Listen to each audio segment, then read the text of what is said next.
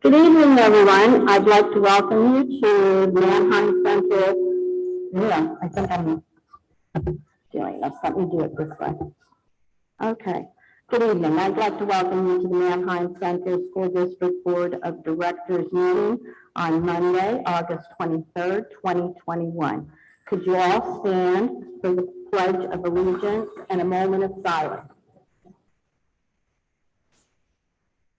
I pledge allegiance to the flag of the United States of America and to the republic, one nation, under God, indivisible, with liberty and justice for all.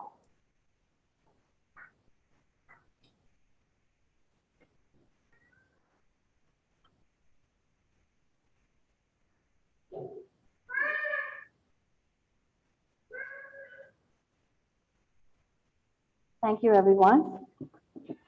Okay, could we have roll call, please?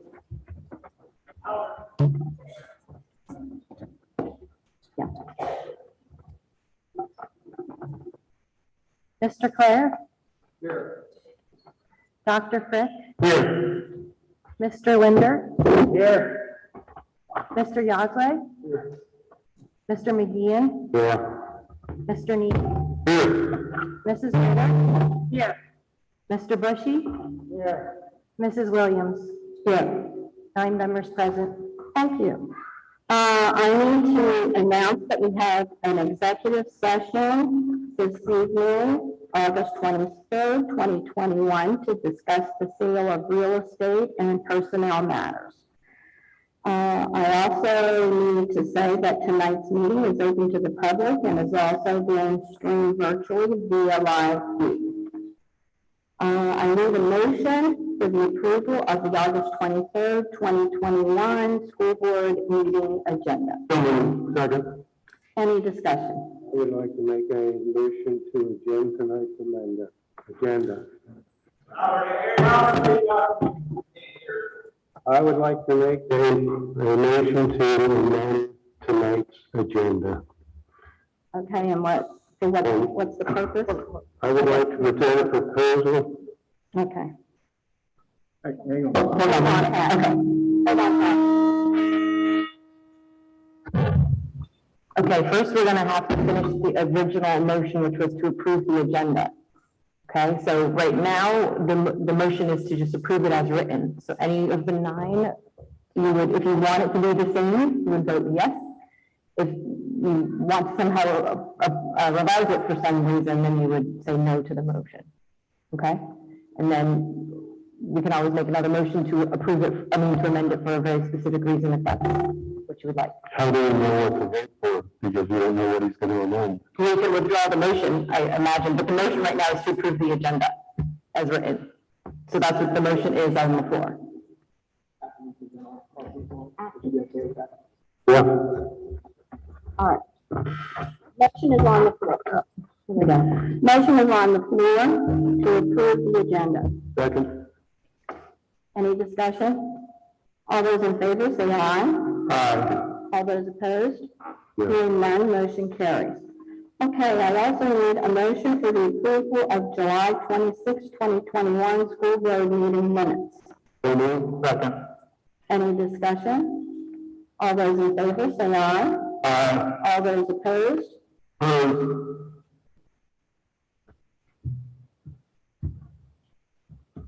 Is there something that needs to be changed? No. Oh, okay. Motion carries. Okay. Next is recognition of visitors on our agenda. I'd just like to say that the board encourages citizens of the district to come before the board to present their petitions, inquiries, or other communications of interest. We invite you to comment on any topic that is within the board's jurisdiction as outlined in Board Policy 903. The board requires that public participants be residents or taxpayers of the district, and if you wish to speak to the board, please sign in prior to the meeting and indicate the topic you wish to discuss. And many of you have already signed in. But when it's all, when at the end, if there's somebody who would still like to speak, we take that. Okay. We have some emails that we are going to read that were asked to be read at the board meeting, and we will do those at this time. Okay, good evening. Good evening. Can everybody hear me okay? Great. Okay. Dear members of the board, we're the parents of a high school junior, and we are asking on behalf of our county and our children's district that the board review the health and safety plan for the upcoming year at the upcoming board meeting. We feel that the plan previously approved does not do enough to ensure the safety of the children in the district, and with no the plan is approved, the data that was presented to the board is not accurate now. The rate of infections have been increasing in the county, and hospitalizations on the rise again. These unfortunate circumstances have made our great institutions of higher learning in the Commonwealth reconsider their previous plans, and they have amended their original plans to account for these new changes in their learning communities.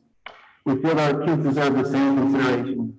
We know we all want the same thing, a safe and productive school year for the children, but recent changes in the fight to stop this pandemic have shown that we have been too ambitious to remove the protections that have been proven to reduce the risk of infection. We ask that the board take into account the new data and the rate of rising infections in reviewing the plan to see if any changes may be needed. Thank you for your time. Sincerely, Alex and Jason McMurray. As a parent of 4 children in the Manheim Central School District, 1 in high school, 2 in middle school, and 1 in Barron Elementary School, I believe I have a good idea of the impacts of the past year. All 4 learned from home, and 2 needed extended school year and credit recovery because online hybrid just isn't enough.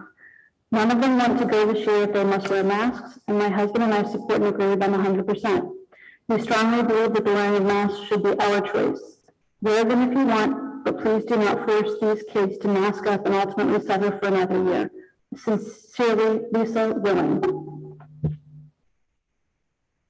We are writing to you today in regards to the upcoming school board meeting. We have been hearing from several people in the community that there will be a motion made to change the health and safety plan to now require masks for all students and staff. We wanted to make our voices known that we are completely against this motion to change the plan. There was considerable time and effort put into the making of the health and safety plan, and there should be no reason to change it at this time. To change it at this late date, with school now starting in less than 2 weeks. There were provisions in the plan for students and staff that wish to remain wearing masks.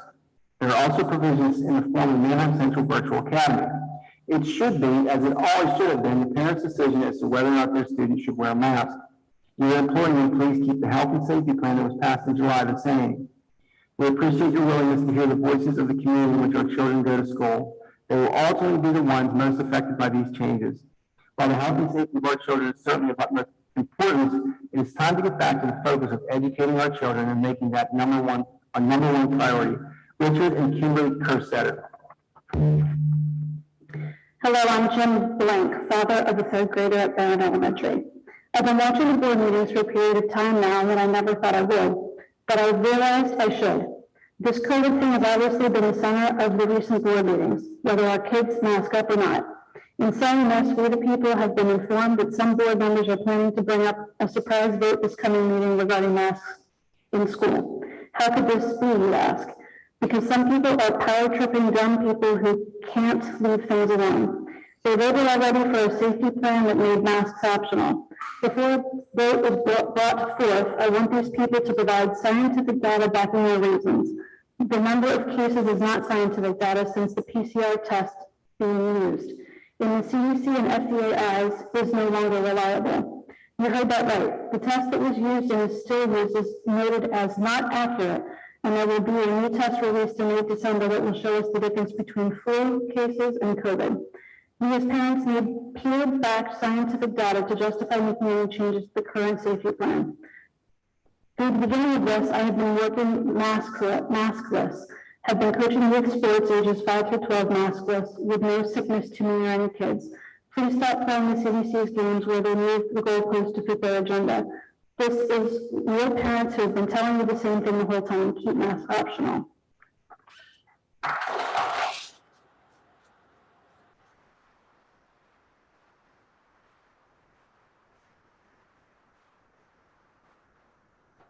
Central School District Board, I write to you today as a very concerned parent of a student at MCSD. I have led recently and approved health and safety plans several times. I have also kept up to date on the recommendations from experts in the field from sources such as the CDC, the PA Department of Education, the PA Department of Health, and the American Academy of Pediatrics, among many others. Surely our school officials and board members have also done some research on this topic as well. Therefore, I find it deeply confusing that New Hampshire Central is not following the guidance set forth from scientific research and medical experts with our adopted health and safety plan for 2021. Last year at this time, our district leaders and board members were falling all over themselves in an attempt to create an effective and thorough health and safety plan for reopening. I commend the efforts of all those involved throughout the entire school year, as you have given a tremendous amount of responsibility. Your efforts did not go unnoticed. However, keeping in mind that you're all scrambling to ensure our learners' safety and well-being last year, let's fast forward to this year. As of today, August 15th, new case numbers are triple what they were last year, same date. The 7-day average COVID cases is 2.5 times higher this year than last year on the exact same date. We also have a dominant variant in the United States now that has been scientifically proven to be significantly more contagious. It has also been shown to be infecting unvaccinated individuals and, more importantly, kids, at significantly higher rates than last year's version of COVID. Yet our health and safety plan is that basically there's no health and safety plan. Masks will be optional, no attempts to social distance, no temperature screening upon entry to school buildings, no concrete quarantine plan, no solid contact tracing plan. The approved plan essentially lays the groundwork for a business as usual start to the school year. Does it strike you as odd that the case numbers inflated as they are today, our reopening plans almost void of any real mitigation strategies?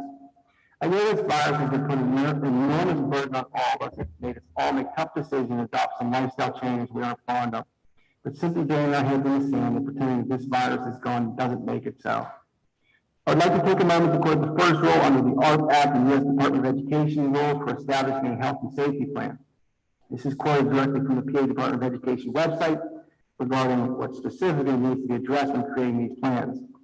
Have the LEA will, to the greatest extent practicable, implement prevention and mitigation policies in line with the most up-to-date guidance from the CDC for the reopening and operation of school facilities in order to continuously and safely open it and operate our schools for in-person learning.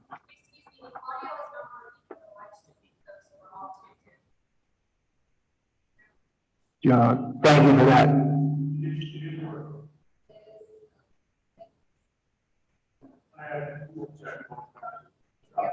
Thank you. The CDC, PA Department of Education, PA Department of Health, and the American Academy of Pediatrics all recommend universal indoor masking for teachers, staff, students, and visiting K-12 schools regardless of vaccination status. On the local level, LGH Health has also publicly recommended universal masking as well. With that just one specific point in mind, I implore all of you to take a hard look at the approved health and safety plan and ask yourself, does our health and safety plan really address mitigation efforts to the greatest extent practicable? Is our health and safety plan in line with the most up-to-date guidance from the CDC? I don't pretend to have all the answers, but in my opinion, the answer to both of these questions is no, and our current health and safety plan falls well short of both of those goals. I ask all of you to strongly consider taking a proactive approach to keeping our children safe rather than a reactionary approach when the inevitable COVID outbreak happens. I fully understand that some people loathe masks, but you know what else they hate? Chaos ensues when the district is unprepared. Random school closings, quarantine, unclear and inconsistent online curriculum. None of us win in that situation, especially our students. It's an extremely difficult time to be a district official school board member. I sympathize with the ever-changing guidance you must acknowledge and consider and understand that no decision made will result in 100% satisfaction amongst the parents, staff, and students.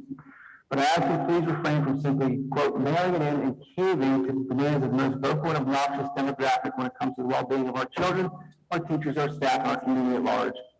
I ask you instead to heed the direction from healthcare experts and scientists, and at the end of the day, is that really the best that we can do? Unfortunately, our current plan quite simply ignores the current guidance. We are essentially doing the exact opposite of being recommended by the healthcare and scientific community.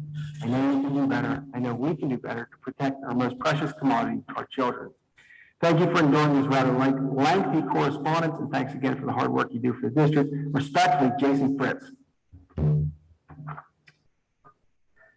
On August 3rd, the Pennsylvania Department of Health issued new public health recommendations that all individuals in Dauphin, Lancaster, and Lebanon counties, regardless of their vaccination status, wear masks in public indoor settings due to substantial or high transmission of the virus. Delta is 2 to 3 times more transmissible than the original strain, with estimates that each infected person on average transmits the virus to 5 or more other people. The Delta variant infects people more quickly, and those who are infected carry the virus for longer than with previous strains.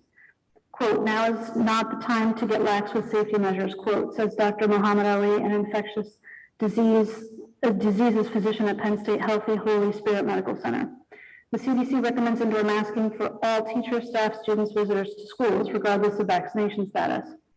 In a publication released on July 19, 2021, quote, the American Academy of Pediatrics strongly recommends in-person learning and urges all who are eligible to be vaccinated to protect against COVID-19. In addition to vaccinations, the AAP recommends a layered approach to make schools safe for all students, teachers, and staff. That includes a recommendation that everyone older than age 2 wear masks regardless of vaccination status. Please help us keep the children and staff safe this year. We need to work as a team to raise healthy, educated children for the future. Please make the educated decisions to start the school year by enforcing a mask mandate. Sincerely, Christy Gall. Good evening. I am writing tonight to address the upcoming school year and the masking of our children. I appreciate the concern for my children. However, I do not sign up as a parent for the school board, the governor, the Department of Education, or any other group. As parents, we make the best decisions for our children without mandates and demands from anyone. Masking our children has been and continues to be equivalent to child abuse. Restricting the breathing of children is listed as child abuse for mandated reporters. I'm extremely concerned that the board is revisiting the already approved safety plan. As a parent, I will choose what is right for my child. I will choose how to parent. I will make decisions I feel are best for my children. My children will not wear masks. I have 6 school-age children in Manheim Central, One of my children has autism and significant speech delays. By mandating masks, he will be missing out on critical skills in his development. He has made significant strides in speech and reading facial expressions and social cues during the summer of no mask. To curb this sudden growth of development by mandating masks would be detrimental to him cognitively, socially, physically, and mentally. I propose that the board clearly state that masking of children is optional and at the discretion of parents, guardians, as most surrounding school districts have recently decided. Those who want their children to wear masks may do so at their discretion.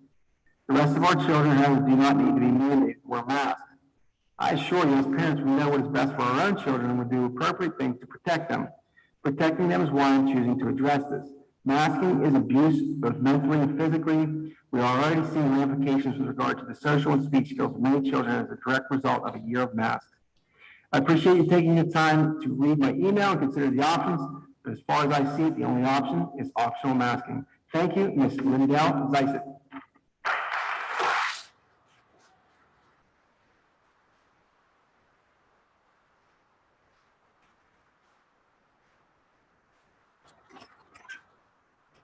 On August 3rd, the Pennsylvania Department of Health issued new public health recommendation that all individuals in Dauphin, Lancaster, and Lebanon counties, regardless of their vaccination status, wear masks in public indoor settings due to substantial or high transmission of the virus.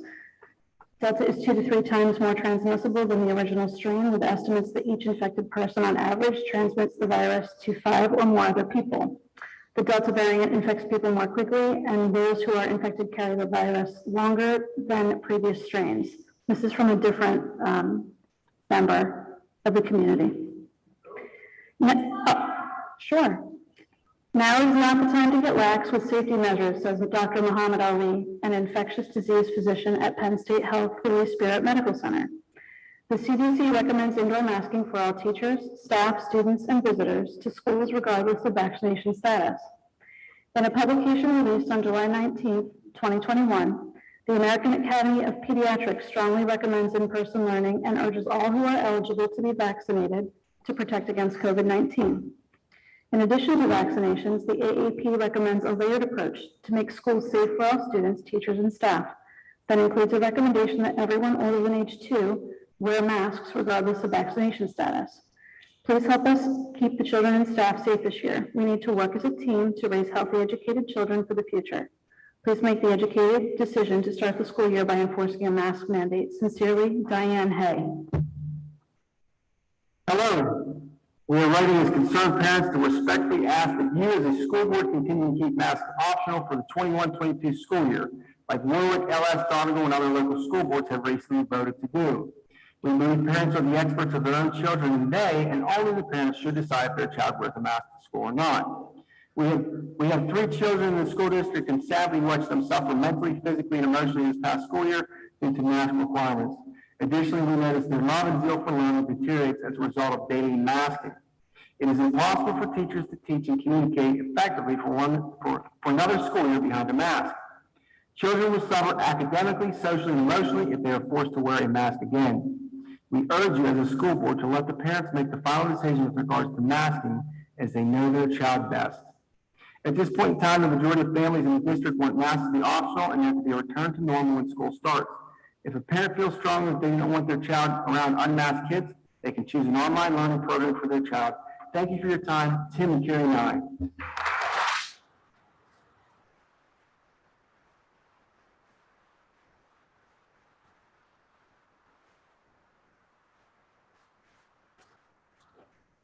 Dear Superintendent and school board members, as parents, it is our sincere hope that you will consider our plea to keep a mask-optional environment for the 2021-22 school year.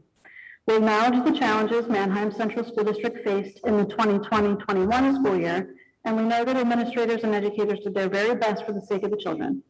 Since then, we have done extensive research regarding masks, and there is evidence that they do far more harm than good. Wearing masks for long periods of time and seeing others wearing masks can damage children physically, emotionally, and psychologically. We are very concerned about the effects of mask mandates on our children's physical and mental health. We believe parents are in the best place to make the decision on whether their children should wear a mask to school. Thank you for your consideration, John and Kayleen Brubaker.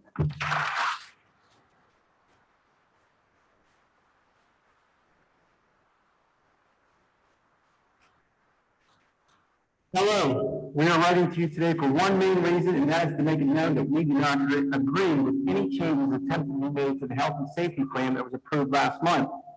It took time and effort to put together a satisfactory plan that would appease the majority of the people in the district. To make a major change 1 week before school starts is nothing short of underhanded, sneaky, and politically motivated. Where has common sense gone? It should be, as it always should have been, a parent's choice as to whether or not their child wears a mask in school. That is part of our responsibility, not yours.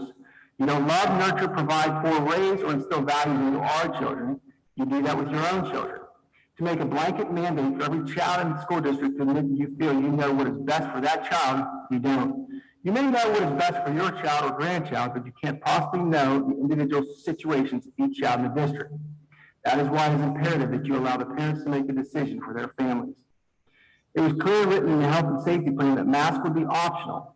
It was also clearly written that those who want to be in person can continue to do virtual schooling, as at least one of the school board members took advantage of last year. For everyone who feels their child will be safer wearing a mask, send them a mask.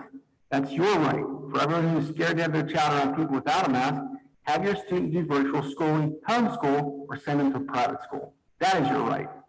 The common theme you're hearing is that it is our God-given right as parents to decide where and how our children will be educated. Merriam-Webster defines the word, quote, abuse as 1, a corrupt practice or custom, 2, improper or excessive use or treatment, or 3, physical maltreatment. To force something on another child that is not your own is complete and utter abuse. Please do the right thing and keep the health and safety plan as it is, allowing the parents to make the best decision for their children. Thank you, Richard and Kimberly Kerstetter.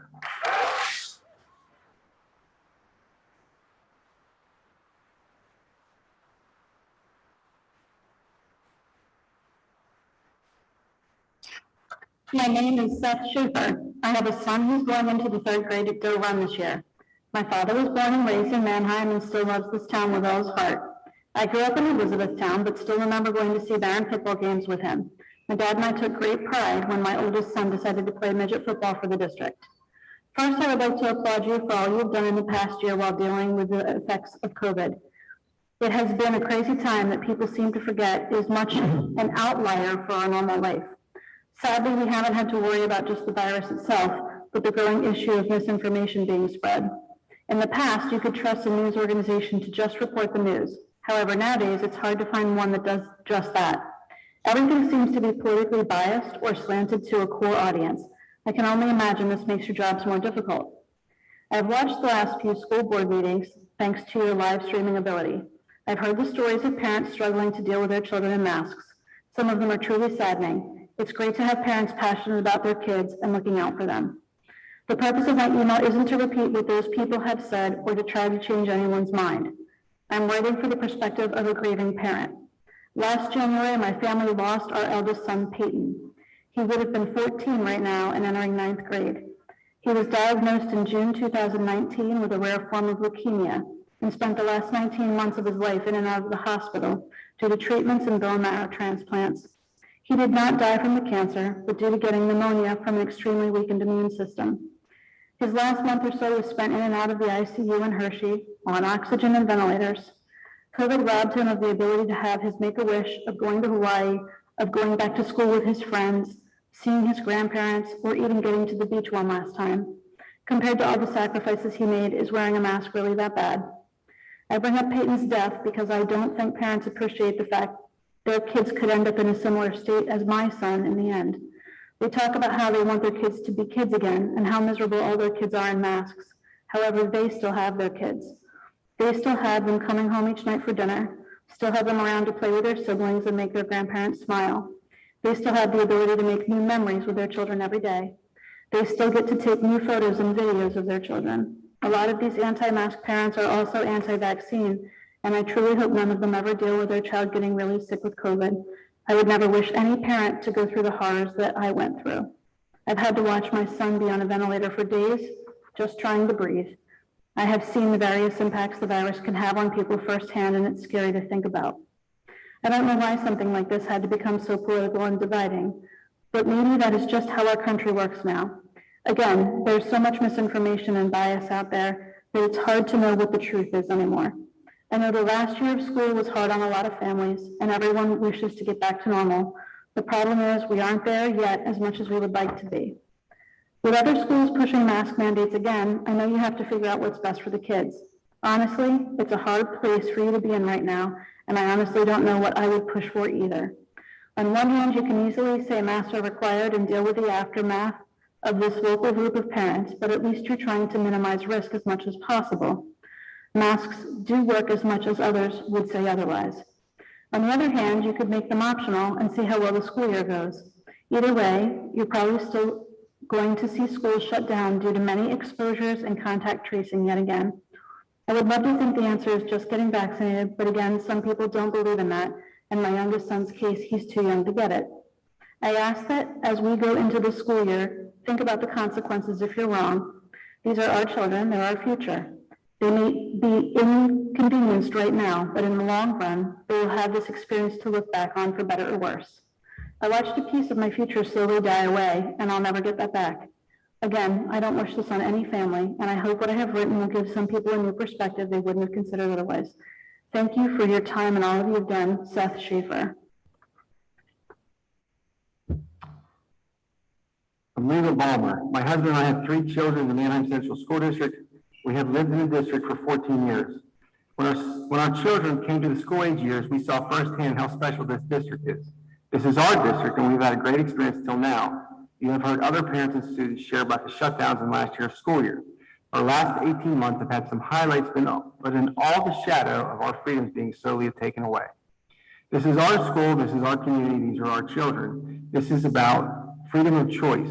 Why is there consideration of a mask policy? Just because it's recommended by the CDC, who we question if they really have studied the science, if masking and testing becomes part of the district's school policy, how much state and federal money is involved or withheld if choosing not to follow recommendations. This is the threat of intimidation, manipulation, and control. Look what 2 weeks to flatten the curve did. This community was led to see a mask-free school coming this fall. Most families looking forward to this bit of normal. If a family chooses to wear a mask, let them, but don't force it on our children. If they want to use the online education provided by the district, that is their choice, but it doesn't work for our children. These are great options if you're not comfortable with having your child in a school setting of no mask requirements. Please don't tell us our children are resilient and will adapt to the changes. They want to be with their friends in a school that they enjoy, learn to play an instrument, play on a sports team, and learn from teachers who care about their education without the pressure of being forced to wear a mask. Our children do not want anything to do with wearing a mask. We have seen them not looking forward to school, losing interest in things that they enjoyed, dealing with headaches, being told to be a good kid and put your mask on when they were just tired of the restricted airflow caused by the mask. Having to spend the teaching time of school to wash hands and leave class early so hallways were not crowded. The list can go on. No one is looking forward to the thought of a school year with masks as policy that bring classes interrupted by shutdowns, teachers being overly zealous about wearing a muzzle over the faces of children who become an unrecognizable child, hearing about how many cases, COVID, who got tested, who's quarantined. If you as board members have the interests of children in your decision making, we're letting you know our children did not do well with wearing a mask. As their parents, we saw firsthand the effects of wearing a mask for the school year. Is their health confidential? Our health care should be between us and our doctor, not the school. To care, we will look past the fear of COVID and take a closer look at keeping politics out of the classroom, boys out of the girls' bathroom, and off girls' sports teams, girls out of the boys' bathroom. Being educators and not doctors or parents, school has enough challenges, let alone adding masks, testing, or vaccinations to the environment of learning. Everyone lost something last year. It's time to move forward out of fear, stepping up into protecting freedom of choice. Are we bucket fillers or bucket dippers? This was an old quote from Stigler Elementary, from a time when teachers were free to teach and students were proud to be bucket filler. The freedom of choice in masking or not masking is a bucket filling choice, worthy of a Barron's best. No child left behind. Last year, children were left behind, hidden in lower academic performance, unspoken mental and emotional health. Let's make a step to return this place of learning to one where all children matter.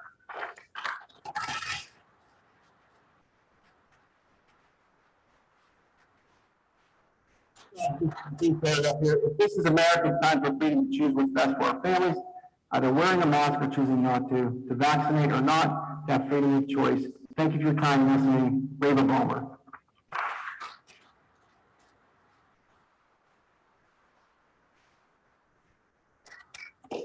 To whom it may concern, we hope this letter finds you healthy, happy, and excited for a new school year. We've been following along closely with the spread of COVID-19, the increasing numbers, and the school district recommendations for the 21-22 school year.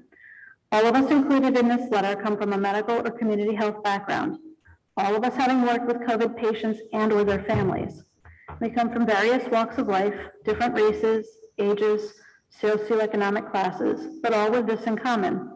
We've seen firsthand the devastation COVID caused in the first wave of infections last year and the anticipated impending disaster the Delta variant presents in the coming months. When COVID began to wreak havoc on our community, a quarantine and mask mandate was enforced. And while it wasn't liked by all, it was effective. It mitigated the spread, it flattened the curve, and got us to a manageable place. Yet the outcry about personal freedoms being taken away led to the mask mandate being lifted. And in a matter of 2 months, we went from 0 inpatient hospitalizations to nearly 100 in Lancaster alone. We are currently seeing higher numbers at this time than we did last year at this time. Now, had people listened to the mandate and continued to mask if unvaccinated, that might not have happened. Only 56% of Lancaster County is vaccinated, which means 44% of everyone we see in public should be masked. We think it'll be safe to speak for everyone that 44% of Lancaster County is certainly not wearing masks in public. Since the general public is willing to lie to avoid the inconvenience of wearing a mask, how can we be expected to trust the public to be honest in reporting their child's symptoms, their exposures, their travel, and their vaccine status? It's disheartening to hear parents say, then just make your own kid if you are nervous. That's the kind of narcissistic views that have gotten us to the place we are in. You see, we shouldn't just care about our own children. We should want to see all children thrive, learn, grow, and stay healthy. That's what an equitable education is about. This isn't about my child or a whole classroom of children or even the entire district. This is a human race issue. This is a global pandemic, and Manheim Central should stand up and take part in putting an end to it.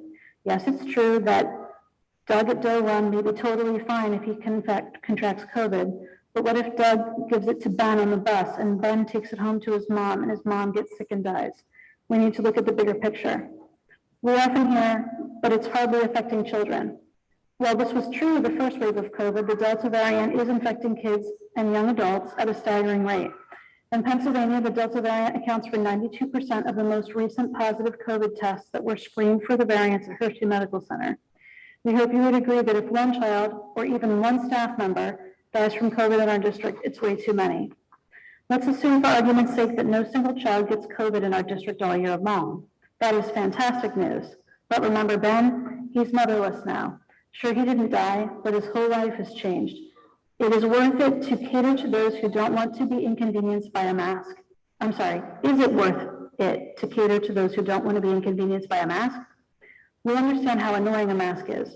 We wear them on top of N95s, adjacent to our goggles, and on top of our gowns and rubber gloves for sometimes 12 to 16 hours a day, while saving the lives of those who don't believe in the destruction of the virus. We don't need sick kids. We don't need orphans. We don't want our teachers risking their lives. We don't want you risking your lives. If the COVID case numbers and hospital admissions remain what they were 2 months ago, this letter wouldn't have been necessary. We are in the middle of a whole new level of COVID destruction. We understand you don't see it as often or closely as we do, the same as we don't know education laws like you do. But that's the beauty of our country. We all have specialties. We all have different strengths, and we need to rely on each other when we are dealing with a topic that isn't in our wheelhouse. That's why we are pleading that you listen to those who work day in and day out with COVID. Follow the guidelines of the experts. On August 3rd, the Pennsylvania Department of Health issued a new public health recommendation that all individuals in Dauphin, Lancaster, and Lebanon counties, regardless of their vaccination status, wear masks in the public indoor setting due to high transmission of the virus. The CDC recommends indoor masking for all teachers, staff, students, and visitors to schools, regardless of vaccination status. The American Academy of Pediatrics recommends a layered approach to make schools safe for all students, teachers, and staff. That includes a recommendation that everyone older than age 2 wear masks, regardless of vaccination status. Delta is 2 to 3 more times more transmissible than the original strain, with estimates that each infected person on average transmits the virus to 5 or more other people. The Delta variant infects people more quickly, and those who are infected carry the virus for longer than with previous strains. COVID mitigation is fluid. It's evolving just as the virus is. We ask you to review the current statistics and follow the current recommendations. Start the school year with masks required. If in 2 months our numbers drop and we seem to have things under control, then reevaluate. We aren't asking for a year-long commitment to masks, but the current data suggests we need to be wearing masks, and that's how we should begin the year. Sincerely, some local healthcare heroes: Sarah Stiegelman, Jody Fanis, Christopher Sobek, and Kevin Book. Wareham Central School Board members, last month a health and safety plan was approved which stated that masks were optional for our children. For myself and many others, we are happy with this decision as we do not think or feel that our children are in any danger of going to school without a mask. Rumor now has it that this masking policy will be possibly voted on again tonight. To say we are sad and frustrated and disappointed that this is happening a week before our kids are to go back to school is an understatement.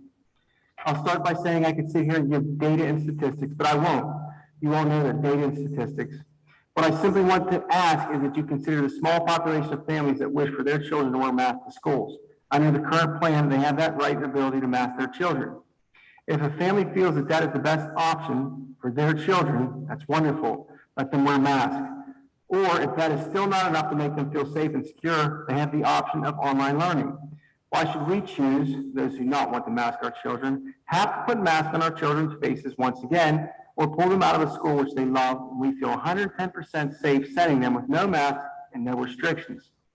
I completely understand that there are scenarios where families need extra protection, and I respect that.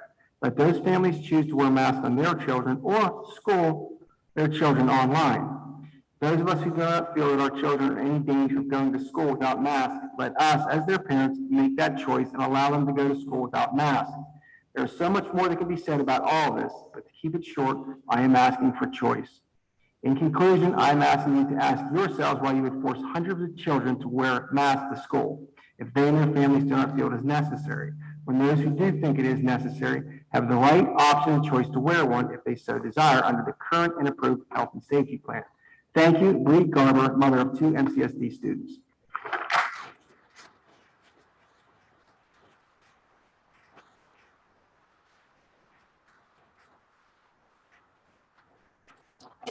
Good evening. I would love to be here in person, but 2 grandchildren need me on Mondays while their mom works.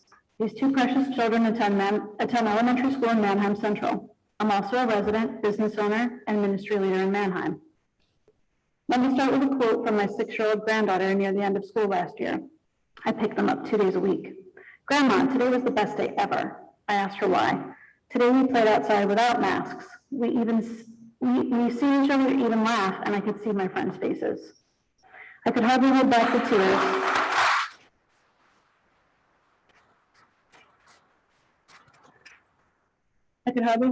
tears. Do you really understand what we are doing to these children? There have been children all summer without masks in our playgrounds, stores, and each other's homes. An argument can be said, this is a public school and not a choice for many kids. There is a choice. No one's asking the school to say no masks. We are demanding a choice for our children. Then homeschool, some say. Well, that can be said for the opposite side too. One fear is not greater than the other. By fact, our children are not dying or even being hospitalized at any alarming rate. Some of the facts I'm writing this letter as of 7:36 on Monday, August 23rd. COVID-19 hospitalizations in PA, 1,463. COVID-19 in the ICU in PA, 391. COVID-19 on ventilators in PA, 181. The population of PA has 12.8 million people. 0.000-11429 of Pennsylvanians are hospitalized.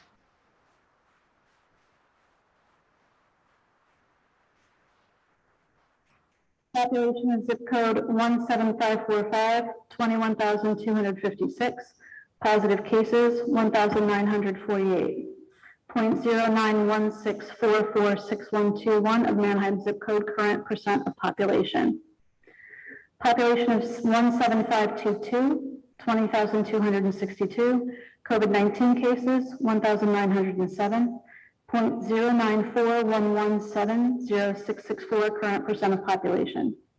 Population of zip code 17543, 46,207. COVID-19 cases, 4,019. 0.0869781635 current percent of population. Manheim, Mountjoy, and Littus most joint interacting communities. These numbers do not warrant a forced mask mandate, especially where these children have been healthy through last year. Manheim even stopped temp screening, and all through the summer. We are letting our adult fears strip our children of laughter, smiles, seeing emotions from peers and teachers. We are not asking for masks or no masks. We are asking for a choice for our children because apparently their voices are being silenced. They are resilient, they adapt, etc. are not phrases we should be hearing. For the most part, children will adapt and obey their adults. This doesn't make it right. We need to stop using fear to control everyone around us. These children need our strength and bravery to separate politics and emotions so we can give them back voices, laughter, smiles, a sense of normalcy, and most importantly, a choice. Thank you very much for taking the time to read this letter. Heather Lindsay.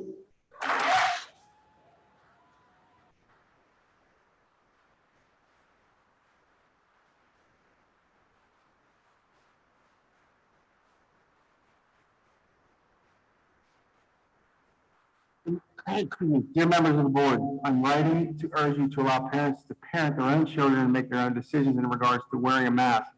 Several weeks ago, you all voted to keep masks optional, and I implore you to keep your word in this matter. Regards, Kenton and Emily Booker.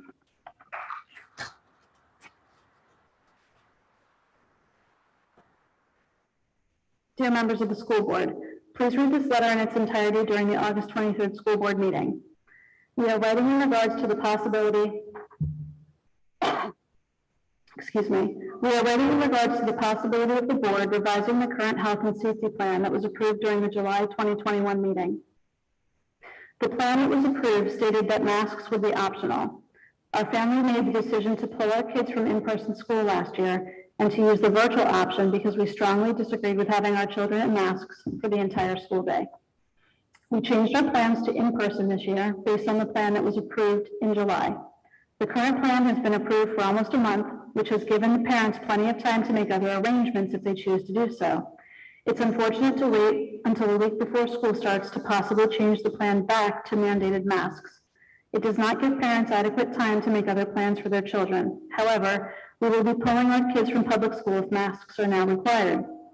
The current plan states that masks are optional. If parents choose to send their children in a mask, they still have the freedom to do so. We want the same respect to make that decision for our own family and do what's best for our children. Quote, for God has not given us a spirit of fear and timidity, but power, love, and self-discipline. 2 Timothy 1:7. Thank you.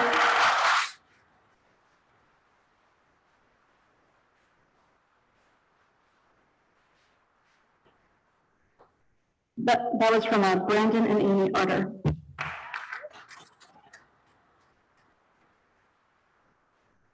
Good evening. My name is James Wisniewski. I have two children at the middle school. One is going into 8th grade and one is going into 6th grade. Both are stellar children who are excellent examples of what is expected as a Manheim Central student. Last year was a very bad year psychologically for them. My fifth grader had an episode last year, as he is a very compassionate person. He abided by the rules and did not want to upset his teachers that he so loved being around. He explains that as he saw darkness and he felt his body jerking around and he had to hold on to a classmate's backpack as to not fall on the floor. We were notified by the teacher, who was a great teacher last year, so I called the doctor and got an exemption to wear a face shield. I talked with the school principal and she danced around and came to the conclusion that the exemption would not be honored. We were also told we would have mask breaks. Well, they did not exist in the middle school. Luckily, they were strong and bright and we were able to limp through the school year, with my 7th grader achieving A's and B's at the very end of the year, and my 5th grader ending up with straight A's and a letter from Mr. Biden. Last year, you see the health and safety plan details about COVID-19 were unsure. As a parent that thinks logically, I was not happy with the mask policy, knowing that we were all told the proper way to take on and off a mask. We all understand that children cannot be expected to properly put on and take off their mask or store it properly when not in use. We sent our children to school because we wanted our children to be with their friends and see their teachers.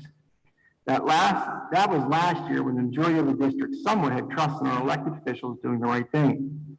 Now here we are all summer, no mask, everyone's going everywhere and no problems. If we have school board members here tonight that are interested in changing how they vote on the health and safety plan, I would ask that you please provide us with the data that has changed and a reason why you would support anything different from last month's vote. We are excited for a mask-free school year, and if that changes, I guess the district will have to have my number on speed dial, because I support freedom and do not respect mandates. I also expect that my children will not be treated any different than they have been up until this point. Here's to a great school year. See you soon. James P. Wisniewski.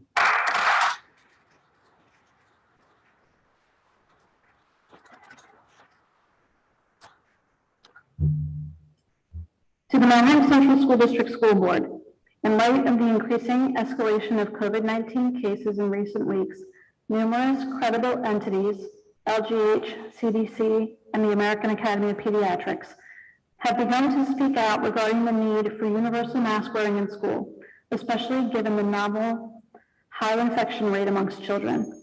While recognizing the divisiveness of this topic in all groups, MCEA is part of a larger organization, PSEA. PSEA has come forward with a position of support for masking at this time for the safety of all. As we begin this school year, MCEA recognizes that this is not where any of us had hoped our district would be. However, the importance of offering a safe and accessible education to us all is paramount. Respectfully, Melissa Passaro, MCEA President. Okay, last email.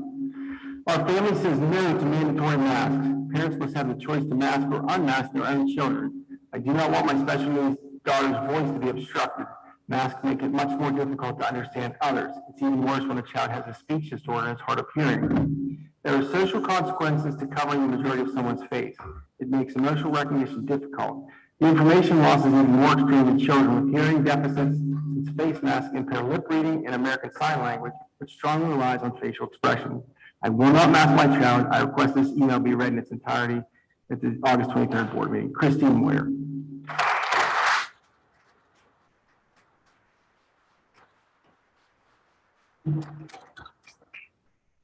That's it for the email? Okay. We're going to move on to public comments in person. I just want to ask everybody to be respectful of others, no matter who is speaking. I also would ask that if you could keep it down to, we're not going to cut you off. That's not our intent at all. But we do have 36 people that are going to speak. So, and maybe more. So I just wanted to let you know that. So the first up will be, and I apologize ahead of time if I mispronounce anybody's name. But when you get up to that microphone, please correct me. Thank you. Okay, first one up is Nancy Hanula.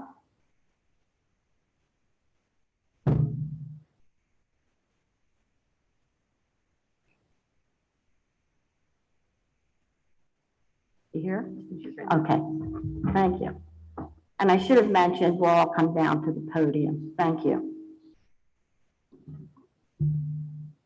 Hi, good evening. I'm Nancy Hanula. I'm a 20-year resident, a taxpayer, and an active community member of Manheim Central School District. I know you're going to hear many more reasons. You've heard a lot of reasons already for not wearing masks, so I'm not going to reiterate all of those. I just want to come down and address you and let you know my feelings, that I want you to say no to mandatory masking. There should be a mask optional school year for everyone, students and faculty. School board members, we vote you into office. You represent us, and we want you to answer to us in saying no to the masks. Furthermore, no mandatory masks, no mandatory COVID testing, no vaccines, and no social distancing this school year, please. We know that these decisions are oftentimes based on political and worldwide agendas. I say no and keep it out of the Manheim Central School District. Let's stand firm in our freedom to choose what is best for our own families. Thank you very much.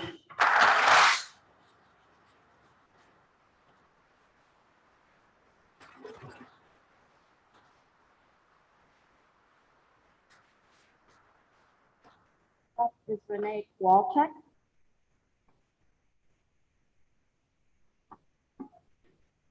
Renee Walczak. It's not on. Oh, my mind. Good evening. Thank you for this opportunity to address the board. I'm a parent of two boys, one who graduated last year and the other who will be an 8th grader here at this building. I'm also an employee of the district where I teach biology and chemistry at the high school. While I'm making this statement as a parent, my knowledge and experience from over 25 years in science education has obviously informed my opinions as well. I've read the health and safety plan approved in July, and I have some concerns regarding the safety of students and staff here at Manheim Central. The Manheim Central Health and Safety Plan that has been approved for this year has no plan for distancing students, even at lunch, no plan for contact tracing, and no universal masking. I've asked the administration for explanations and more information about how these things will be handled and have received vague answers, although I'm happy to see that the health and safety plan is on the agenda for this evening. While my family is vaccinated, many others are not. Lancaster County has about 50 to 55% fully vaccinated population, which leaves half of the community unprotected, including all of our students under 12. And although vaccination has been incredibly beneficial in preventing hospitalization and death, data is clear that vaccinated individuals can get and transmit the virus as well. So one of my most pressing concerns is the district plan for contact tracing. I asked about this in my communication with the administration 2 weeks ago and was told that there was a meeting coming up with local health officials to determine where this stands for the year. I received no information after that meeting took place, so I still have questions. If my son were to test positive, as of right now, there's no directive other than keep him home when sick. If he was in class during the contagious period, will his classmates be notified that they are or may be a close contact? If someone in my son's classes tests positive, will I be notified? Will students and staff who test positive be required to quarantine? What happens if my child or anyone else in school is in close contact with an individual who tests positive? The CDC guidelines have different directives for vaccinated versus unvaccinated individuals when in contact with someone who has tested positive. Will the district be requesting vaccination status like we do for so many other vaccines so that the proper quarantine response can be made when someone does test positive or is a close contact? Or are we going to ignore positive cases altogether, not do any contact tracing, and just pretend this isn't happening? The district plan is to resume pre-COVID measures, even though cases are again rising. Lancaster County is a high transmission area, and we have specific tested mitigation options if we only choose to use them. Distancing students whenever possible, but especially at lunch, makes sense in terms of limiting the number of people who get sick, which should be our first priority. And it also limits the number of close contacts when a positive case occurs in school. Quarantines are disruptive, to say the least. And now that there's no Zoom option for class when a student is home, how will students who have to quarantine continue with their classes? Assuming that there will be contact tracing, distancing will keep more kids in school, limiting these disruptions. My last concern deals with universal masking. I simply do not understand the reluctance of so many to wear a mask. The data is clear, masks work, and when everyone is wearing masks, we protect each other. No one likes masks, but this simple measure is key to preventing the spread of COVID-19. This community prides itself on exactly that, being a community. And in a community, we work together to keep everyone safe. It is so little to ask that everyone in school wear a mask, and yet such defiance and unwillingness for such a simple request abounds. Everyone in these buildings should be wearing high-quality masks now more than ever to protect themselves and those around them. I'm asking that each of you do what you were tasked to do when you became school board directors, lead. I'm asking you to listen to the healthcare community. The CDC published guidelines for K-12 schools on July 9th, yet these guidelines were not made part of our health and safety plan approved 2 weeks later, other than to say that the CDC guidelines would be discussed. Talking about them isn't good enough. They need to be implemented. The PA Department of Health issued a clarification for school communities on July 16th, indicating that schools should follow the CDC guidelines and that they would not be issuing separate guidance of their own. It seems quite clear to me that the state is in agreement with the CDC in their recommendations.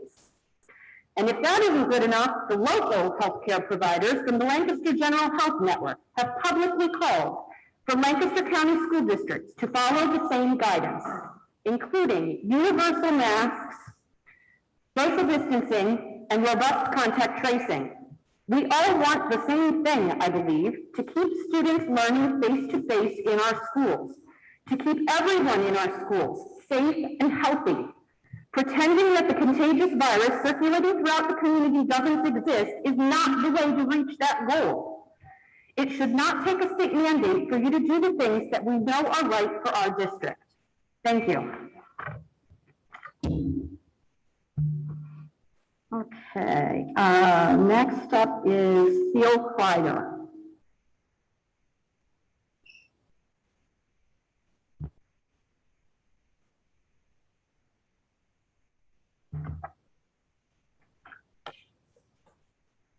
I am in a unique position to both understand and love educating children. I want to support excellence in education. We have a great community with wonderful teachers. I want to help them get what they need to prepare our children for the future. I am committed to serving our students, families, and the taxpayers of the Manheim community. As I reflect on my beliefs regarding teaching and learning, 3 significant outcomes are what motivate me to serve: to promote positive learning, to spark enthusiasm for learning, to provide a strong foundation for lifelong learning. I believe in building a foundation for lifelong learning that creates diverse, well-rounded individuals. We help shape the lives of others and the future of our community with a solid investment in education. I believe every child has the right to a quality public education that provides them with the tools they need to become responsible, productive citizens. I want to support excellence in education. Do these statements sound familiar? What I have just read is what you have written as the reasons you are serving on the school board. Mrs. Williams, you noted, to understand and love educating children. If you still understand and love educating children, then please don't implement the distraction of face coverings back into the school year. Understand that the majority of the children hate wearing them, and it interrupts children loving school. Mr. Clare, you wrote commitment to serving families. I'm calling you out on this because you know the majority of the parents want to make their own decision on this policy.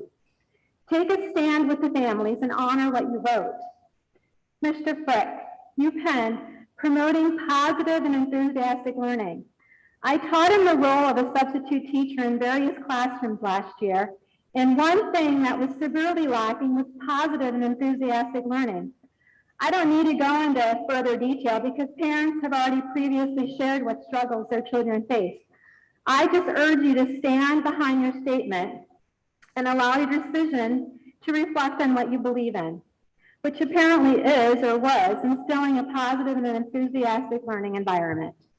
Mrs. Ritter and Mr. Yasley, you both documented a right to a quality public education and support excellence in education. What students went through last year was not quality or filled with excellence.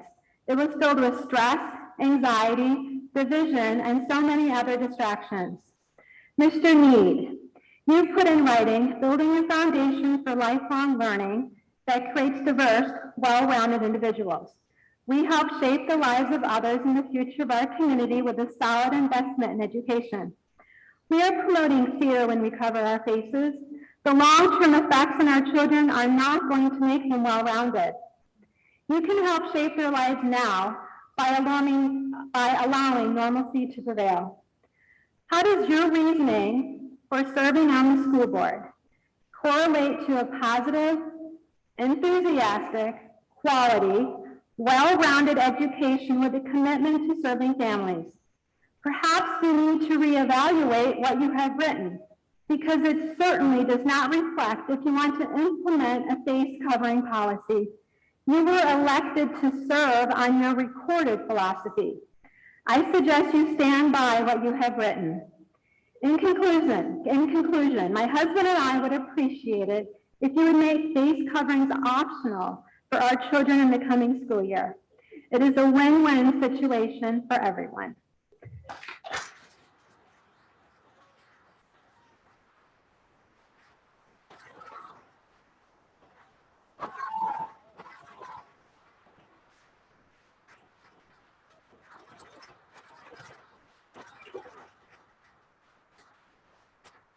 Next up, Hannah Weaver.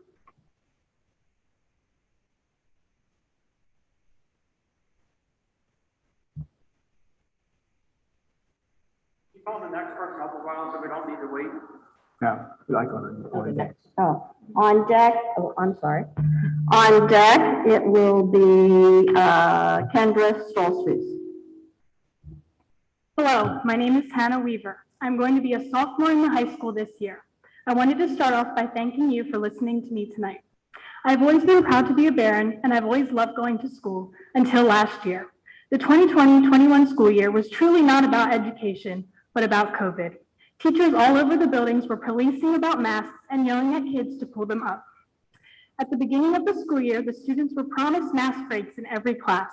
Some teachers followed through with that, but many did not. Numerous times, I would ask for breaks because I couldn't breathe and I was denied. I would explain to my teachers that I needed a break to breathe because my mask was bothering me, but they simply did not care. I was sent home numerous days last year because of major headaches and dizziness from my mask. I had never experienced anything like that until I started wearing a mask all day, every day, breathing the same air for hours. I took a history class the fall semester last year, and every day the teacher would spend a number of minutes talking about COVID and his beliefs. He stated to our class, in quote, "When you guys aren't wearing your mask properly, whether you are inside school or outside of school, you are risking killing me, my parents, your families, and other people around you." Imagine how that made us feel, being told you were going to kill your own family members. One day, he made us debate all of the facts and statistics about COVID. Majority of the class disagreed with the teacher. For the remainder of the semester, he referred to us as the conservatives. Never once calling us. You really think that was building character? Imagine starting off your school day being singled out and called a conservative for what you believe. I feel that is discrimination. It's very interesting to me that the district's mission statement includes the words difference makers. Repeatedly, we are told we are Barons and we are difference makers. It is all over the halls, everywhere. By forcing students to wear a mask and not allowing them to make the decision they feel is best for themselves is not encouraging anyone to be a difference maker. I was yelled at by the administration in the hallway that my beliefs and opinions did not matter when taking my mask off at lunch. You want us to be difference makers, so here we are trying to make a difference. This school district has proven that you clearly do not stand by your mission statement. We are here standing up for what we believe. You aren't stuck in school barely being able to breathe or being policed around by every adult in the building. You don't have to wear masks while playing sports. When anyone is active, they get out of breath. Try adding a mask to that. Try running up and down a basketball court with a mask on your face. Then tell me how great the mask is. It makes you feel like you're being suffocated. Nothing last year felt normal. I would dread it each and every day. It was terrible. And I am hoping and praying that you will make the right decision for the students this year. At this time, all the teachers have been given the opportunity to be vaccinated if they choose so. And if you look at the statistics, kids are at low risk. Making masks optional allows people to make their personal choice for what they believe is best for them. I'm asking you all to consider continuing with masks optional for this year. If masks are required, my family and a number of others will not be returning to in-person learning, and that really upsets me. I hope you all are aware of that. The mental, social, and physical well-being of the students depends on you. Thank you.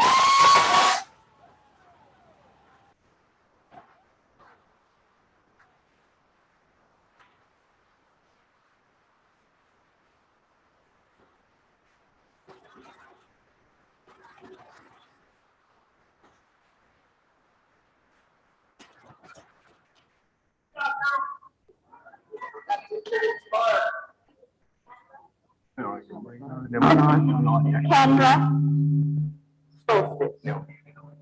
Yeah, and then let's do two that are coming on deck, Heather and Nathan Schatz and Mrs. Fish.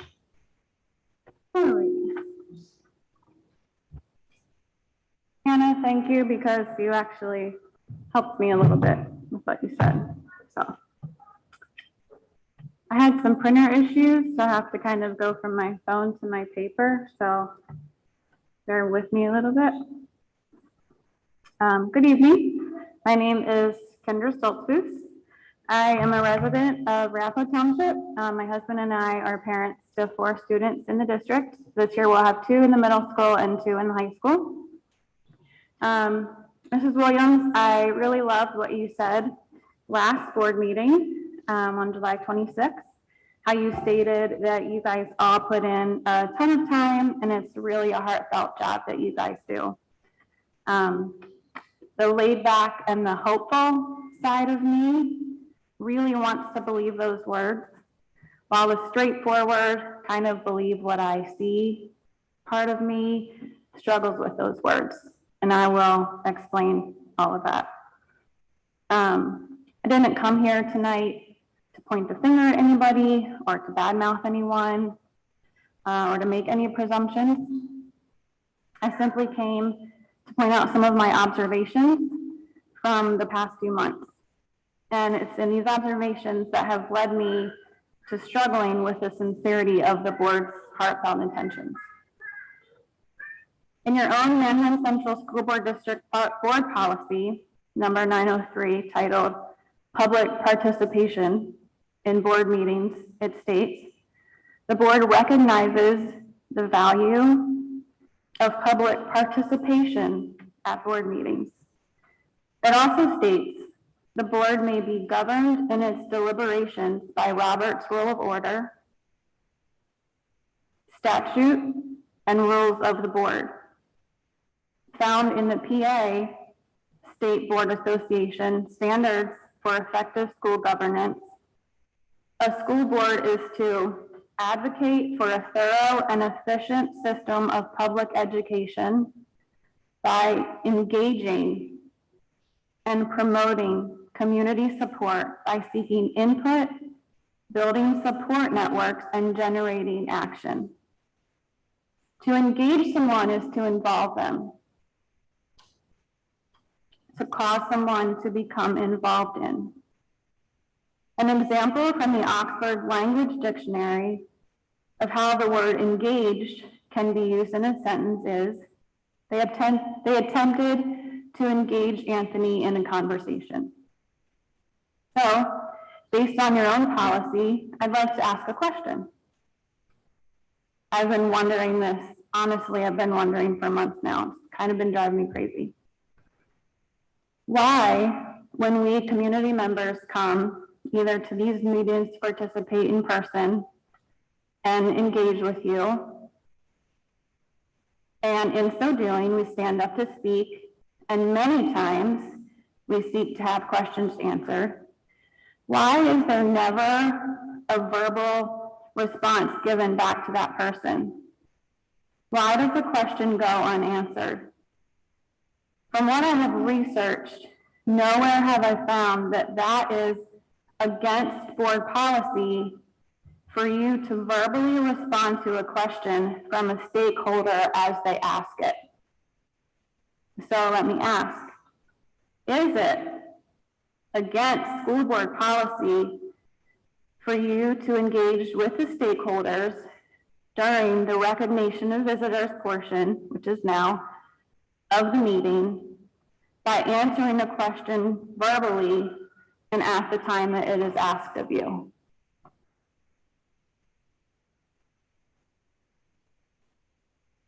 I really don't know that there is a policy. It is something that I've been on the board for 9 years, and it's something that we have followed for 9 years. And as board president, I just followed the rules of the land, so to speak. As far as answering questions, I would hope that when we get to the discussion portion, that almost every question that we have will be answered at that time. And with 36 people or any number of people, we can't engage with every question that you have until we go through the meeting.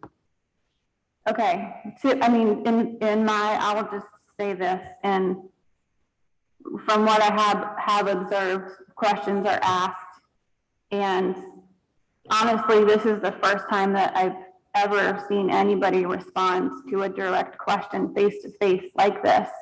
Maybe I'm wrong. Maybe I haven't seen this happen before, but I know just from my observation, I get to the end of the meeting and I'm like, well, that's kind of a letdown because all these people asked all these questions and nobody got any answers. So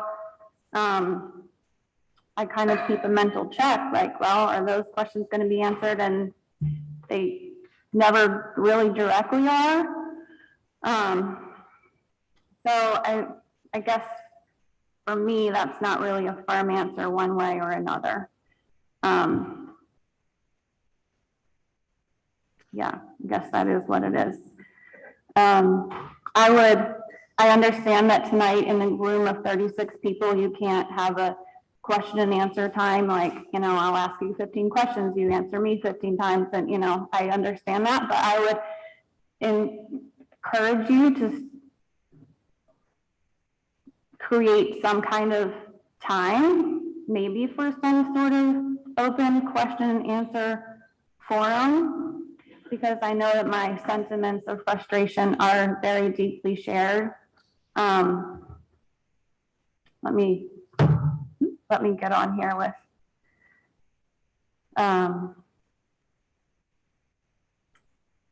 find my place here again. I think from this side of the table, that just sounds kind of like a little bit of a cop-out answer, if I'm being honest. It sounds like, you know, when we leave, it's kind of like, well, why did we come here and why did we bother? I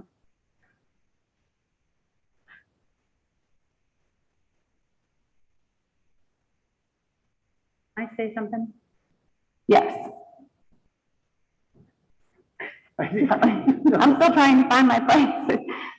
I'm wondering if, so she can get answers to her questions, would it be, and I don't know, solicitor, most appropriate if you reach out to Pete with those questions, either in a phone call or an email, or so you can get an answer to your questions? Like, does that you are presenting to everyone tonight, would that be fair? I don't have that. I don't have a ton of questions tonight. That was the big question that I had, and then I have been having, like, that I have been wondering that for months, and kind of for the sake of everybody, why are questions that we address in these board meetings not answered in a board meeting? So generally speaking, under the Sunshine Act, there is no obligation one way or the other for the board to engage in the back and forth such as you're discussing. Under the Sunshine Act, it is absolutely the opportunity for the members of the public to comment on any item that may come before the board for action, and many boards also allow comments on non-agenda items. Generally speaking, and to President Williams' point, our advice as solicitors is generally engaging in, to your point, also with 36 36 comments for tonight, engaging, and it's not normally the same subject matter, right? So right today is a different circumstance because it's all generally about masks, but on any other given meeting throughout the whole, duration of board meetings, it could be on any variety of topics. Sometimes it's about personnel matters or student matters, which cannot be, discussed publicly. Sometimes it's an issue where truly the administration may not have known and has to go and sort of research, to your point about getting an answer back. So I think generally, the answer is there's usually we again don't advise a back and forth, or else the board meetings could last a long time, and the administration doesn't necessarily have an answer right away. Moving forward, and I think to President Williams' point, as the sort of, I should say, themes of public comment arise tonight, I think there can be an opportunity for answers to those questions as they arise, but there is no right or obligation on either end of the spectrum for a back and forth to occur. It is generally sort of up to that particular meeting and how the board would like to operate in that particular meeting, given whatever the topic is at hand. Okay. If I could add as well, so up to I would say probably about 5 or 6 months ago, we've never had this type of attendance at board meetings. We've never had public comment, just has not been that way. And so in the past 5 or 6 months, and so this is the format that we have always followed. But I think in an effort to continue to get better and to seek feedback from you all as our stakeholders, that we would take an opportunity, because I've noticed that some districts will do a public comment at the beginning of the agenda and then a public comment at the end of the agenda, so that you can hear the discussion and then add something on. But to Mrs. Rader's point, if there's anything that I can do as a follow-up, absolutely 100%, I make myself available. So if there's any questions that remain unanswered tonight, I'm more than happy to reach out to you tomorrow. Okay.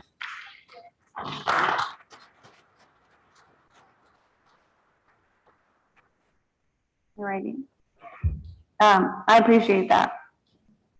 I think when we ask questions and we pour out our hearts and we send in emails and we have things read and we stand up here and we ask questions and we come and we take our time and we take your time and we leave and nothing, we don't have any answers. We leave and we're like, why do we do that? It feels very much like they don't care. They didn't hear us. It just feels very frustrating, and it lends, I started out with saying I can be a very straightforward, matter of fact, I take things as I see it type of personality. And when that's what I see, I have a hard time then believing what you hear me, you're telling me as we have your best interest in mind, trust us, we're doing what's best for you. I have to put together what I'm hearing and what I'm seeing, if that makes sense. So I'll move on.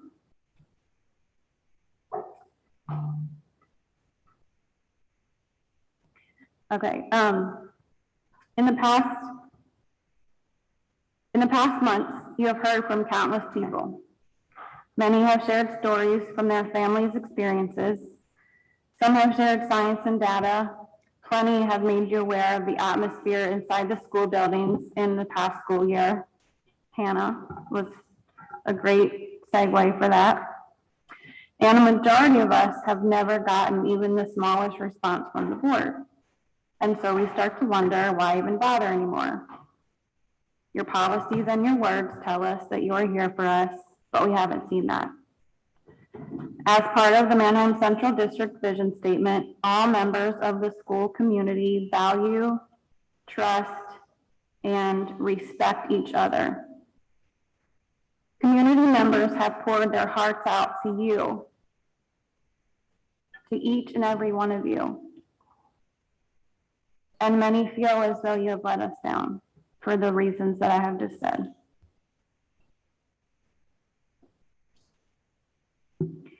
Policy number 906, titled Public Complaints, states, any resident or community group shall have the right to present a request, suggestion, or complaint concerning district personnel, the program, or the operations of the district. Now I can go to my paper, see better. The policy goes on to give guidelines for matters regarding a teaching staff member, matters regarding an administrative staff member, matters regarding a non-administrative staff member, matters regarding a program, operation, or instructional materials, or matters regarding pupil program and well-being. For these areas of complaints, there are levels of action to be taken. A first, second, third, and fourth level. It is at the fourth level of action when the school board steps in and helps resolve an issue. It's kind of like a chain of command type of system. So according to your own policy, if and when public complaints are made and go unaddressed, and you are made aware of them, it is your duty that you took an oath to uphold to address said complaints. Again, you say you are here for us. Your words sound really nice. Your policies say you are here for us.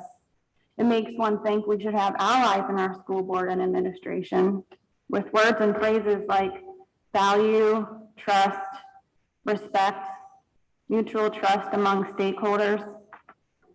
You've even written policy for your teaching personnel that states they should give courteous and thoughtful consideration to all inquiries and suggestions and carefully investigate all complaints. So, Can you just a few more minutes? I know we were trying not to limit, but just a few more minutes. Thank you. we can hear the words you speak and we can read the words in the policy that you write, but words are just words. Without action behind them, words are meaningless. All of this is more what adds to my believe what I see line of thinking and I think why many of us at this point have a hard time trusting what you tell us. Words without action behind them are just words. The Pennsylvania School Board Association standards for effective governance states that members will maintain legislative awareness, that they will stay current with changing needs and requirements by reviewing educational literature. In past board meetings, there have been numerous community speakers address the ASR/ESSR funding. For those who might not know, that stands for American Rescue Plan Elementary and Secondary School Relief Funding. It has been brought up on rather attempted to be brought up in regards to making and following a health and safety plan, that this funding was not tied to our health and safety plan. On every occasion, the board has spoken to the exact opposite of this. It's been common from my vantage point in the room that as a board member or administrator began to speak how these two things are tied together, I could see people shaking their heads no, because in actuality, and let me just say that I am really glad to finally clarify this, a school district's ESSR funding is not tied to their health and safety plan. During a recent Senate Education Committee hearing on August 6th, with testimony from the Department of Health and Department of Education, this one's once and all confirmed. Dr. Nelly Ortega, Secretary of the Department of Education, said, "We want to make sure we dispel as a conception or misconception, which is we're not tying funding or availability of provision of funding to the schools around their health and safety plan, right? So what they choose to push and put in place is there." The statement was followed up by a statement from Dr. Sherry Smith, the Acting Deputy Secretary of the Office of Elementary and Secondary Education, who said, just to clarify, as part of the last ESSR funding that went out, it's required that they have a health and safety plan, but there's not a review of that content. Just about one more minute, okay? Thank you. So those are the facts. Those are the quotes from the Department of Health and the Department of Education. When I know month after month after month, the board is still speaking wrong information that just so happens to be very crucial in how you create, maintain, and follow your health and safety plan. And I think about the policy requiring you to maintain legislative awareness to stay current with the changing needs and requirements by reviewing educational law. That also doesn't help with my trust level when it comes to the school board. That's it. I will get to just finish up really quick. And speaking to tonight's topic at hand of option versus force, there are two groups of community members. We have quite a few people and we've given you a lot of time. If you have some questions, honestly, if you get in touch with Dr. Aiken or Can myself. I with this just have topic. 30 more seconds? This is my main point about the option versus forced. All of this is kind of to make my point about trusting you and how you We'll give can. you 30 seconds, that's it. Speaking to tonight's topic of hand, one group wants option, one group wants force. One group wants force, and they state that the reasoning behind it is to keep their children safe. We have another group of the community that wants options. The only difference between these two groups is that somewhere along the way, one group somehow have come to perceive that they get to play a role in the parental responsibilities and roles of other families, that they know what's best for their children of other families, and that they have a moral right to make this choice against the will of that child's parents. That is the only difference. Time. Thank you.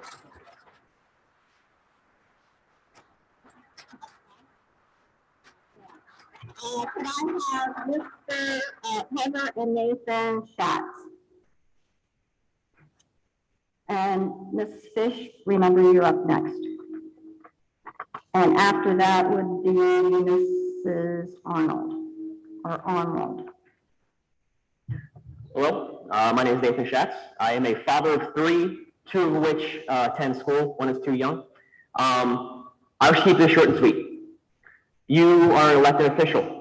You are elected to represent we the people and put our best interests forward. We the people have shown up, and we the people are putting our voices forward. Represent we the people. Please. The majority has spoken. Thank you.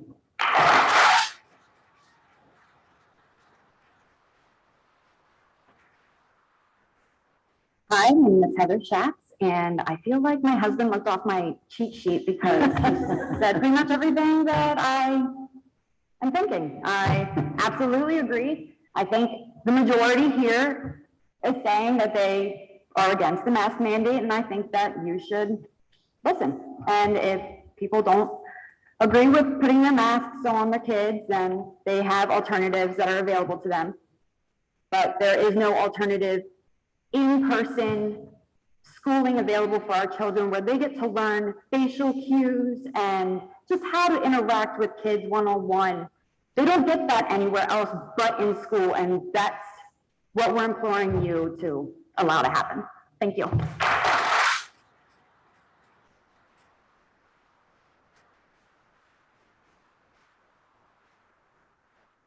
Ms. Fish? If the next speaker wants to come down and sit in the front row here, that would be very helpful. It's Arnold, and then McAdams, and then Bernhardt. Hello, my name is Therese Fish. I stood before you last month to express my concerns of the face mask mandate. I talked to you about my daughter Zoe Fish and the traumatic school year that made her sick for 9 months and caused her to become very depressed due to her mask wearing. Then the health and safety plan was released and I still had some questions, so I responded to the email for some clarity. I wanted to know if there was a chance that the school board could bring the mask mandate back even if it wasn't state mandated. I also asked if it was brought back, would Zoe fall into the same loop she did last year of getting sick from the mask and having to quarantine? The response I got was, and I quote, "It is virtually impossible to make blanketed reassurances for what ifs." This infuriated me. It was callous and contradictory. The outcome of protection from wearing a face mask is a what if in itself, as they are not a guarantee to stay safe. So the very real issues my daughter has experienced with face masks making her sick are not what ifs. And furthermore, I do not appreciate my concerns being called asking for blanketed reassurances. Frankly, I feel extremely let down that you can listen to what my daughter went through, what many children have gone through, and be able to respond with such a vague and heartless answer. Please take a look around the room. See the faces of your friends and community. Take into account the number of people who stand before you today. Not one person has asked you to take the option of all students wearing a face mask away. We have not asked for them to be banned or have mandatory uncovered faces. Nobody has asked to take away the right from a parent who does feel their child is safer with a mask. In turn, our rights should not be taken away simply because it goes against your personal opinion.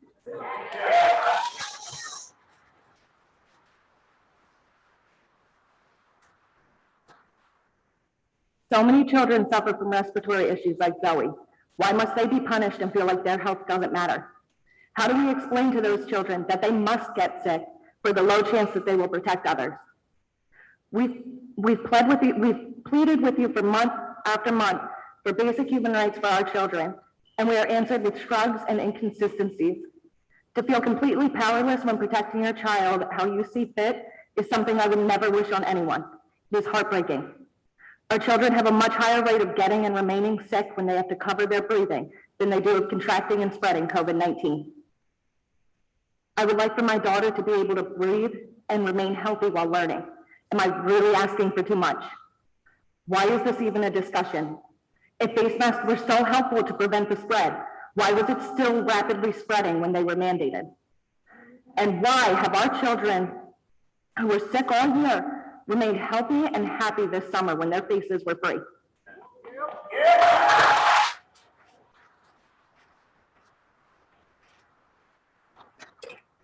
We are letting fear take away the most important thing, for all children to remain healthy in the best way for them individually. To be labeled as ignorant people who don't understand the severity of the situation is beyond frustrating. We are not clueless fools who enjoy attacking you, or oblivious minds who have nothing better to do than pick a fight. We are parents, and we are fed up. We have been forced to have our parenting done for us for far too long. We have reached our limits, and we are angry, and it is time we be heard. I sincerely hope you look deep into your hearts and do what is right when voting tonight. Keep face masks optional. Thank you.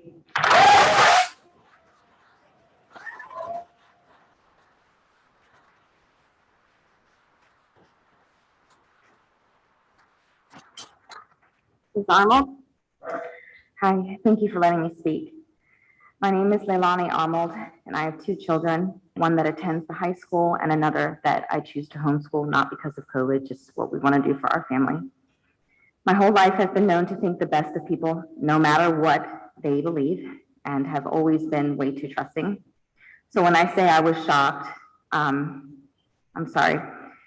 So when I say I was shocked, it's because I couldn't believe that the board that I trusted was now wavering on the decision that was made and sent via email to all Manheim Central's parents. I was so disappointed for two reasons. One being that this was on the table again, and the other being that what feels to be the inconsistency of the board. Had you said to us at the end of the last school year that masks would be mandated, yes, I would have been upset, because obviously I'm here because I believe children should have a choice.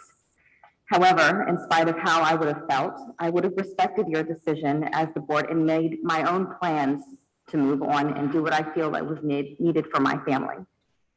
Now that we are here again, I feel as if the rug has been pulled from underneath my feet along with other parents. If you choose to go back on your decision to be mask optional, you are putting the families in this school district in a very ill-timed position. And honestly, with all due respect, and I really do mean this with all due respect, it makes the word of the board look so incredibly bad. Also, I feel the conversations that would have been discussed over the summer with what to do with our families have been robbed from us. If you make the decision to be masked, we now have to scramble and decide what to do with no ample time. Let me kindly remind you that I am speaking for the majority. Yes.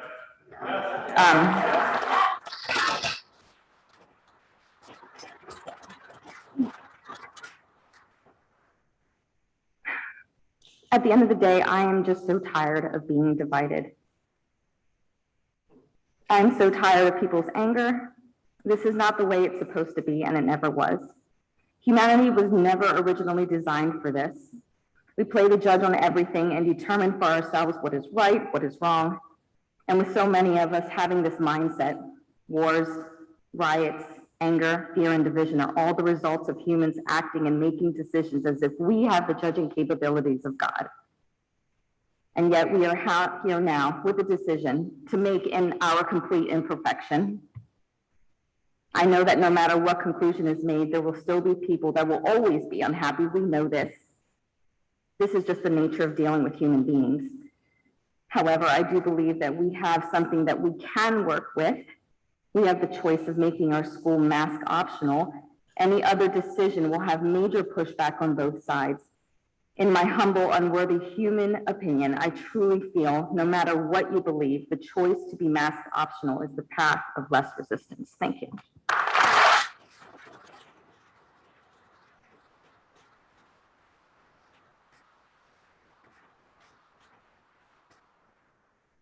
Dick Adam.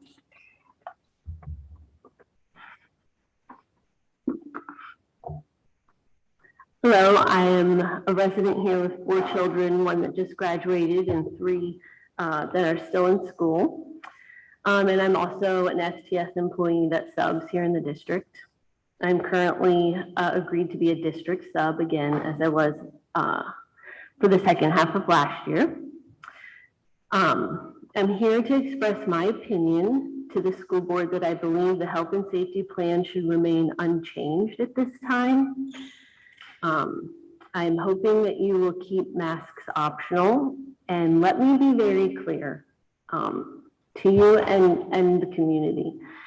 I am in no way opposed to people wearing masks, and I have no problem wearing a mask if asked or if I believe that it makes sense to do so.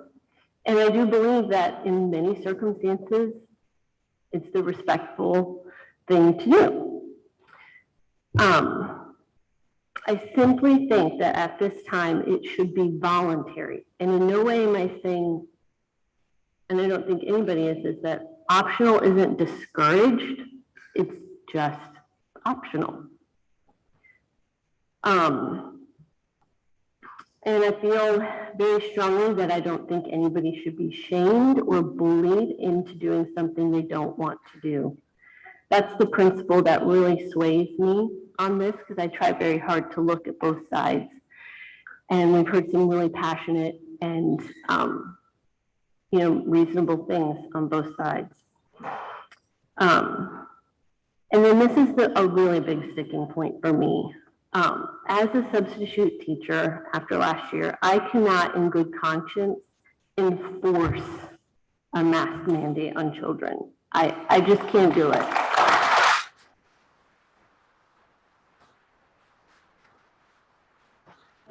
And I want you to know that I will not. And if that means that I can't work here, sadly, then so be it. I can't enforce it on other people. I just can't. I also want to point out the obvious. The CDC and the American Academy of Pediatrics make recommendations. They are not legislative bodies. They don't make or enforce laws. So I have a question. Since the district has already stated quite clearly that the federal mask mandate on public transportation will not be enforced on buses, how would the district plan on enforcing a mask mandate in the buildings? I mean, it's just a genuine question on enforcement. I like to be practical.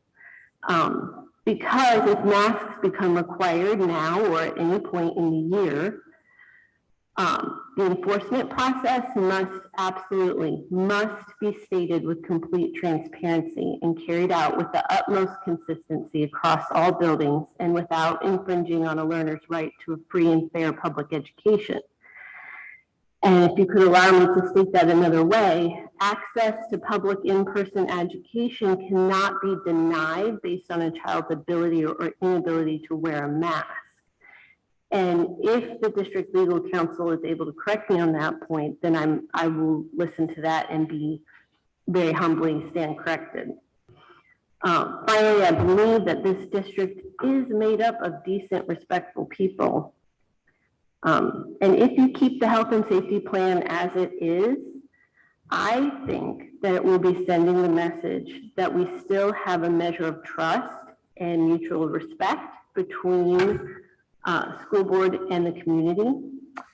And you can always address your concerns with the changing information.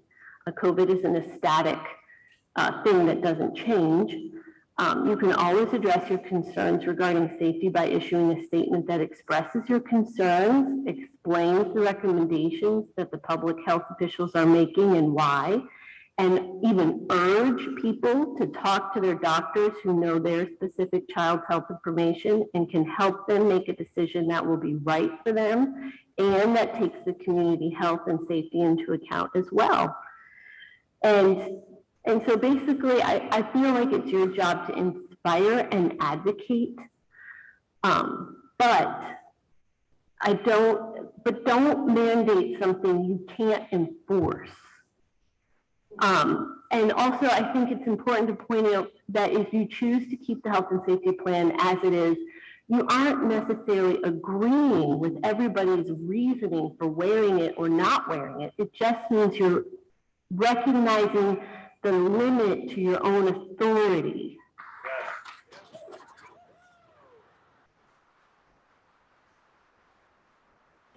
And I just hope that our community can teach our children how to remain united even when we have passionately and completely opposed viewpoints, because we've seen we're at an impasse. We have heard the complete opposite on both sides. And I have told my children, and I will share it now, the most important thing to me through this, I am concerned about COVID and I am concerned about these things, but my main concern with them and with everyone is that we remember we control ourselves only and nobody else. Our control and our need to control others, the shift in people's need and desire and way of trying to think that they can force their viewpoints on others is actually more concerning to me than COVID.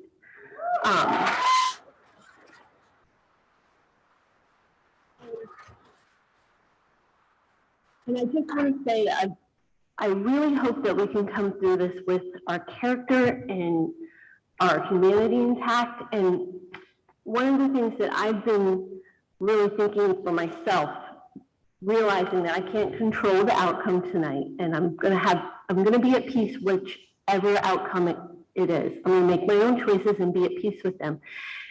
And I'm going to choose to practice meekness, which is not a popular word and people don't use it. And there's going to be a lot of people who don't like to hear it, but the fact of the matter is that meekness is not weakness. It's enduring injury with patience and without resentment. And I hope that we, no matter whether we get the outcome we want or not, that we can practice a measure of meekness to say, I'm going to control myself, I can't control others, I'm going to advocate, I'm going to say what I believe and share my opinion, but at the end of the day, if I don't get what I want, I'm going to be patient, and I'm going to do so without resentment towards others. Thank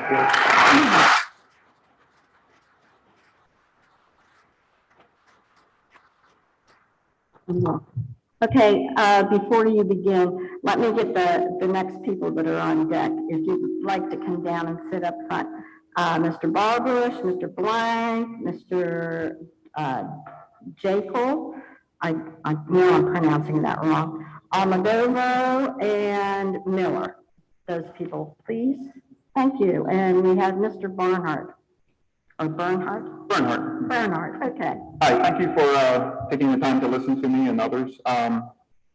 First of all, and I'm also speaking on behalf of my wife, Teresa, that's here tonight. I don't think she's going to be able to have the opportunity to speak. We got a little guy running around. So anyway, I just wanted to start by saying that we both oppose any changes made to the health and safety plan. We feel that it was a good plan when it came out, and I'm not going to rehash everything that everyone said about it, but it allows people the freedom to choose to do what they want to do and protects those that want to protect themselves. And we like that about the plan. And as I was driving over here, I was kind of curious about like what it was going to look like tonight, like who was going to show up and if anyone was going to show up, or many people. And when we came and I was standing in the line, I was very happy, to put it simply, to see that so many people care. And then to see that so many people care about their freedom to choose to wear a mask or not. Like someone else previously stated, the crowd has spoken.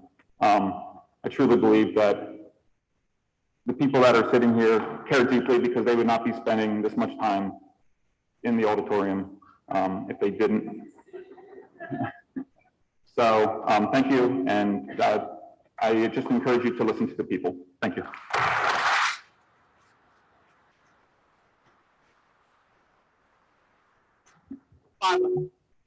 Good evening, my name is Garrett Barbush. I'm a lifelong resident of Manheim and a member of the class of 2003.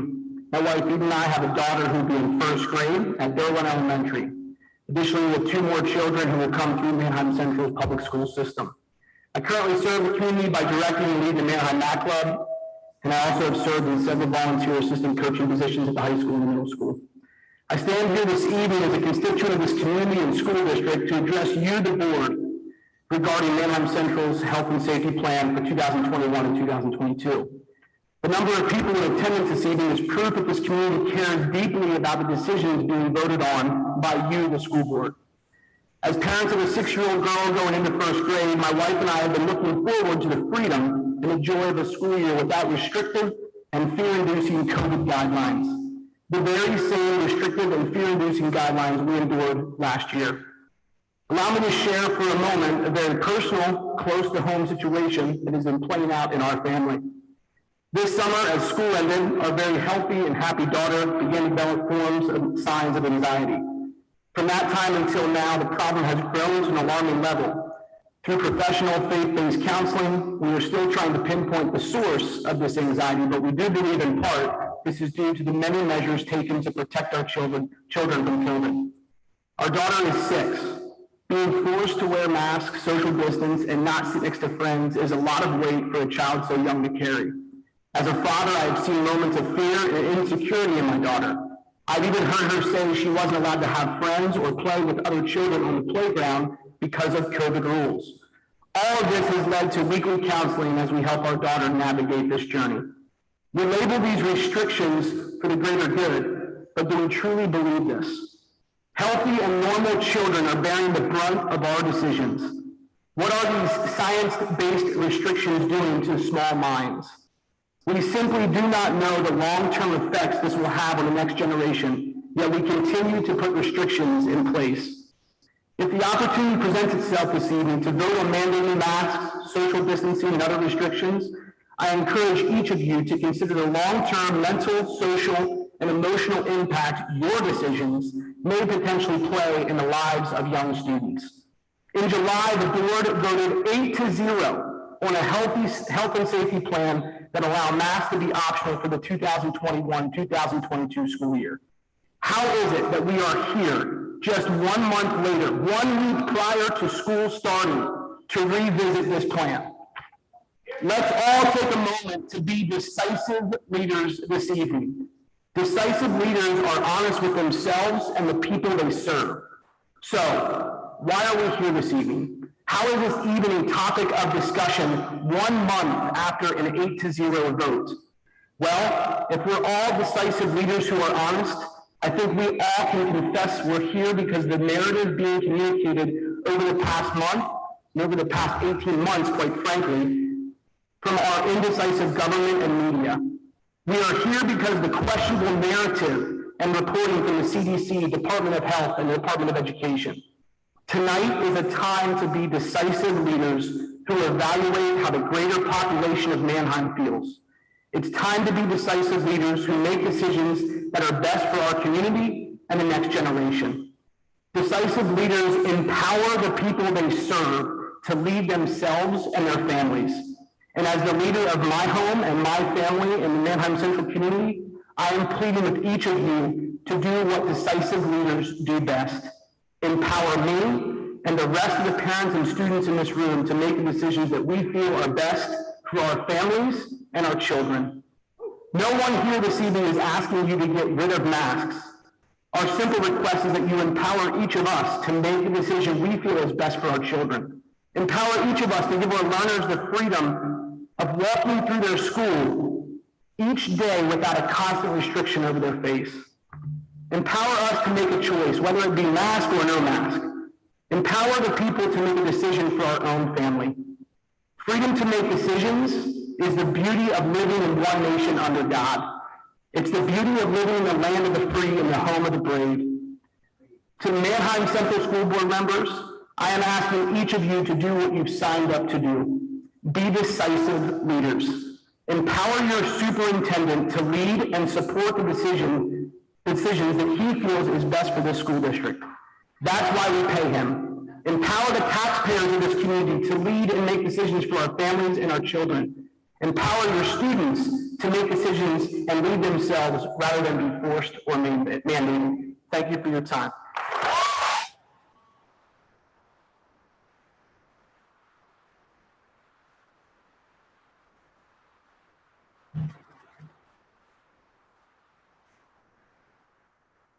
All right, real quick before I get started here, just show of hands, how many of the board members here have students in Manhattan Central School District? Okay. I'm talking about children, not grandchildren. I want children that you see on a daily basis. Okay. So 3 of our 9 members. I just wanted to see how many of our members that these decisions here tonight directly affect day in and day out. My name is Jordan Blank. I have 2 children that are attending Dillon Elementary, a 2nd grader and a kindergarten. I am here tonight because I found out that there are members of this board that plan to bring on a motion to vote to require masks in our schools. This is disappointing since just 28 days ago, you approved a safety plan that clearly stated that masks would be optional. Every member in attendance voted yes to approve that safety plan. There has not been any mask mandate handed down by the governor, Department of Health, or Department of Education. So I'm confused as to why there will be a vote held tonight. A vote to require masks may restrict parents of their rights to choose what is best for their children. Many of our neighboring school districts have also decided to make masks optional, so why should we be any different? We are not asking for masks to be banned. If staff, parents, students feel more comfortable wearing masks, then by all means wear one. Last year, due to a scheduling change, I had the opportunity to walk my daughter out to the bus stop every day. It allowed us some time, some one-on-one time, so we could talk. She would tell me about what she was learning in school or the events that were happening. We would talk about her friends and classmates. More often than not, the conversation would go to COVID and masks. She would often tell me about how much she disliked wearing the mask and how much she wished she didn't have to. Towards the end of the year, she informed me that during indoor gym class, kids in her class would get screamed at for pulling their masks down while running. She said that they were told that if they needed to pull their mask down so they could breathe, they had to go stand in the corner and face the wall. That's ridiculous. The first weekend that we were able to run some errands, I told her that we weren't going to wear masks. After we ran our errands, she told me that it almost felt normal, and she told me about how nice it was. That's just so hard to hear from your child, that just not wearing a mask makes her feel so much better. I feel we have made our position very clear. We have sent letters to be read at the meetings and attended the meetings. We have filled out the survey with overwhelming response. I'm not really sure how there is even a question of how the community feels about mask requirements. I apologize in advance if this comes off as rude, but we want masks to be optional. As our school board members, you are supposed to represent our voices, so please represent us. Thank you.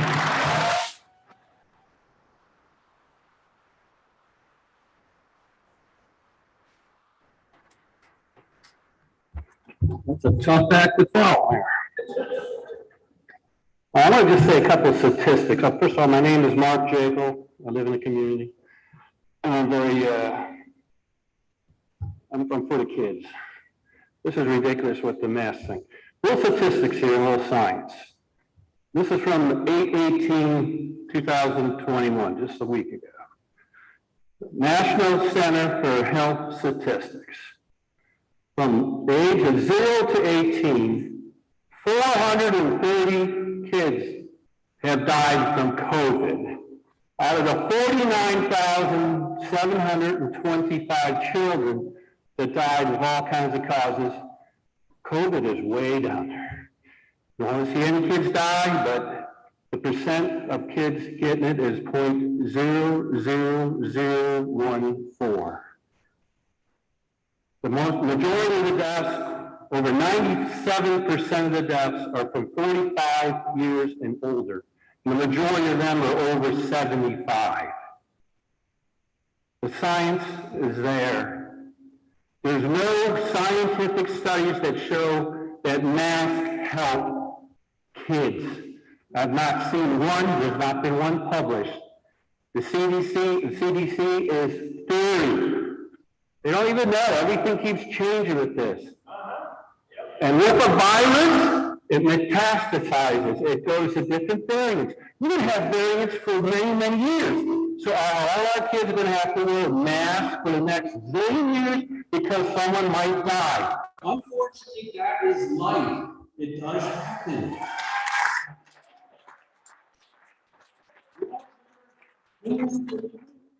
More kids die of flu every year.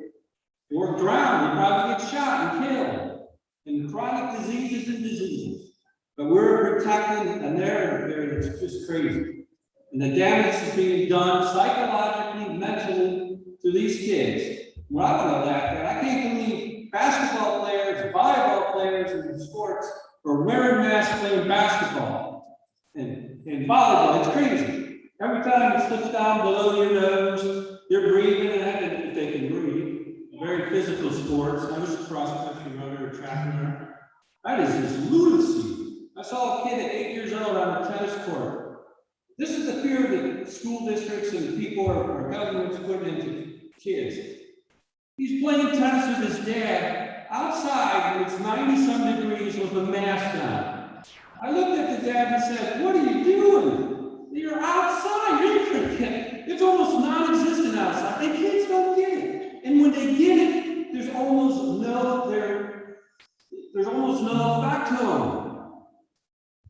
It rarely hurts the kid. They get it and they're age systematic. So why are we doing this? To me, it's just crazy. It's authoritarian where we're going right now. Requiring our kids to wear masks. It should be a choice. If parents want their kid to wear a mask, that's their choice for the kid to wear a mask. That's it. That's plain and simple. It's not your decision, it's the parents' decision to make.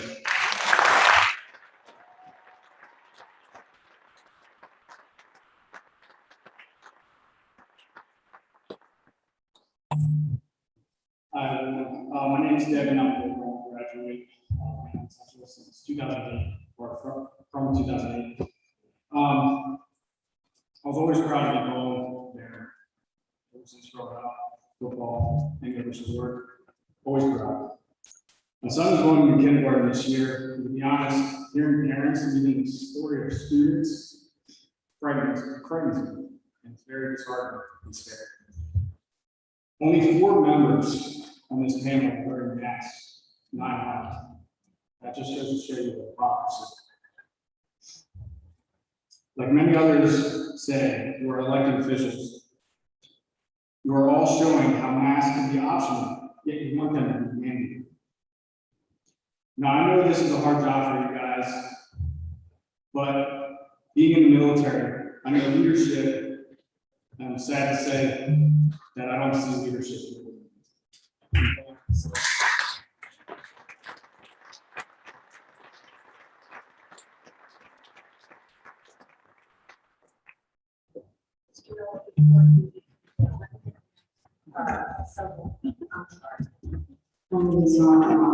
Okay, Briggs, Santiago, and Polk and Nelson. Those are the people. Thank you. Good evening. My name is Gary Miller. As a parent of 5, 2 of whom are enrolled in Manhattan Central for the 2021-2022 school year, I speak tonight specifically on behalf of my special needs son, born with a heart defect, which puts him in what some refer to as high risk or pre-existing conditions category. Let me say first that I have never once asked, expected, or even wanted anyone else to mask up for his protection. His health and safety is my responsibility, no one else's.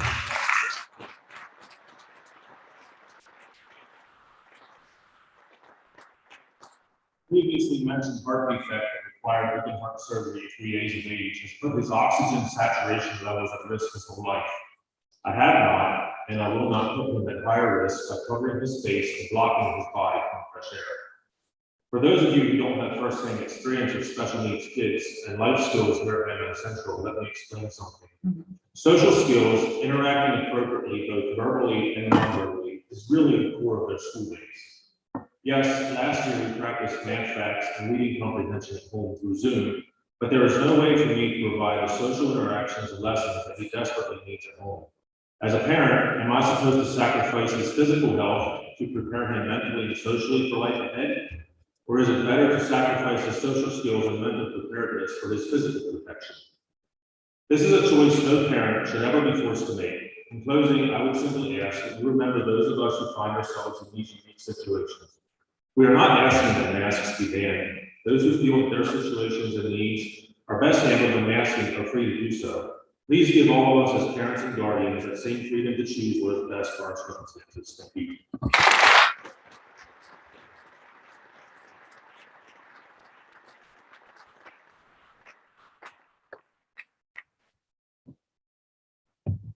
Mr. Briggs? Travis? And then move on to Santiago. Tyler. Sorry, Violet.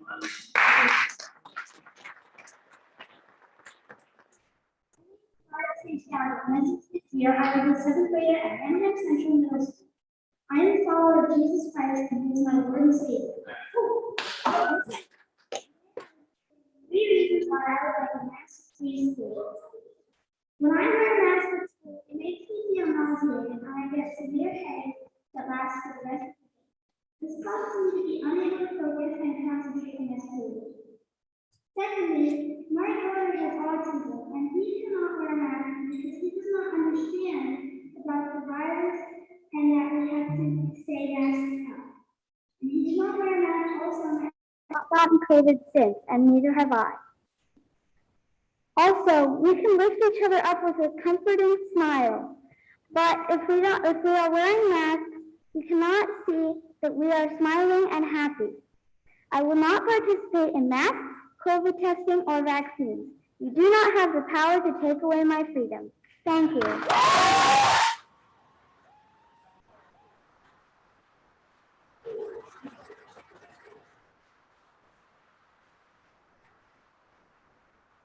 Thank you, Violet. Stephanie Kozer. Colks are up next, and then Danielle Nelson. Members of the board, thank you for giving me the opportunity to speak this evening. I am the mom of a 6-year-old who is very excited to start first grade next Monday. We are so thankful that in-person was an option for us last year. My son thrived in the in-person environment, enjoyed being with his classmates, and loved every minute of being in school. When I heard that the board was revisiting the health and safety plan this evening, I felt that I had to speak. I want to give you a quick background of our situation. My son was quarantined for 28 days last school year. Many of those were because we were waiting for a test result for either himself or a family member. All of those came back negative. It ended up just being allergies. He was quarantined twice due to an exposure, only one of which was at school. Not only is my son, according to his doctor, and I quote, the poster child for allergies, to grass of all things, but he has mild asthma too. The asthma is well controlled, but it can be exacerbated by his grass allergy when the pollen count is high, such as right now, the season we're in, and in the spring when everything starts to bloom. Over the last month of last school year, I saw my son go from a perfectly healthy little boy to having nighttime wakings, coughing fits, once or twice a night. So waking up coughing to the point of needing his rescue inhaler to calm it down, just to give him some relief so that he could go back to sleep before waking up early to get on the school bus to go to school the next day. When I look back at that time frame, I realized that it all got worse around the time that the Race for Education was held outside, running with masks on. In addition to the coughing fits overnight, he started to experience more frequent nosebleeds. Here I was feeling like I was gambling, sending my own child overtired to school every day with him sniffling and coughing because of his allergies. Every day I wondered, was I going to get that phone call from the nurse saying, come and pick him up?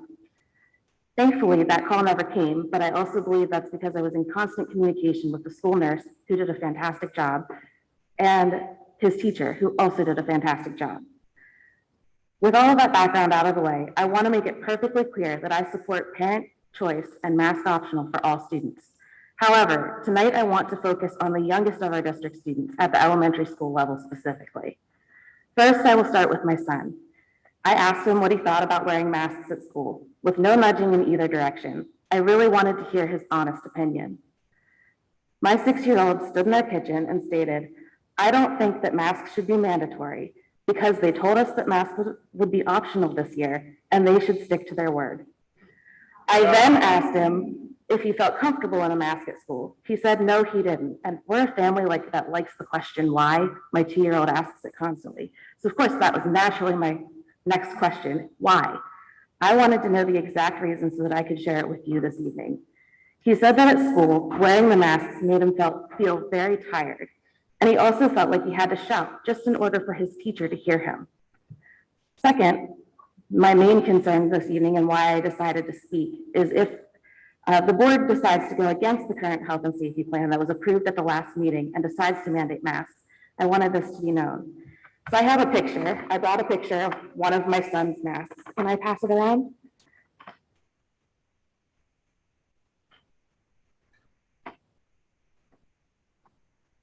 So this picture was posted to Seesaw. I cropped out his face and his body because that part wasn't important. The mask is what I saw.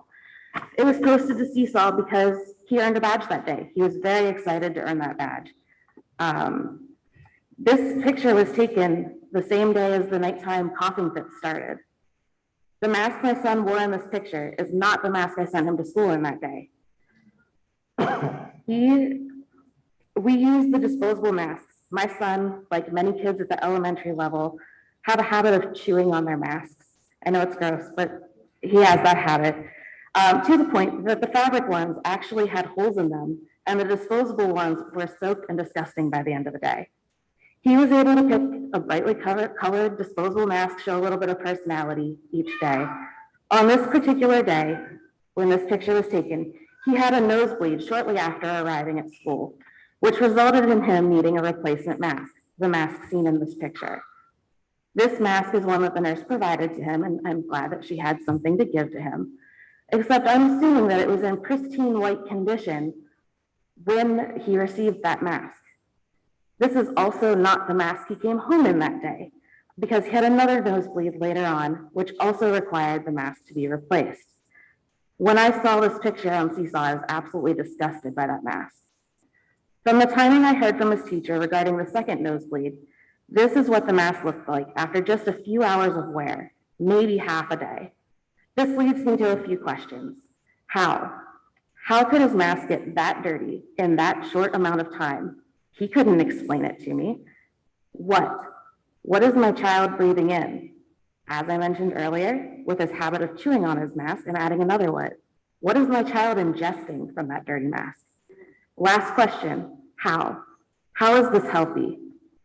According to the CDC, a mask is supposed to be replaced if it gets dirty. Clearly, you could see it was dirty. If it was contaminated, it could have been, I don't know. Or if it was wet, I can almost guarantee you that mask was wet from him chewing on it. That mask in the picture, along with the masks he wore every single day, should have been changed multiple times a day just due to being wet alone. They all were wet, again, mostly from him chewing on it. I'd acknowledge that. But I've also heard from some other parents with kids in elementary school, especially in the younger grades, that had children who also chewed on their face coverings, whether it be a face mask, a gator style, they chewed on it. That's part of that age group, is sometimes they chew on things. Sometimes these were to the point that the child's shirt was actually soaked from the saliva that had been on that mask. So I know that this is not an isolated incident. My son is only 6 years old. I don't expect him to know when he needs to change his mask. I also don't expect his teacher to have that responsibility, since they should be focused on teaching his class and not checking how gross, dirty, or wet each kid's mask is throughout the day. If masks were to be mandated, again, who would help him realize that he needs a new mask? Who would provide that new mask? He would probably go through 4 or 5 a day, just from getting them dirty or wet. Had that picture not been taken that day, I never would have seen the mask that was passed in the picture that was passed around. His disposable ones, they weren't pretty when he got off the bus. They were gross, they were wet. But having that white one really showed me how it looked. How does it really look? How can a dirty, wet, gross mask be okay for the youngest in the district to wear all day? My son has been mask-free all summer and is feeling better than ever. I can probably count on one hand the number of times he has coughed, sneezed, or even had a runny nose. Mask-free, any correlation? I don't know, I can't prove that. But I strongly believe that masks should be optional and parent choice throughout the district, but especially at the elementary level. I'm hoping the board sticks with the decision that was made last month for masks to be optional for all. I am looking forward to seeing my son smile when he gets off the bus, instead of the dazed look and ripping his mask off the minute he steps out the door like I saw last year. I'm hoping that that day is next Monday, the first day of school, because we go back as masks optional for all. Thank you.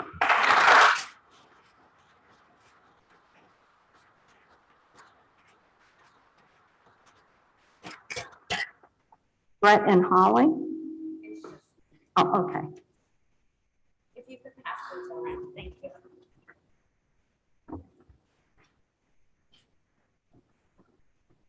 I speak to you tonight on behalf of my son who attends Manheim Central High School and my granddaughter who is also in the up-and-coming Manheim Central School District, and all the other children who do not have a voice. My approach here tonight is a little different. You have heard all the hard proof evidence of both sides of the mask and the science. No one can seem to make up their mind if masks work or don't. If we're to wear one mask, two masks, or three. We were also told that when the vaccine came out, we would not need a booster. Well, look where we are now. We need the booster. Remember when the doctor said we would not even need to wear a mask at the beginning too. Also note that booster shot, you're going to need one every few months.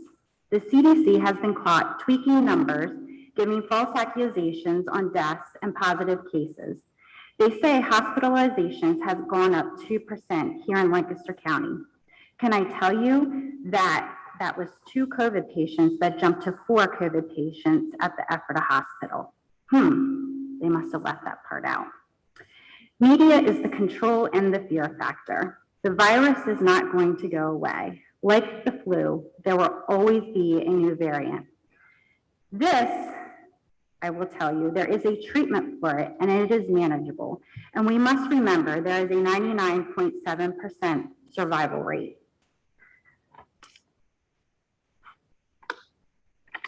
We live in a country of choice and freedom. Our forefathers fought for these things for us. Our current military men and women fight for us so we can continue these rights. You see, as a young mother, I sent my 18-year-old son to boot camp. He made the decision to commit himself to his country. Our family and his family, now of 4, made many sacrifices. He has put his country first. Many others have done the same, and many others have made the ultimate sacrifice, their lives. Fortunately, we still have our son with us, and I thank God for that every day. He has served 2 deployments overseas and is currently stationed in Guam. You think sending your child to college is hard? Try putting your son on a plane to go across the world with your 2 precious grandbabies. Sorry. Hugging and kissing them, not knowing when the next time you're going to see them because of the so-called pandemic and a very strict island. One of the hardest things I've had to do as a mother. I don't get to see them or hug them physically. And sometimes FaceTime just doesn't cut it. Sorry. My son has missed his brother's graduations, holidays, weddings, and precious time with older loved ones, where their time is getting near and you just never know when that day is going to come. He has missed time with his little boys when he was deployed. My son saw things he should never see and things you would never want to see. My point to this is why. Why is my son doing this? Why are other military men and women doing this for us? Just so our civil rights can be stripped away and our freedoms? Why would anyone want to join the military right now? For what? For the government and schools to make decisions for us? The decision tonight is up to you. It is your decision on whether or not we're going to be masked or not to be masked. The choice is yours.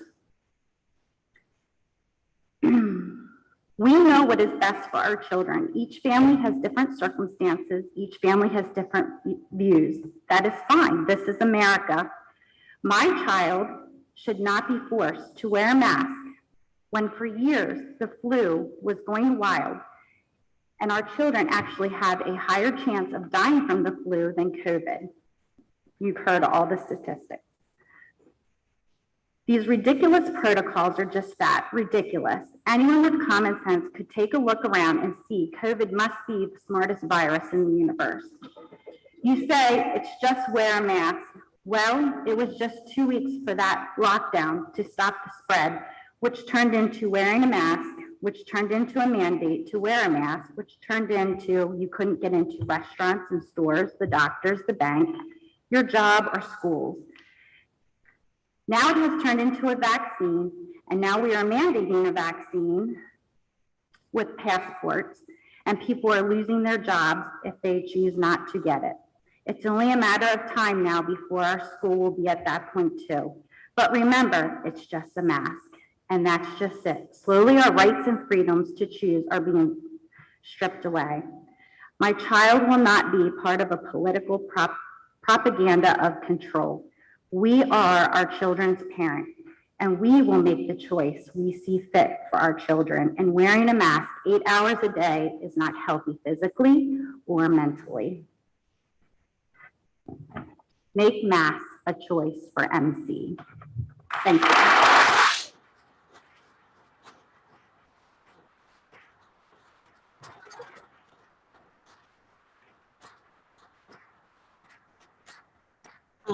Danielle Nelson, and Danielle, before you begin, I'm just going to call up a couple people. Sorry.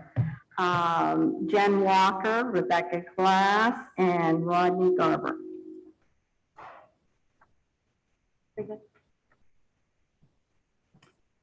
Good evening. I truly thought last board meeting, when it was voted mask optional 8-0, it was a done deal. Until we've seen it on the agenda for that night. 1 week prior to school starting, do you have any idea how much stress and anxiety that causes us parents and our children? Our kids do not want to go to school with masks. They are fearful of a repeat like they had last year. And quite frankly, I don't think that they can do it mentally and emotionally again. There is enough stress, worry, and anxiety for the beginning of the school year and the first day. This showing up on the agenda 1 week prior just adds all of that and takes the joy and anticipation of the first day away. This is incredibly sneaky, but it's not unexpected from some. Masks should be optional for the entire school year, no matter what, period. We will not put them back on. The parents should have the health of their children in their control. It should not be a group of 8 men and women who sit up here. Your job is to give our children the best education possible while being an advocate for us parents. It is not to be our children's pediatrician or their parent or pretend to know what is best for our children. The union does not get a say on how our children go to school either. The union is a governing body for the teachers alone. They do not get to choose on the health and safety plan nor the health of our children. We do not, or we don't need to be behind masks or plexiglass or cubicles to keep us safe, despite what some of you here may think. We all know those things for our children don't work. They exclude and separate students from learning together, and it is a waste of our time and our money, and the mitigations are over. Our children desperately need an education, and we have a whole year to catch up on. If you think they received any kind of education last year with dealing with all the mitigations, masks, getting yelled at, and nagging over and over quarantines, then you obviously weren't part of our children's lives. And therefore, you shouldn't be making any health and safety plans for them either. What they did get was an education on how to wear a mask properly, but that's about it. They have had an entire summer being normal kids with no masks, hanging out with friends, going to parties, taking vacation, going out to eat, going to public places, church, playing sports, etc. And not once have they put a mask on. Not once has my family put a mask on. And they are still healthy. How about you? We knew you guys did the same. Let me ask you this. Will you this school year, or have you this summer, gone out to eat without a mask? Have you gone to a crowded beach? Will you go to a Penn State football game? Or activities without a mask, or a Barons football game?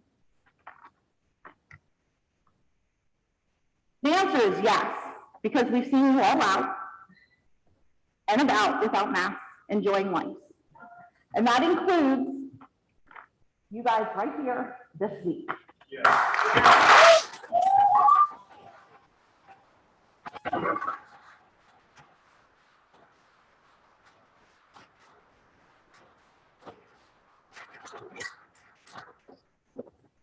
Surrounding schools are going mask optional for the school year as well. Warwick, Etown, Donegal, Hempfield, Ephrata, etc. If they can do it, we can do it. The majority of our parents do not want masks. So to satisfy everyone, make masks optional for the entire school year, not just this month. We created a petition last night, 10 p.m. I put that on our Parents for Change group. And in less than 15 hours, we had over 768 signatures for mask optional because we have a choice. However, an hour before we came here, someone reported it as being in violation and it was removed. Don't worry. As I was pissily running around the house in anger, I looked out the window and I seen a rainbow. And I was like, and I told my kids, you know what, guys, it doesn't matter because God's got this.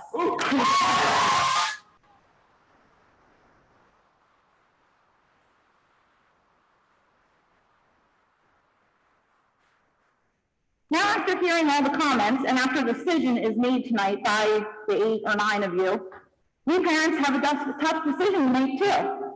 Some of us suggested charter and going to a local church to hold our school day as a group and basically have a normal school year with each other.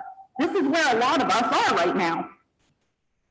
Despite what you or anyone else tell us, even while doing charter, our children can and will participate in all school sports for free. You will be losing thousands if you make us go with masks mandatory. We will pull our children out of school, some have already, and we will charter so they can continue to be normal together. You will not stop us. Now, the solicitor said that they will be losing funding if they don't comply with the state. And that was a complete cover my rear lie. I said to that, and I'll say to that, please follow up on that. And when you do, I would say get a new lawyer. However, the money you will lose if you choose to mask your children again with this year will be far greater. All of you in attendance that are here for the safety and well-being of your children and feel that the mask mandate in school does not help keep your children safe, please stand.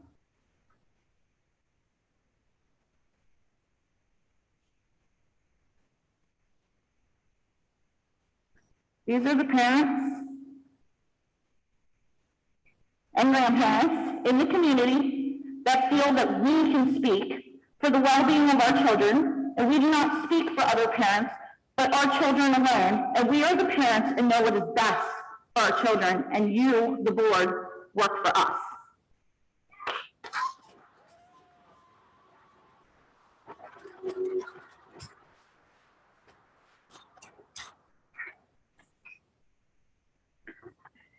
I will say to some of the teachers that are worried about having a student COVID in class, there are school bus drivers in this stands right now. I am one of them. I can drive 60, 70 children on school bus every single day. Guess what? We don't get told when one single one of them has COVID on our bus. We're not told. We're just expected to show up and keep going. There's no mitigation rules. We just keep going. When they get back after their 10, 14-day quarantine, they'll tell us, because they confide in us, and they'll be like, we had COVID. My mom, dad, my sister, we all had COVID. But they're right there with us. We're breathing the same air as them. And not once do we get cold. But the teachers do, and they have the option to quarantine. I'm not saying that's a bad thing. I am just saying that teachers have 26 kids in their class, and they can be upfront.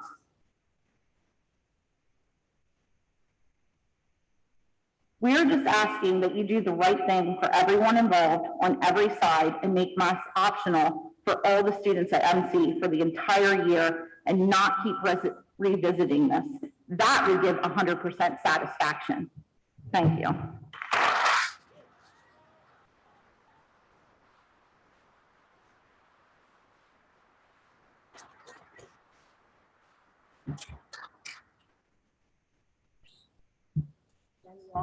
Yeah, that's me, Jen Walker.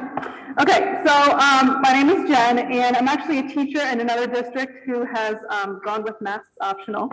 And I'm here because my two boys go to Manheim Central. I have a kindergartner and a third grader. I think that I've heard this, like, we've been here quite a few times for these board meetings, and we keep hearing that we're the loudest and that we're not sure how it's gonna go. And I think that it's the fact that we're the loudest is because we're the majority. And that's why we're the loudest. And we're not disrespectful, we're not rude, it's just that the majority usually gets louder.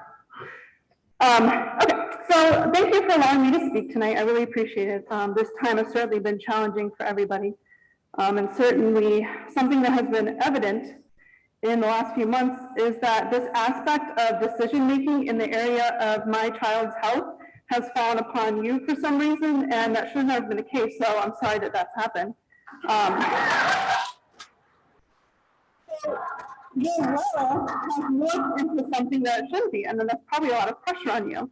It has never been the role of the school board to impose health decisions on the community. In fact, the Disease Prevention and Control Law states in Section 3, Part B, that the health departments shall be responsible for the prevention and control of communicable diseases in any municipality, including disease control in public and private schools. So that would be a health department's decision, not your decision. Therefore, the school board believes that it has been tasked to make mandated health decisions for my child, but in fact, that's not your role.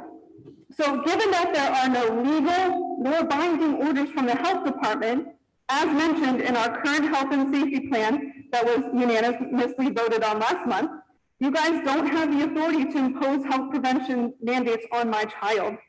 You are an elected official tasked to represent the voice of the citizens and the community. It is not the government's job to protect my health. It is the government's job to protect my rights, and my right is to choose what is best for my child.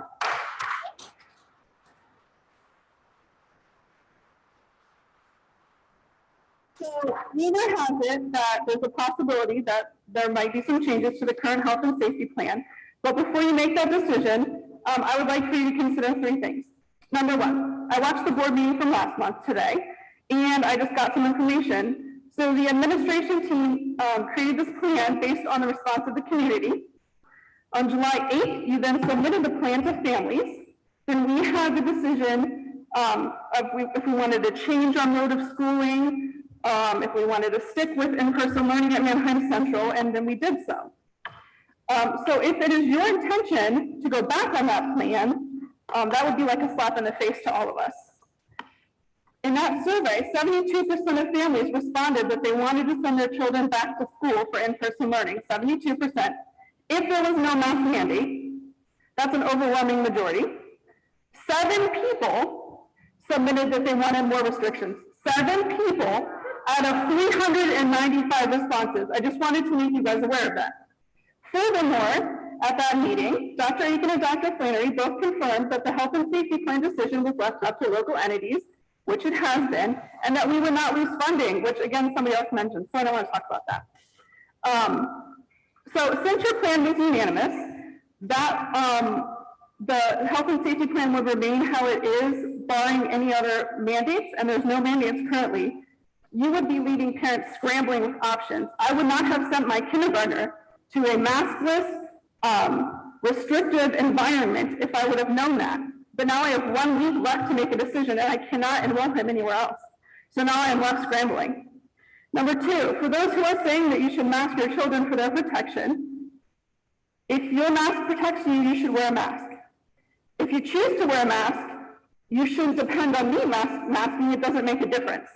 Those who desire to wear a mask have that option with our current health and safety plan. They have a choice. If you change the plan and mandate masks, those of us in the majority have no choice. You have taken away our choice.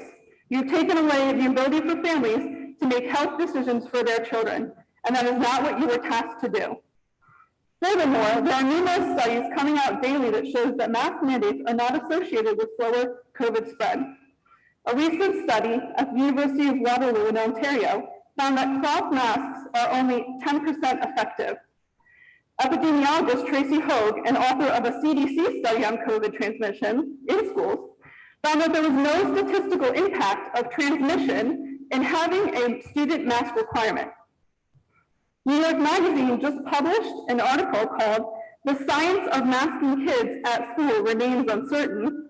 It came out Friday, and it lists 31 studies from all over, some of which are specific CDC studies, that state that they found that masks provide minimal to no protection against the spread of COVID.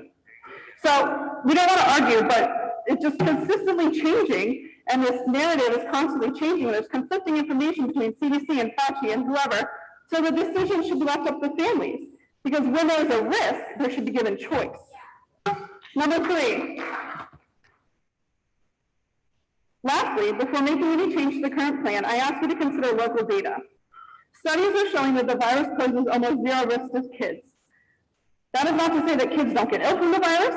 This is to say that the death rates for children are almost minuscule. As of 10 a.m. this morning, the Lancaster County Coroner's COVID Hub shows that out of the 1,059 unfortunate deaths due to COVID, 1 death was from someone under 30 years old. Those ages 30 to 60 accounted for 51 deaths. So that is to say that 4% of deaths are those under 60. The average age of the death in Lancaster County is 79 due to COVID. If we are looking at more data, locally, as of 11 a.m. this morning, of 200,000 COVID tests performed by WellSpan, LGH, and UPMC, 83% were negative. So are we truly making these decisions and mandates based on our local data, or are we looking at other agencies that are not representative of our specific community? I'm going to end on a personal level. I'm ending. I'd like to just say that, like I said, my youngest child is so excited for kindergarten at Doe Run. He wants to go to the big building with the big kids. So we attended orientation last week, and he loved it. He met his teacher, no mask, either one of them. He ate a popsicle. He met new friends, no masks. He had a quick trip on the bus, no masks, and he met some administration, no masks. So the overwhelming majority of our community is saying masks optional, no masks. He was so excited he entered the building. Then, fast forward to this afternoon, and I was explaining to them why they had to come here and sit and not put their feet on the seats. And I was explaining that we were trying to make sure that we have the right to choose what's right for them. And they couldn't wrap their heads around somebody that they've never met, no offense, is making decisions for them and their health and well-being. So what I want to encourage you to do is consider your duty as a school board and what you've been entrusted to do, realizing that you don't have legal authority to mandate health decisions for my children. I am their parent, and I have the right to choose what is the best interest of my child's health and safety. Thank you.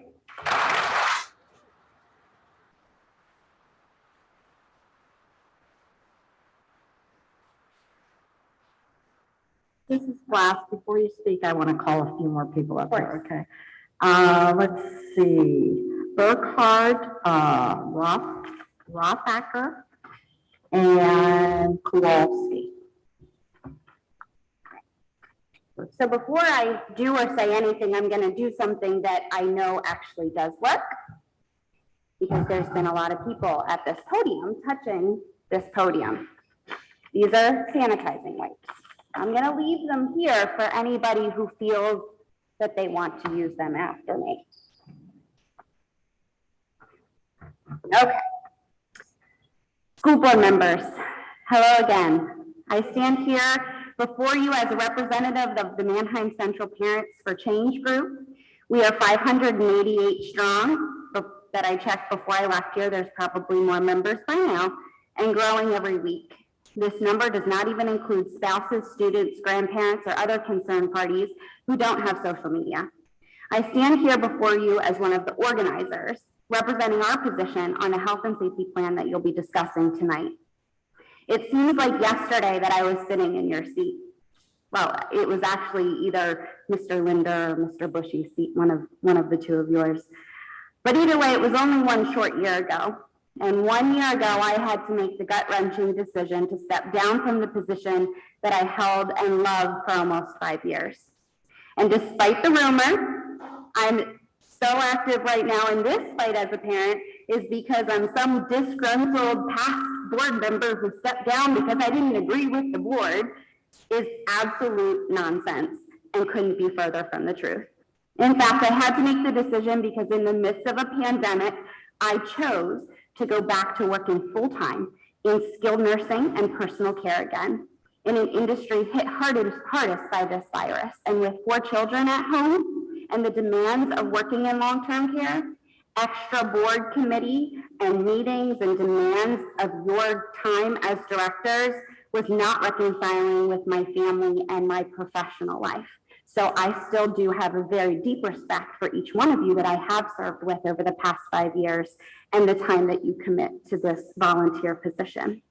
Board service was one of the most fulfilling volunteer experiences that I've had the opportunity to have in my lifetime, and I believe that a lot of you likely feel the same. I serve by side with most of you, and to this day, I truly believe that you're making decisions from your heart, and that what you really believe is best for our community and our children. However, I believe that you may have forgotten this part, that your oath as a public servant, where you swore to uphold the Pennsylvania Constitution, is your first and foremost responsibility. Admittedly, 5 years ago when I myself took that oath, I didn't entirely understand what it meant until now. Over the past several weeks, our organizers, as well as many parents around the state, have been educating ourselves on our country's constitutional history and the Pennsylvania Declaration of Rights. So I'm taking a little bit different angle tonight with my points. Somehow, generation after generation has either been misinformed or undereducated on who they are, on who you are, and who you are under the Pennsylvania Constitution. We've been undereducated and misinformed who actually holds the power and authority under the Constitution. I would encourage you as school directors and as school district administration to educate yourself on these principles. I'll give you a simple reminder. This is the simple version. You, school board directors, have been elected by we the people, and have taken a sworn oath to uphold the Pennsylvania Constitution.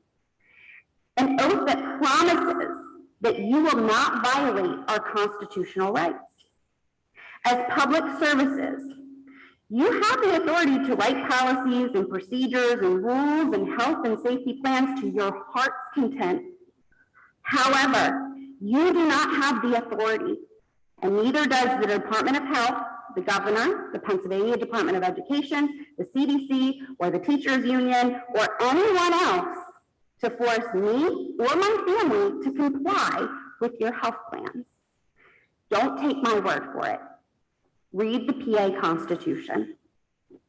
So this begs the question, what document gives you this authority?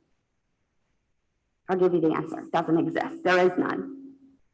Okay, so please show me, as we the people, where we've granted you that authority to violate our inherent and indefeasible rights. Rights that are provided to us as we the people under the Constitution, because the Constitution states that we the people have the right to conscience, and that all power is inherent in the people, and all free governments are founded on their authority, we the people's authority, and instituted for their peace, safety, and happiness. You do not have the constitutional authority to determine what is safe for me and my family. The Constitution gives me the right to make health determinations for my children as a private matter and according to my conscience. I have the right to decide if my children will participate in the health and safety plan that you've written. Again, don't take my word for that. Read the Constitution. District administration, Dr. Flannery, Dr. Aiken, Mr. Weitzel, Dr. Nemeth, Mr. Pyle, Mr. Painter. You are hired to aid the school board in upholding their sworn duties. It's incumbent upon you to help the school board understand that your policies and procedures and health plans must not violate the Pennsylvania Constitution. Article 1, Section 26 of the PA Constitution states, neither the Commonwealth nor any political subdivision thereof shall deny any person the enjoyment of any civil right, nor discriminate against any person in the exercise of any civil right. That being said, you have no authority under the Constitution to deny my civil right to have my children educated in person if they don't participate in your health and safety plan. I know this is a lot to digest. It's new to me too. I've spent the last couple of weeks trying to wrap my mind around what I've led to believe up until my now 40 years old and reconcile that with what the Constitution says. And I can't reconcile it. However, you can do your due diligence and prepare yourself for future communications from me and others on these and many other constitutional points. Educate yourself on the PA Constitution. I've only given you a brief peek into what's coming. So I'm going to end with asking you this. How do you see this playing out, board, district administration, Dr. Aiken? In part, I'm not even really concerned with the enforcement actions that you may unconstitutionally take for non-compliance by we the people, but just for pretend's sake that I really care about those. What are you going to do? Expel students, discipline them, bully and shame them again like last year, segregate them, ask the police to stand in front of the school and not allow entry to people not wearing masks or that who are vaccinated? It's all ridiculous. You'll be spending mountains and mountains of our taxpayer dollars on our friends sitting here on legal fees. The only remedy here is that you cease and desist from enforcing the health and safety plan on me and my children and remove the denial of access to equal and in-person education based on my choice to not participate in the plan. I get it. Somewhere along the way, school directors, district administration, and public officials have been led to believe that they have the authority over us when it comes to our conscience and the health of our families. But you would be wrong. Until a couple weeks ago, I also believed that. I believed that when I elected a public official, a public official is supposed to be a trustee of the Constitution, if you want to think of it that way. I thought that I'd essentially handed over my rights as a beneficiary of the Constitution over to them for the next 2 or 4 years. And if they started trampling on my rights as a beneficiary, then the only recourse that I had if I was dissatisfied that they were trampling on that sacred trust was that I had to wait until the next election if my rights under that trust were trampled on. But I was wrong. I'm awake now. And this is not a narcissistic view, it's a constitutional one. And I'm not asking anymore. I'm not pleading anymore, and I'm not petitioning anymore, and neither should any of you. Our public servants have forgotten who they are under the Constitution and what oaths they've sworn to, and we, unfortunately, have forgotten who we are under the Constitution. And in case you never knew who they are and we are, go read it. and educate yourself. I don't need a medical exemption. I don't need a religious one. I'm protected by the PA Constitution, and I am exercising my constitutional right and authority that my children will not be participating in the health and safety plan. Masks must be a choice.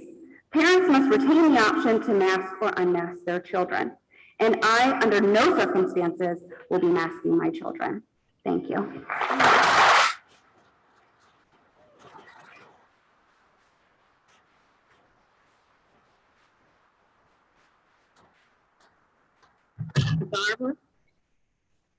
Well, thanks for that. Yeah. The good news for everyone else here is that I did not prepare a speech for tonight. In fact, I didn't even know that I was going to speak tonight until I got here. So thank you for hearing me. My name is Rodney Garber, and I do have 2 kids in the district. I'm going to piggyback a little bit off of that. I think there are some things that we've forgotten. I think that we've forgotten that Manheim Central is one of the greatest school districts in the state of Pennsylvania.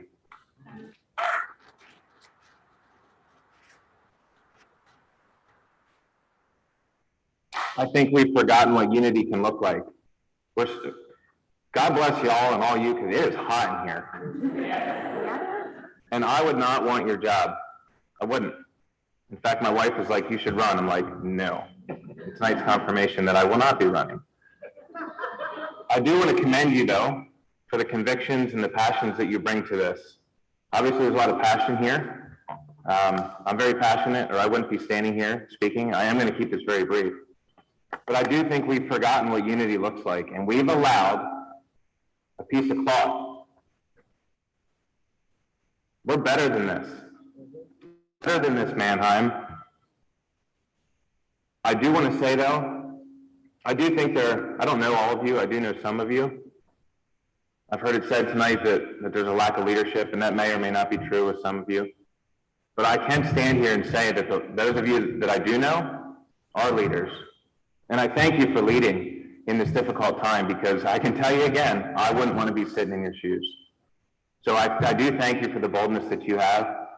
And I want to encourage some of you, because you've been getting dogged on tonight. So I want to stand here and say thank you for your service. Dr. Aiken, I think you often have said in the past, and maybe if you're willing, you can kind of say it for us, but what's your motto? Something to do with excitement about learning. Do you mind sharing that with us? We want all of our kids wildly excited about coming to school. Okay. And we want our staff wildly excited about coming to school.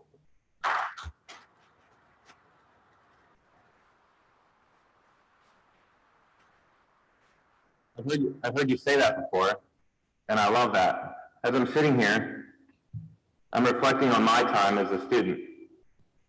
My kids are going into 4th and 6th grade, and I get an email from one of their teachers just a half an hour ago from Mrs. Miller, how excited she is to welcome my son Declan into school.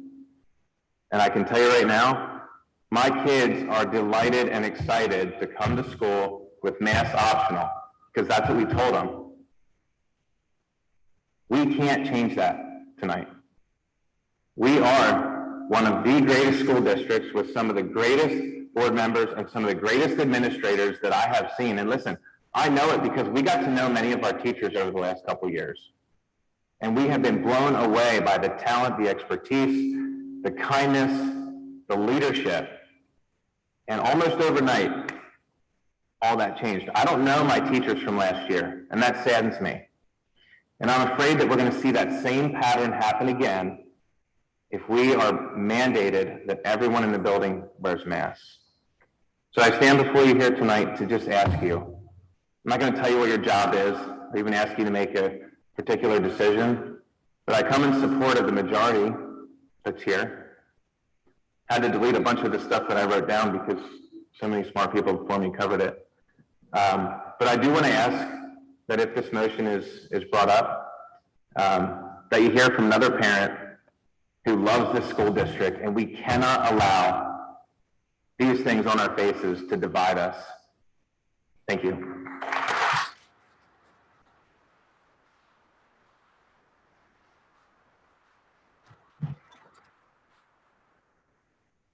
Hello, my name is Mindy Bruckhart. My husband and I live in Mannheim and have 5 children, ages 9 to 17. In short, we want to have a choice as to whether or not to mask ourselves and our children. Those that are afraid or feel differently can still opt to wear them. At this point in time, anyone who wants the vaccine is able to get one, and children are virtually unaffected by the virus. Info taken from America's Frontline Doctors: masks are ineffective and many may cause harm.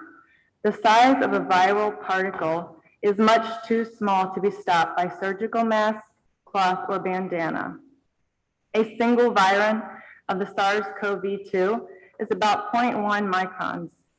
The pore size of a surgical mask is 200 to 1,000 times larger than that.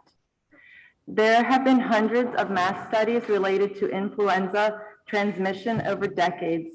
It is a well-established fact that masks do not stop viruses.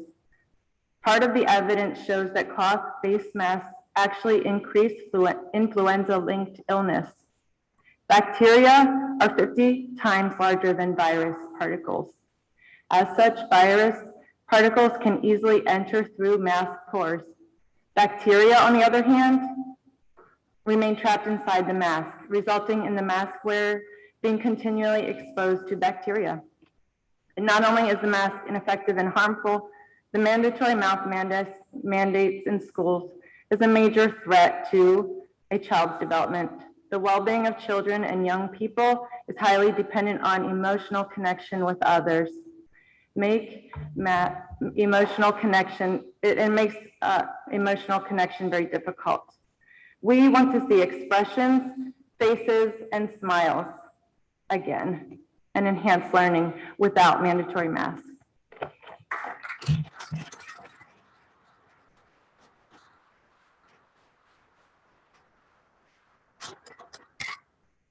I know this is getting long. I'll keep it really brief. I just want to say thank you to the community for showing up. This is really awesome to see how many parents care.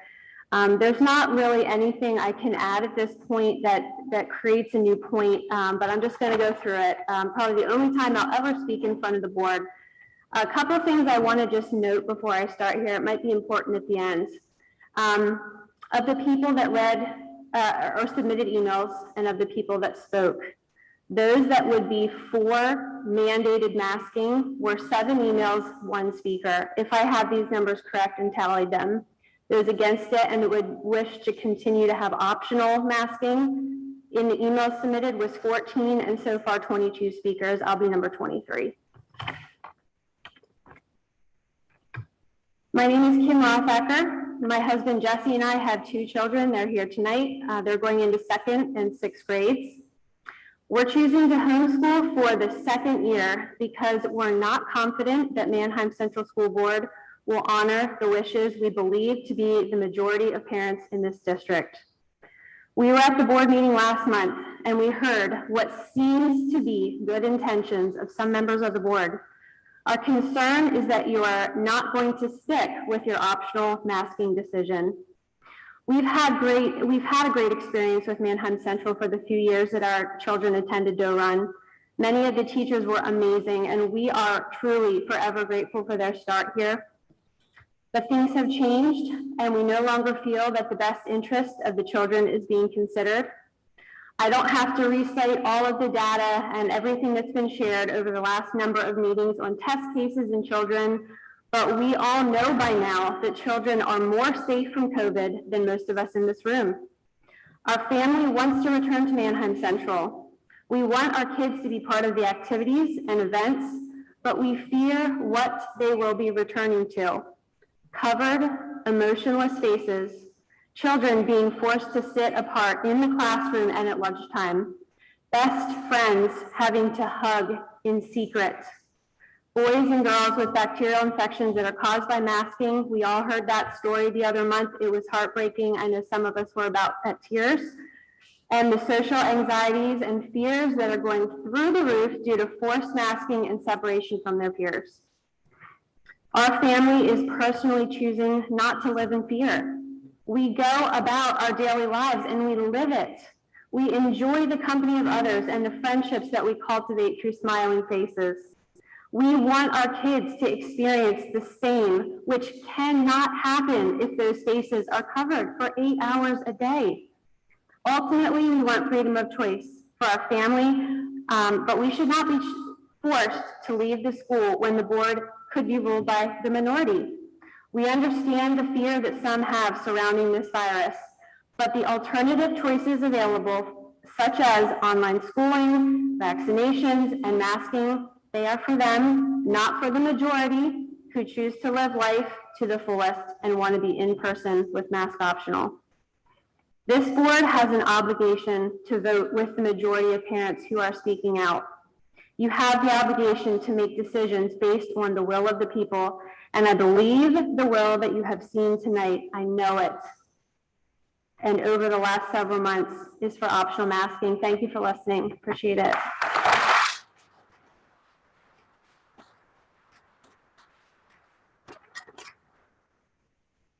Do you want to call your own deck? Do you want to call your own deck? I'll turn this on. Okay, we have Jason Santiago and Brenda Seipel, Lacey Nelson,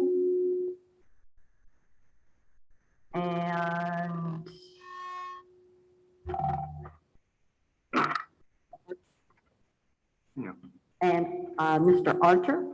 So those are people on deck.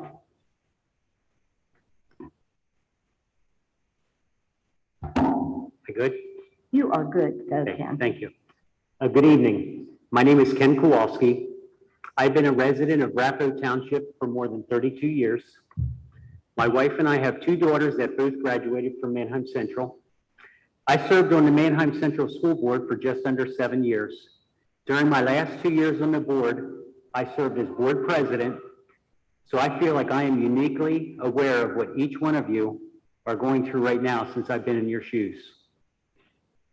You have heard and will hear many more people presenting arguments from both sides of the aisle regarding masks.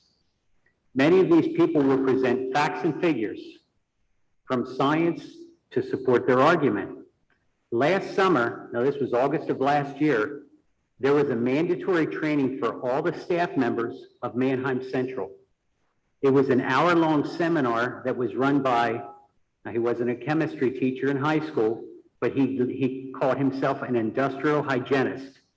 At the beginning, he made a statement telling everyone that they have heard many things through the media and other news sources. Yet he said he will be sharing facts related to virus transmission that is contrary to what many of them have heard previously. He went on to identify himself as an expert in evaluating chemical and biological dangers related to air quality. He told everyone that was listening that he has extensive knowledge regarding air quality hazards and required corrective actions. He spent a lot of that hour talking about virus transmission. He stated that there was nearly a 0 chance that the virus can be transmitted outdoors. I'm going to remind you, this was August of last year. He went into detail regarding how sunlight and wind, even a slight breeze, will negate any virus transmission. He shared a story about a family picnic he was at just a month or 2 ago. He shared about his dear sweet aunt who was wearing a mask in the backyard on a sunny day. He told her she doesn't need to wear a mask outdoors. There is very little chance of any transmission of the virus.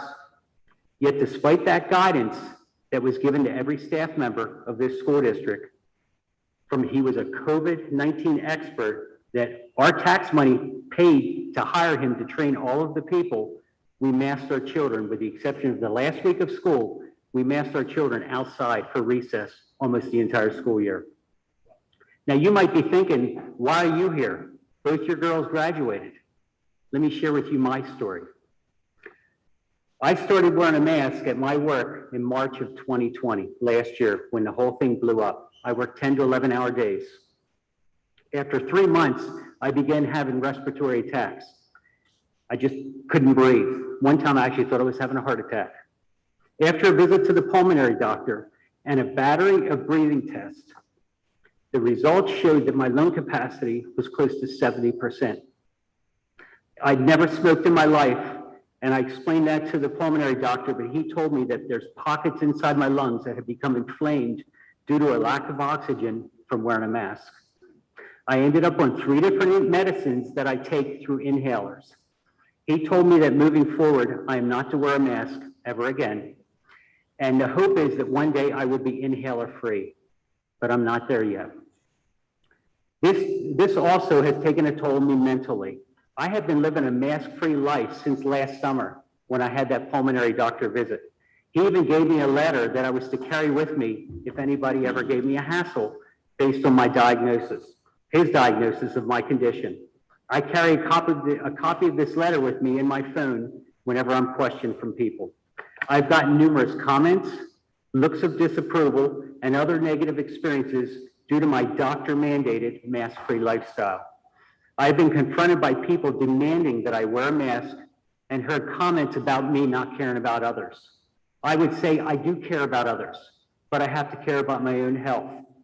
I felt the need to defend myself again and again and pull my phone out and show them this letter so that I wouldn't continue to take a beating from people. Probably one of the most hurtful things that anybody has ever told me is that I'm not patriotic. If you're patriotic, you'd be wearing a mask. That's very upsetting to me. I gave 4 years of my life to this country. Back in 1984, I signed a document stating that I would serve and do whatever is needed to protect this country. I held my right hand in the air and gave an oath that even if I must sacrifice my life, and here's the quote, I will support and defend the Constitution of the United States against all enemies, foreign and domestic. I'm not sure how much more patriotic one can be, but it was really amazing to me how the beating I took for not wearing a mask really affected me. This is a copy of a newspaper article from March of 2007. Ironically, my picture's on the front page of this newspaper. I was one of many people that addressed the school board, and here's a little history lesson for you. The school board back in March of 2007 was recklessly heading toward a disastrous decision of closing Stiegel Elementary School. Many parents realized the mistake that this would have been and rallied around keeping the school open. The school district clearly was not prepared for all the ramifications of closing Stiegel. You smile, Linda, you remember those days. A group of parents got together and hired a lawyer to fight this poorly timed decision. It was discovered that the board at that time was moving illegally in the steps it had taken to close Stiegel. That same group of parents, along with hundreds of others in the community, realized that the school board was not acting in the best interest of its citizens or students. The result was that the entire school board was replaced through the election process in 2 years. Here we are in August 2021. Many in our community feel that our locally elected school board members appear to be doing the same things. We have just under 3,000 students in the Manheim Central School District. It is very clear that most of the parents, and you've heard the statistics, 72%, most of the parents of our students do not want any mask mandate for our schools, for the students, or for the staff. Wearing masks should be a decision made by the parents and their children. This decision should not be mandated from 9 members that live in a school district of over 24,000 residents, nor should this decision be made by the Pennsylvania State Education Association or the MCEA. Do not let them turn this into a political vote. This is about our kids and our staff. I believe that the best course of action for you to take would be to make mask wearing optional for all of our students and all of our staff. There have been very clear and obvious restrictions to the learning process for our children due to their instructors being masked. It is very difficult to teach basic reading concepts to children when they cannot see or hear the pronunciation of letters and words. Making masks optional for all is a decision that most other school districts in this county have made. Making this choice sends a very clear message to all of us that live in this district. This will further equip the school district to achieve elements listed in their vision statement. The vision statement says, and I quote, that their dedication is to ensuring that students acquire the academic, technical, and life skills necessary to enhance and fully develop their unique capabilities. I would highly encourage you to send that same message that the other school districts in the county have already sent to their people. Hand the decision for wearing masks to everyone that walks into the building. Don't make that decision for them. For those children that are too young to make this decision, let their families be the one to decide. This decision, and this is important, this decision, you make this decision, this will send a clear message to all of us that elected you. It will also be a step, when one gentleman just talked about this, it will be a step that will help lead our district in the direction of unity, which seems to be desperately needed at this time. Thank you for your time.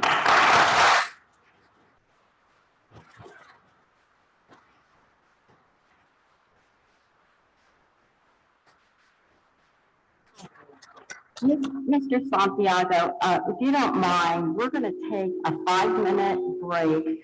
Some of us need to get up and walk around a minute or two, and you can also do that same thing. But we'll be back it is 10:20. We'll be back by 10:30.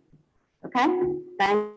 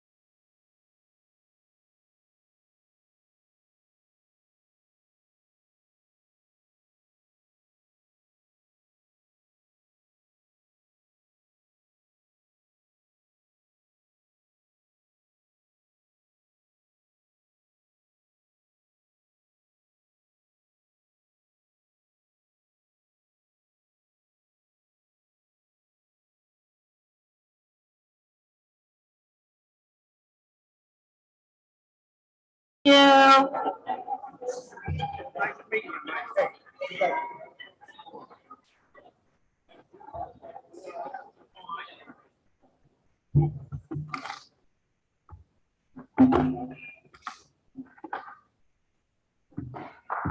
Okay, Mr. Santiago, as soon as you feel ready to go ahead.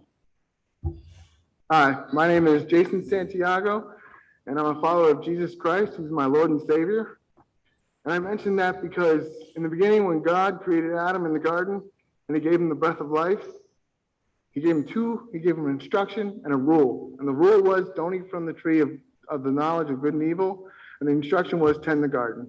And everything else was free will. He had free will to go and do as he pleased. And that has continued to this very day, up until March of 2020, when we were told that we had to mask up and follow all these other rules. I mention all this because I feel as though, as it has been mentioned before, that the board has forgotten that where the power and the authority really lies. The first three words of the U.S. Constitution is "we the people." We the people, because we have the power and the authority. The positions that you sit in are positions of service. You serve us. You represent the community. You are not a representation of the current government administration, the CDC, Governor Wolf, Anthony Fauci, and especially the teachers union. You ask our students to be difference makers, to make positive changes in our community. I ask you to do the same, to be difference makers. Instead of concentrating on controlling the students in ways that we all know will not help them succeed, I encourage you to make changes. Give the support staff the raises that they deserve. Do better with the special needs department. Instead of just pushing the students through, lifting them up and building them up for a better self-sufficient future. If a parent would contact the school district saying that their child has decided to identify as the opposite gender, you would have to follow those wishes. Why is that not the same for the mask? Why is it not the same when it comes to what I wish for my child? You've already heard my child say what she wanted. I wish that you would honor that. You are creating a state of fear among our children and staff of this school district. I witnessed teachers having plexiglass cages around their desks in the classrooms that they were in with their students because they were so afraid.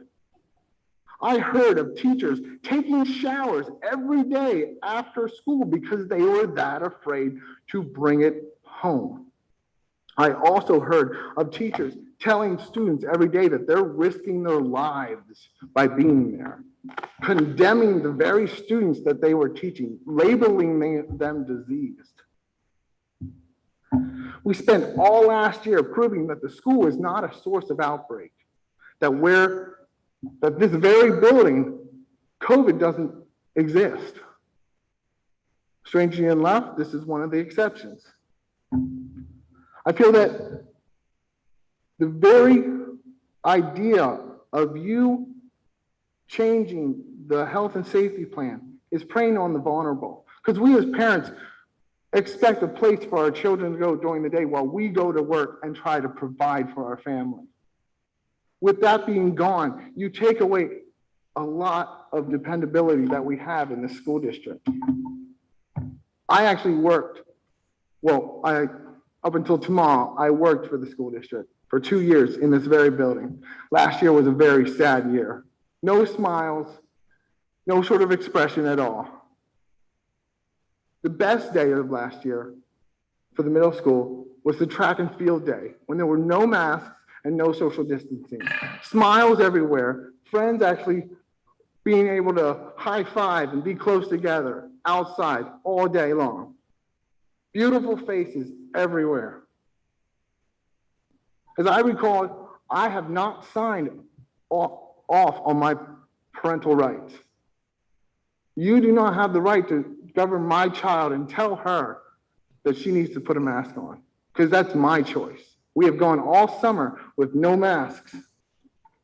Last year, my son, who is autistic, had allergies, and he was sent home.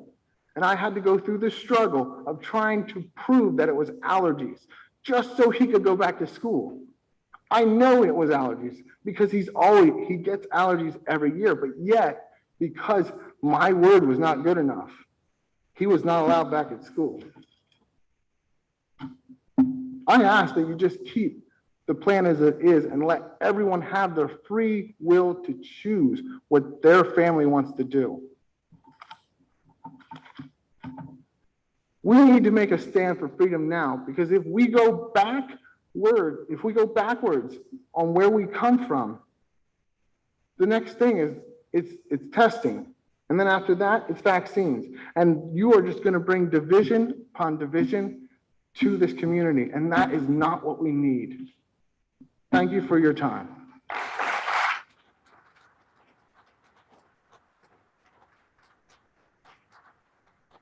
I know we had Mrs. Seipel up next, but there's a student that wants to speak, and it's getting rather late. So how about we let her go ahead? Thank you. My name is Mackenzie Bernard, and I'm going to be a sophomore in the upcoming school year. The 2020 to 21 school year was focused on COVID and not giving the students the education that they needed. The teachers were focused on telling us, mask up, you're not 6 feet apart. Today's update on COVID is, and not focused on the course that they are employed to teach. During the first semester, my teacher would spend about 30 minutes of class time talking about COVID-19, which had no relevance to the course. Teachers were also focused on if students at home Zooming in could hear us. My brother, who is going into 7th grade, was unable to Zoom in, and he sat at home for 2 weeks doing his homework and watching SpongeBob, which is unacceptable. He did not learn anything in this 2 weeks. When students would go to lunch, we would put our masks on tables or trays. Even though the tables and trays are sanitized and cleaned, those germs are now on the tables, and those cleaning chemicals are on our masks. Language classes were difficult. You were not able to see how teachers pronounce or enunciated words. Did you know that after last year, students in the US, on average, are 5 months behind in math and 4 months behind in reading?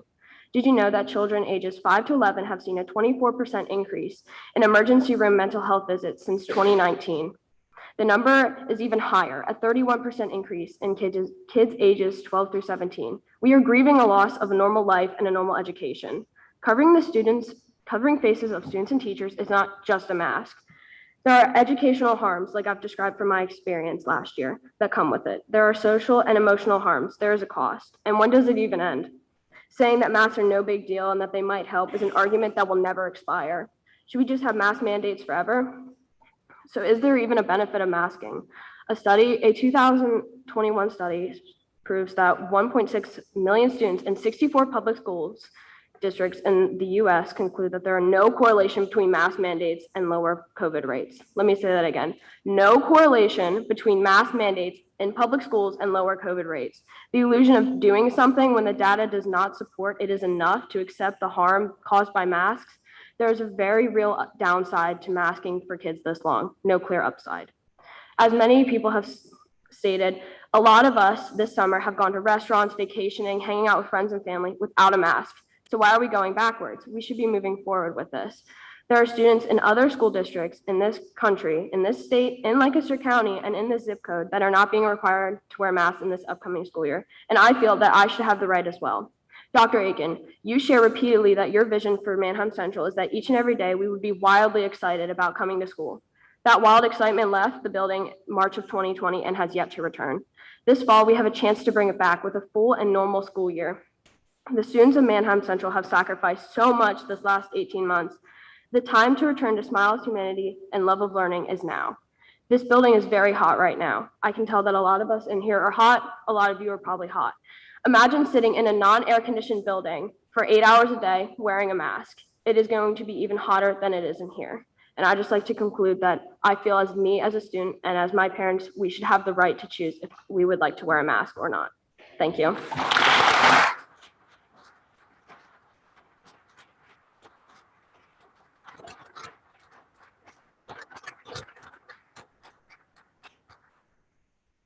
Going to call the next group of people that need to come up to. I think it's Mike Adair. Let's see, Longenecker, and Joel Fry. Yeah, go ahead.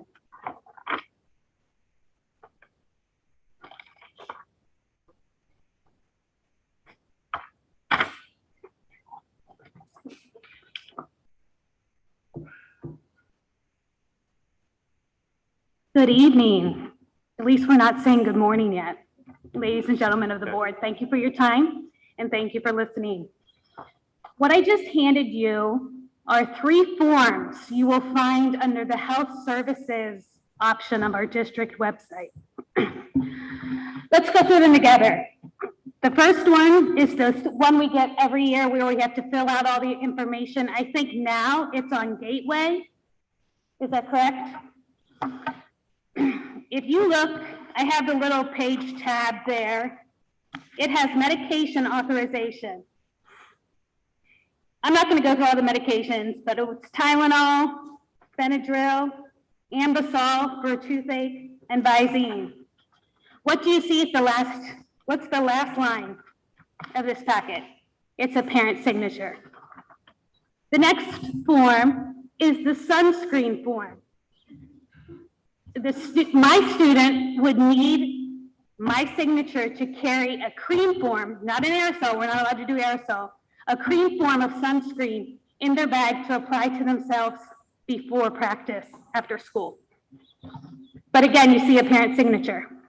The last form, I don't use this form. There's probably many students in the district that do use this form. If you have a prescription medication, this form needs to accompany the prescription. A prescription is a doctor order for medication that that child has to take. As you can see, if you look on this form, the doctor fills it out. This form would not be authorized unless I sign it. Therefore, any health device you're going to put on my child or any health recommendation you're going to do to my child needs my permission, like every other form.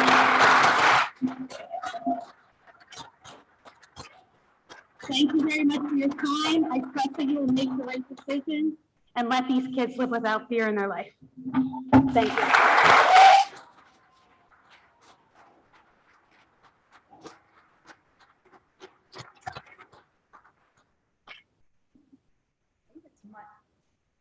Mike Adair. Maybe I'm reading it wrong. Archer. Archer. Mike Archer? This is Okay. 430 430. McClendon. Yeah. McClendon. Okay. Somebody out there named Mike want to talk. Okay. If you do, come on forward. Okay, we'll let that one go. Let's see, Longeneckers.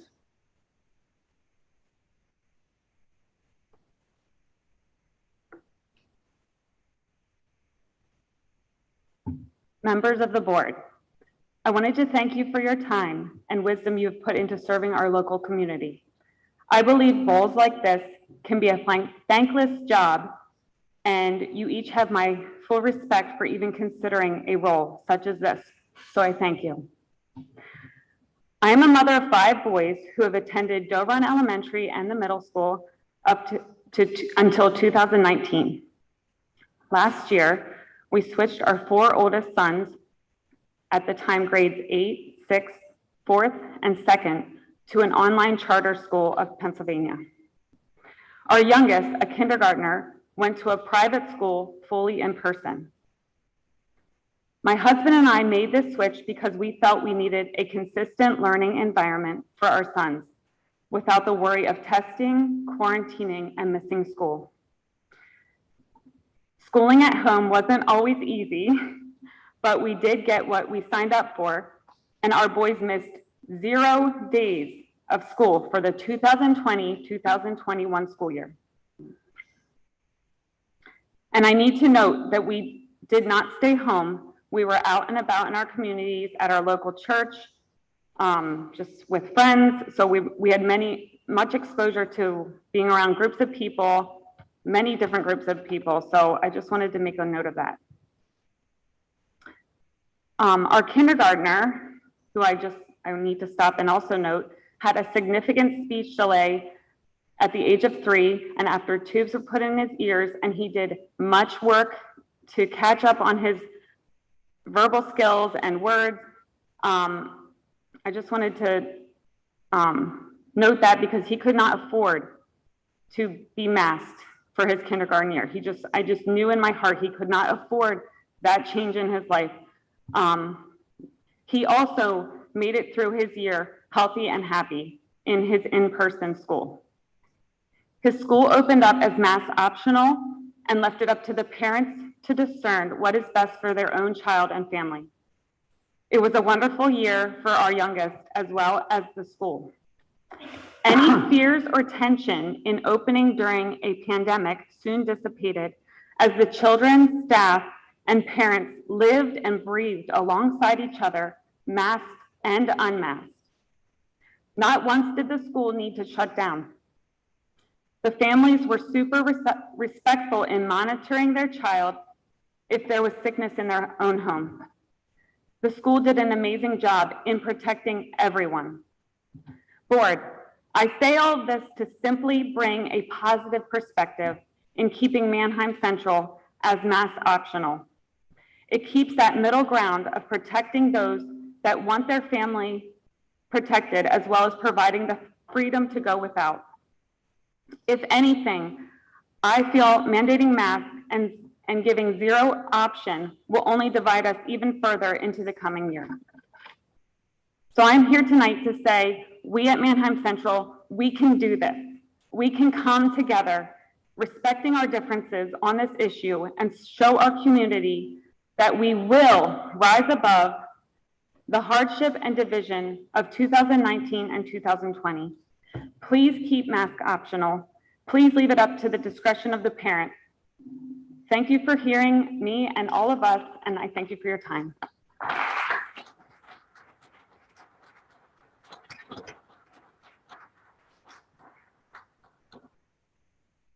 Joel Fry is up next. McCarthy? Okay, and then after Mr. Fry, McCarthy, Jonathan McCarthy, and Daniel Brandt. Thank you for having me speak. I grew up in Manheim. I wanted to follow up on Rodney Garber's. I'm a proud Baron. I played sports here. I love this school. That's why we raise our children here. But last year for my wife was very stressful, very chaotic, and in my eyes, a failure. My one child needs extra help, and he got left behind. The in school, the out of school, the unknowing of getting a call or an email at 8 p.m. that it's shut tomorrow. And praise God for my wife and her willing to put time in, having my children be able to move up in a grade. And, we're building big schools. I mean, we're renovating the high school right now. Like, it's not even gonna have children in. Like, people aren't going to send their kids. Let's leave it up to the parents, leave it up to the children that are old enough and responsible enough to make the choice to wear a mask or not wear a mask. And just let's move forward. Let them play sports. I mean, that's to be a Baron, and it's you can carry a lot of pride with you. And it needs to be left a choice. So, thank you. Thank you.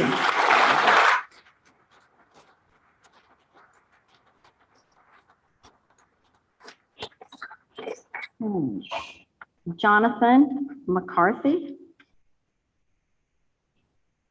Okay, we'll move on then to Daniel Brandt.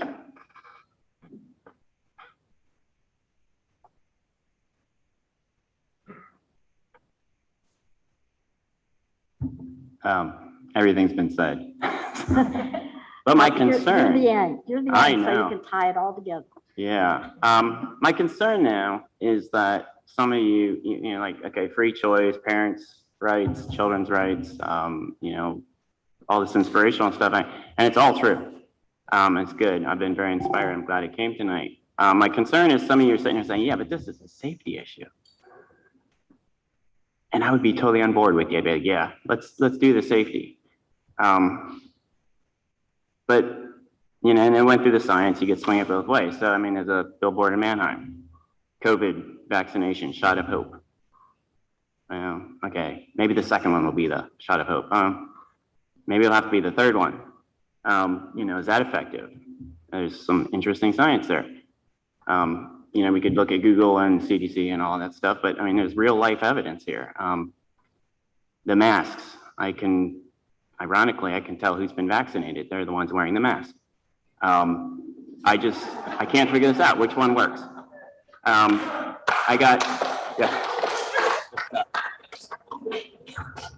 work for a company. We have a lot of Indian, Nepal workers. They're scared. Cheapest thing, everybody put a mask on. We're a year into this. Raging second and third waves of COVID. Well, what's the mask doing? The whole country should be protected by now. So I think the science, you get the point. I mean, this is not a safety issue. It's a control issue. I really am concerned also with the emotional aspects. I hope you hear that loud and clear. It's not a safety issue. Kids come to school, they can't see each other's faces. They're not experiencing anything. I mean, when you're looking at this all day long, what are you seeing? What are you experiencing? So we got a conflict here. Some people want the safety first, some people, and they're saying, well, you guys that don't want to wear the mask, stay home. But it's interesting though, the ones who come to school, if we're gonna wear a mask at school, we may as well stay home. So it's reverse. I mean, let's make it optional. Come to school, experience it. Experience your friendships, the teachers, the facial expressions, the real communication, the relationships. If you're scared, then you can stay home. And it's just got to go that way. It doesn't make sense any other way. So my recommendation, students, staff, optional masks, never do mandated vaccines. Who knows where that's going to go? COVID's changing. Viruses are going to do that all the time. It's never going to go away. You know, even the personal story. I mean, I feel bad for people who've lost people. I've heard all kinds of stories. We've heard them all. It's not going away anyway. And you're not going to stop the transmission. The mask isn't going to stop it. We're touching each other, surfaces. You can't stop it. It's here forever. It just is. You know, so let's do the right thing. Buses, no masks. You know, I just want to list it off. Contact tracing, oh my goodness. Contagious diseases, you will always trace back to the person who didn't die. Or you're gonna blame them. I mean, it's gotta be that way. Somebody didn't die from it. Why does it keep going around? So don't do this stuff. Just do what makes sense. Thank you.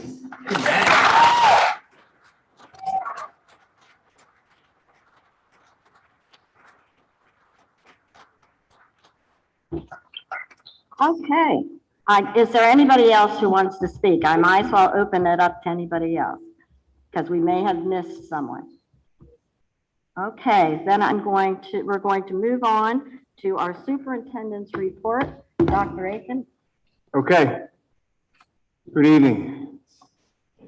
We're going to shift things a little bit here for the sake of you all still being here because it's obviously what you came here to talk about.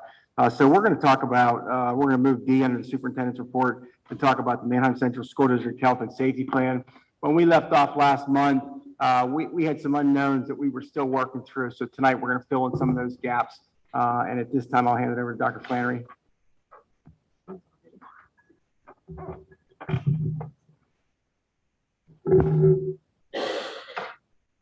Is it possible to have it projected, maybe the screen timed out? I'll start while we're working on that.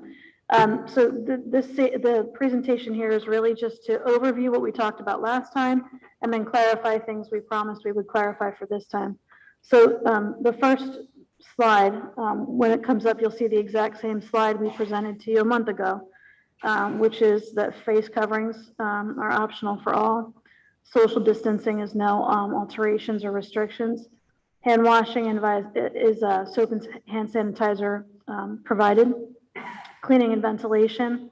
Beings will be cleaned daily using COVID-19 specific products, and ventilation will be analyzed at buildings. Contact tracing is one of the things we'll come back to, because last time we had said we were awaiting some recommendations or some pieces there. So we'll talk about contact tracing or quarantining tonight, but the plan still says the same thing, which is we would review recommendations and implement them to the greatest extent practical based on our community or district needs. Symptom screening remains the same. Staff, students, and visitors are able to screen before coming to school and work. And then the other three pieces that we have to state is that we will work with local health officials. We'll continue to provide accommodations through our IEP and 504 process, and we'll provide people with information on testing and vaccination if requested. So the first main piece that I want to go to is about contact tracing. We apologize. We believe that the overhead projector is overheating right now. Oh, something's coming on here. Hang on. Just like all of us, right? Hang on. Okay. Maybe, Amy, if you want to maybe go back. Yeah, I'll show them all. Sure, of course. Good.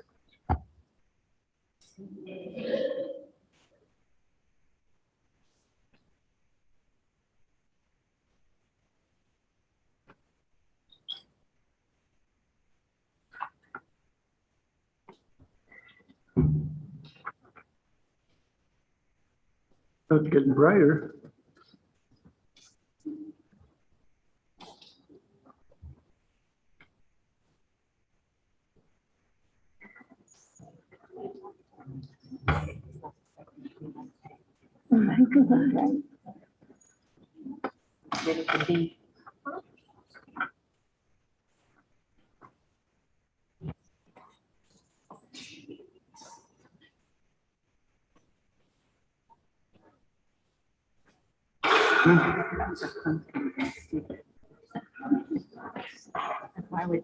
Same as wearing masks is really not going to do anything.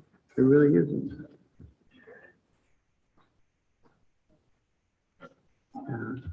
We're trying to have so much for this stuff. And you're like, what the sunscreen hurt? It doesn't.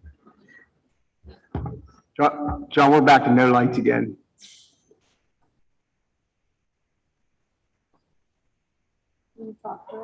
Yeah. I'll talk through it, and if we get the slides up, I'll show you that what I'm saying is on the slides so that you can see them. But when we talk about contact tracing, that's one of the areas I told you I wanted to come back to last time.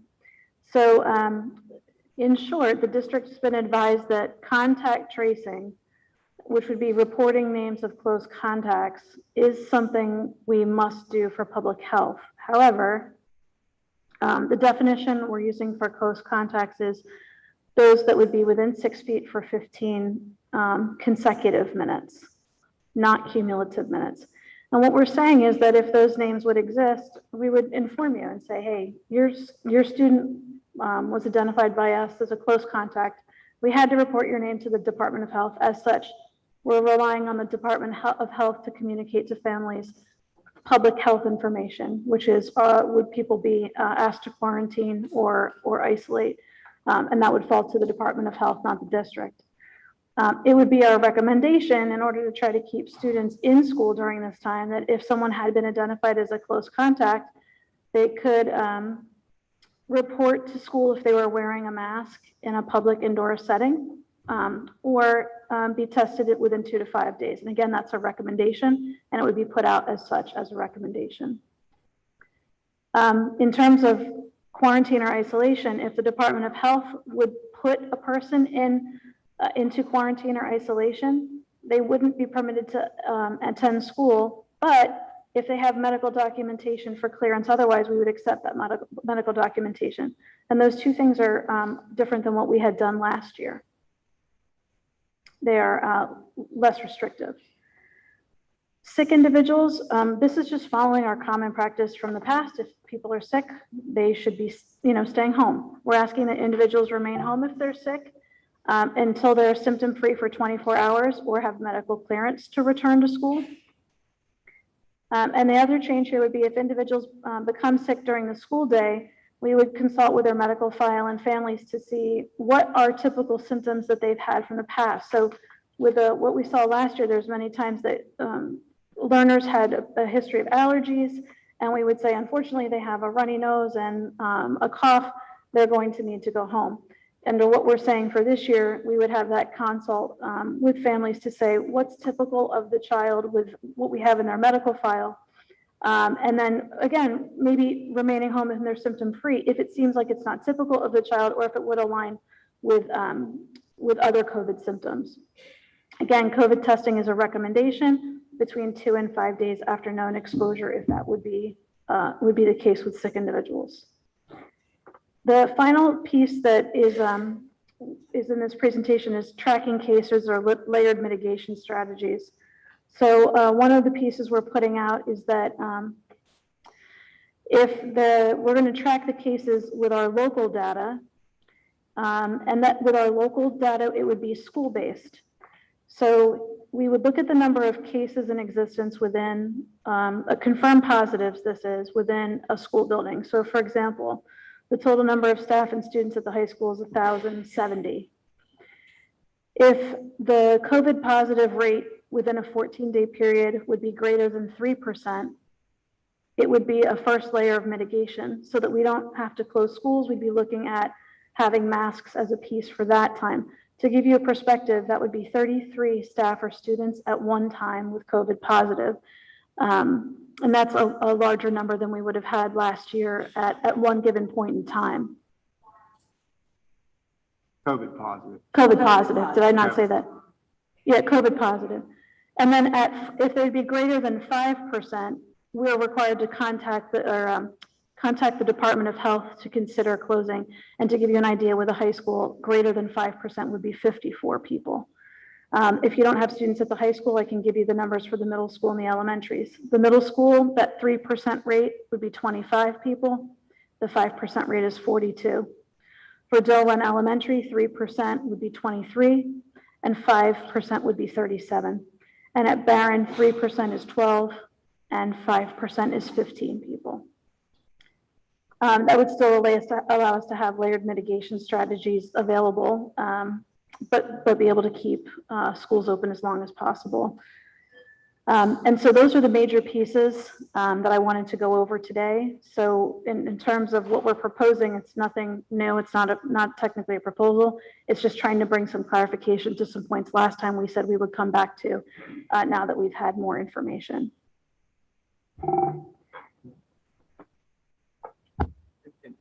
Any questions on what we presented here tonight?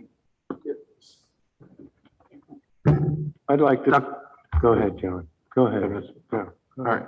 So Dr. Flannery, I'd be curious, where did the 3% and 5% thresholds come from?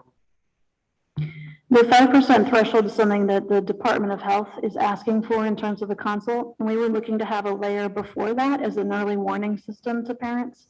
So the 3% was just a number that we had thought would be a fair warning to say, hey, look, things are changing. They're getting worse. We need to do something before schools are closed. So it was a number that we looked at as an extra layer for layered mitigation. If I could add to that too, Mr. Need, is there's obviously not a lot of guidance around this. So in working with some other local districts, this is the kind of format that other districts have been following. I mean, this is obviously subject to change, but that we put in place to say, hey, before we get to this, is this a layer that we can, before we get shut down, or that the state would come in and say, hey, mandated mask, we can do a 2-week temporary on this. So that's kind of where those ideas were born from.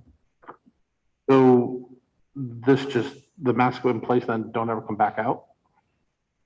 Say that again. So where I'm confused is this says the masks go in play at 3%. 2 weeks. No, it says they come back in place. Yeah, this would say that if we got to 3%, that mask would be required for a 2-week period. That's what this does say. In terms of would we revisit this, that's up to the board and when we would review this health and safety plan additionally. But as it's written, this would be a piece for when we reach 3% to be able to notify the community we were at that percentage. Under those percentages from last year, did we ever come close to hitting any of them? I would have to go back and check to be sure, but we did look at this preliminarily, and those numbers would have exceeded what we would have been at last year in any 14-day period of time. But we also sort of built those numbers based on if the Delta variant is 5 times more susceptible, it gives us, room to consider that as well. But again, it's based on that 5% number coming from the Department of Health and working backwards from there. Dr. Flannery. Wait a second. Dr. Flannery, this is building specific though. So if Doe Run reached 5%, it will not affect the high school or the middle school. Yeah, that's correct. It's building specific, and that's similar to the 14-day rolling count we had last year was also building specific. Okay.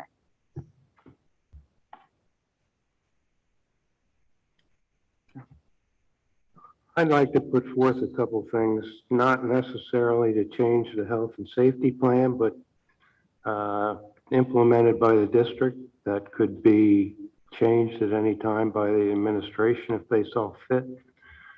And I want to put them out there for discussion, and if somebody thinks they're worthwhile, we can make a motion and vote on it.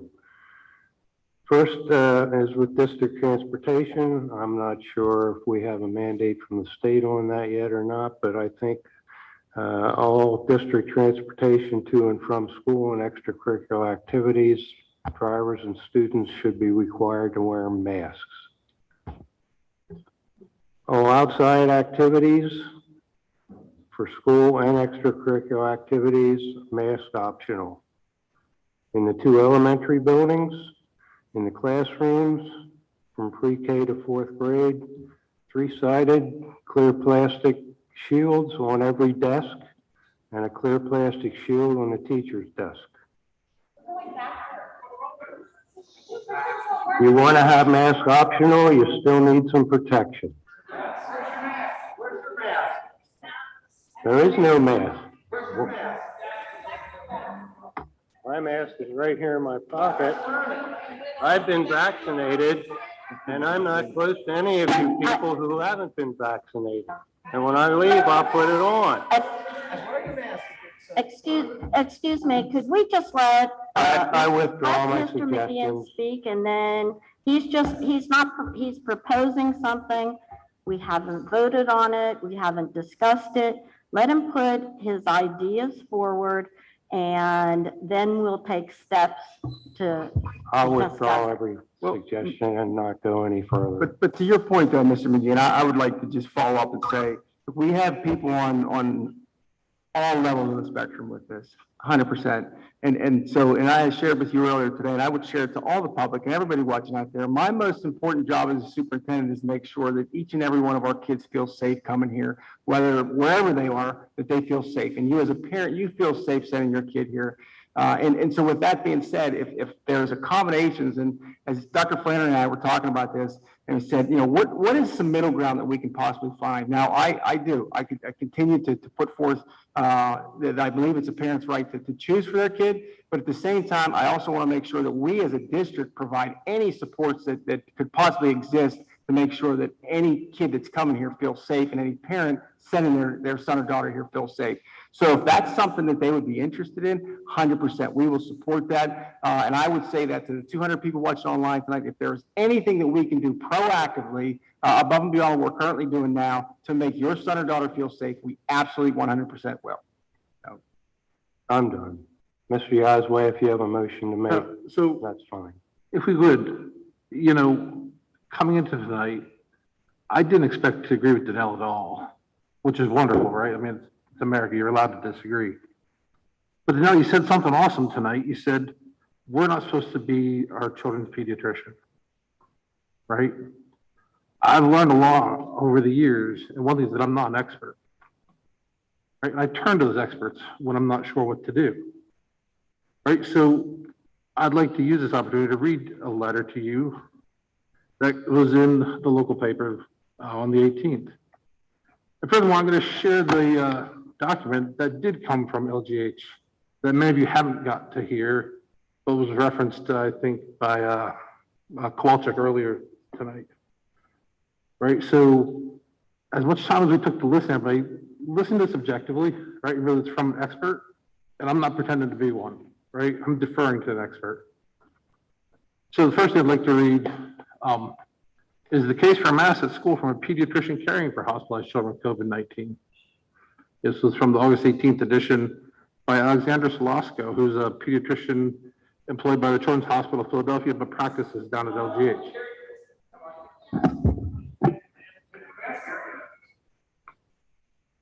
See, that would be a great choice, but it's not a choice I choose to make. So I'm going to read. In less than a week, schools across Lancaster County will begin opening their doors. Unfortunately, a time that is filled with excitement and eager anticipation is now overshadowed by anxiety and trepidation for families of young, unvaccinated children. The main reason for this?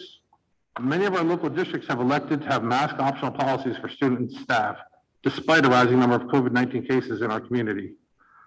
While this may be to the great satisfaction of those who feel that whether to mask or not to mask is an individual choice, or believe that mask mandates violate personal freedoms, it is poor public health strategy.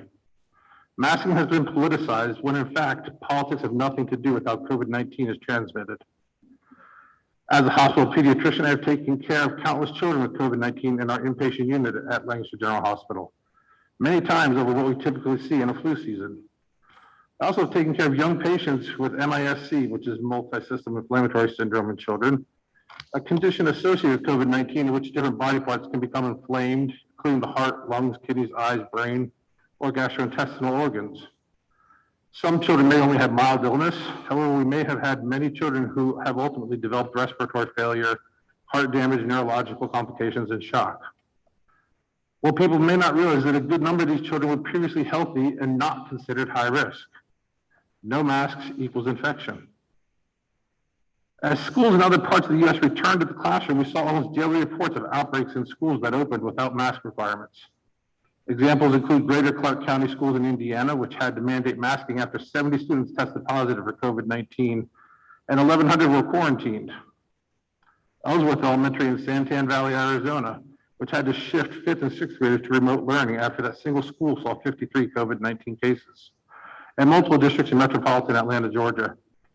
According to the Atlanta Journal-Constitution, Cobb County School District has reported 319 active COVID-19 cases in elementary schools, 91 in middle schools, and 141 in high schools.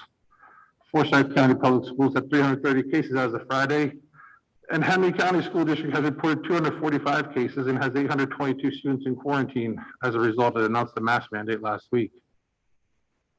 The Delta variant. Sadly, rising numbers of pediatric COVID-19 cases are putting a strain on children's hospitals and pediatric units, many of which were already dealing with unusually high summer volumes. In many areas, pediatric intensive care units have run out of beds.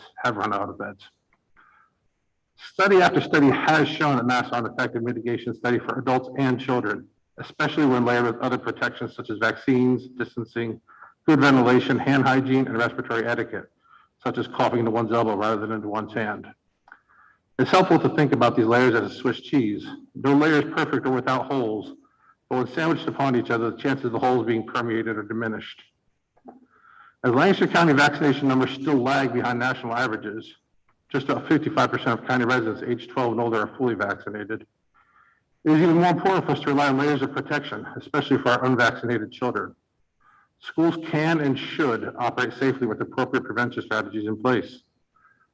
Last year, when students were masked and we were not dealing with the Delta variant, there was minimal transmission in schools. Unfortunately, this year we have the highly contagious Delta variant, yet we are sending unvaccinated children into classrooms where masks are optional. Expert advice. The American Academy of Pediatrics and the Centers for Disease Control and Prevention have recommended that all staff and students in K-12 wear masks regardless of vaccination status. Why is this? We know that vaccinated people can and do transmit COVID-19, especially the Delta variant. And we know that in any given exposure, masks work better than both/all parties are wearing, all/all parties are wearing them. Children in general are quite good at wearing their masks, better than many adults, and most do not seem bothered by them, though it may take practice at home to get used to them. For many children, we have been masking all along. The mask becomes part of the school uniform and is not seen as burdensome. Contrary to some opinions, masks have not been shown to be detrimental to mental or physical health or to interfere with language or speech development. Despite the guidance from the CDC and American Academy of Pediatrics, many Lancaster County schools have not changed their plans for masking in the classroom. Some of our local districts have said they do not want statewide mandates, but would follow guidelines from local health leaders. Such guidance now has been published by physicians and leaders at Penn Medicine, Lancaster General Health, and submitted to local school districts. It remains to be seen whether it will make a difference. I hope it does. Please speak up. In just this past week, I cared for multiple children with COVID-19 who were sick enough to be admitted to our pediatric unit at LGH. I dread the thought of caring for even more children sickened by COVID-19 this fall and winter, especially when so much of the illness is preventable. I fear having to tell a family that we have no more beds in our pediatric unit and that their child must be flown to another hospital for care. I moved to Lancaster over a decade ago in order to work as a hospital pediatrician at LGH. I have come to care deeply about the children in this community, as I know many of you do. I challenge you to speak up on their behalf, since they are too young to have a voice or a vote in such matters. Talk to your local school principals, school board members, and superintendents. Let them know you care about the health and well-being of our youngest community members, and let our children know you have their backs. We must work together for the good of our kids. We owe it to them to do everything in our power to keep our schools safe and open. And the last thing I'd like to share with everybody is the letter from Dr. Jeff Martin, which is the advice he gave to the schools last week. The letter is shared by Dr. Aiken, so thank you for sharing that, Dr. Aiken. It's COVID in the 21-22 school year. So this is the official position. Schools and child care providers fill essential functions in our society, including education, child care, provision of nutrition, and physical and mental health. Federal and state public health entities have deferred decision-making about mitigation in schools to local health authorities. As healthcare providers working with schools in our county, we present the following as recommendations and healthcare advice to open up schools and child care centers safely for the 21-22 school year. As opposed to the 2021 school year that offered a tiered structure for reopening schools based on average daily case rates in the community, new evidence supports that schools should be open to in-person learning, even at very high school levels of COVID-19 transmission, provided that schools implement strict strategies of mitigation and infection control. After review of the latest infectious disease data and consistent with the CDC and the American Academy of Pediatrics, we recommend the following interventions be in place for schools, child care centers, schools and child care centers at the start of the 21-22 school year. Schools and child care centers should use metrics of community spread as general points of information, not on-off switches for closure and opening, and should focus their own attention on measuring any in-school transmission and the quality of their infection control regime. All staff, teacher, and children should be universally masked, regardless of vaccination status, except when eating or outdoors. This includes transport to and from school on any school-sponsored transportation, including buses, and all indoor extracurricular activities, including athletics. Schools should provide masks and hand sanitizer for any staff or student who needs them. Hand and bathroom hygiene as recommended by the CDC should be in place similar to the prior school year. When levels of community spread rise above 100 per 100,000 daily new cases as measured by Pennsylvania Department of Health, schools should try to maintain consistent 3 feet of social distancing for young learners, childcare and elementary schools, at all levels of community spread, and up to 6 feet of social distancing for secondary schools. Schools should recommend their staff and eligible students be vaccinated if eligible, and should provide posted accurate information on vaccines and ways to get vaccinated. Staff or parents who have concerns about vaccine safety should be directed to the primary care provider, the CDC information on vaccines, or the CHOP Vaccine Education Center. Staff or students who are exposed to COVID-19 and who are fully vaccinated should monitor symptoms closely and get tested 2 to 5 days after exposure. They may continue to come to school/child care unless they develop the symptoms of COVID-19, as long as they are wearing a mask. Staff and students who have any symptoms of COVID-19 should stay home, get tested for COVID-19, and return only after symptoms have begun to resolve. Staff or students who test positive for COVID-19 should isolate for 10 days prior to returning to school. Schools should continue the robust quarantine and isolation policies, and in concert with the Pennsylvania Department of Health, make decisions about when to exclude students from in-school and extracurricular activities. Where feasible, schools should enact surveillance, screening, and testing. Schools should achieve 4 to 6 air changes per hour of clean air through any combination of ventilation and filtration or outdoor classrooms. Schools should provide support for students who must stay home due to illness.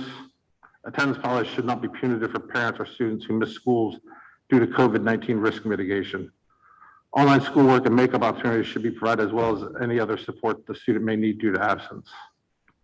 COVID-19 policies, including universal masking, should be reviewed by a designated COVID-19 task force for each district every 2 weeks. The review should consult current Pennsylvania Department of Health and CDC recommendations, local and national disease burden, and any staffing concerns when making decisions to renew, discontinue, or change policies. School district community members, including parents, should be updated after each task review. Task force meeting dates and times should be publicized and allow for interested party attendance.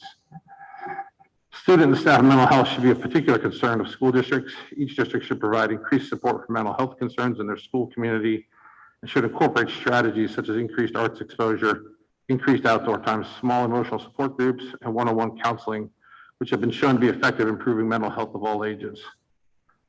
Schools in Lancaster County have shown that through effective mitigation and infection control policies, the risk to students, teachers, and staff for in-person learning is minimal.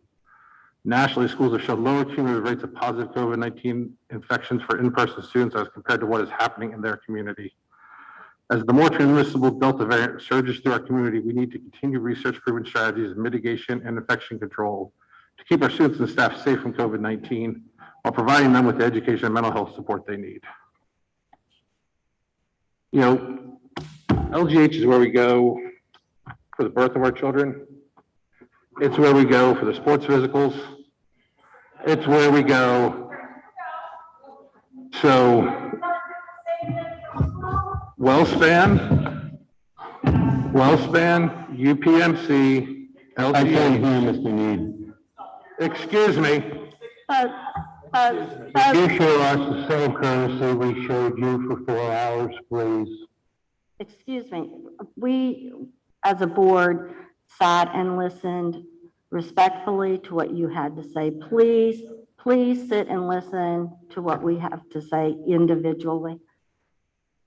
Do you have, on that on Dr. Martin, do you have the insert that was not in the paper right away and then he put back when he was asked questions about, does he feel that the mask causes illness or can cause other problems? Dr. Aiken, do you have that? Yeah, I think it's a fair question, Mr. Clare, is that we had a meeting with Dr. Martin on Thursday, and I asked him point blank if he had any reservations about kids wearing masks in school. He cited 3 reasons, and number 1 was the kids wearing masks all day as a concern. Number 2, he had concerns about a changing behavior, and number 3, he had concerns about kids becoming fearful. And so I specifically asked for that to be included in that document that you just read, Mr. Need. It was not in there. With all respect, Dr. Aiken, you're wrong.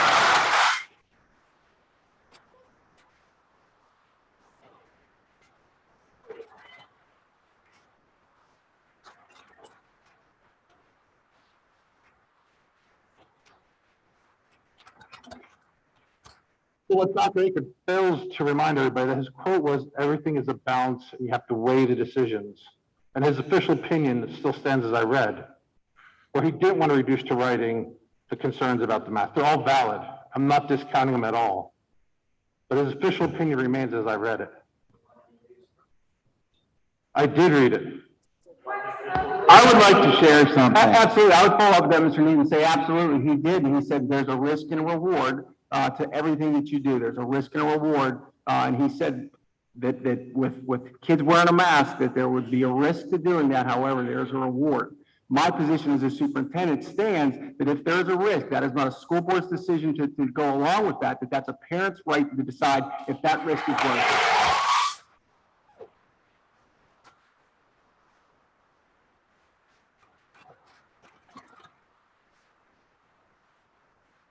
Thank you. I would like to share something. For all of us, Dr. Aiken is not a medical doctor. I would just first like to share something. In case anybody's not sure who I am, Excuse me. my daughter is McKenna Linder. I'm sure probably once I say that, most of you know who she is. I've gone through the last 4 years of understanding what immunocompromised is every day. I see doctors almost until the last 9 months every single week, every day. Last March, before this all started, We were looking at that point in time to go to Thon just before this. And before everything happened, the one thing that the doctor said is, for you, if you want to do anything, the only way to protect her is isolation. A mask, anything is not going to work. And this is the same doctors from Hershey, CHOP, Penn Medicine, because CHOP is a part of Penn Medicine. At that time, they advised that a mask will not work, that the only way to protect her is for isolation. And we had that choice. That was our choice of what we needed to do for our family. I didn't make that choice for everybody else. We kept our son home, our daughter home in that time. And that's what we had to choose. And we didn't take that choice away from anybody else. So I would not want to take that choice away from anybody here.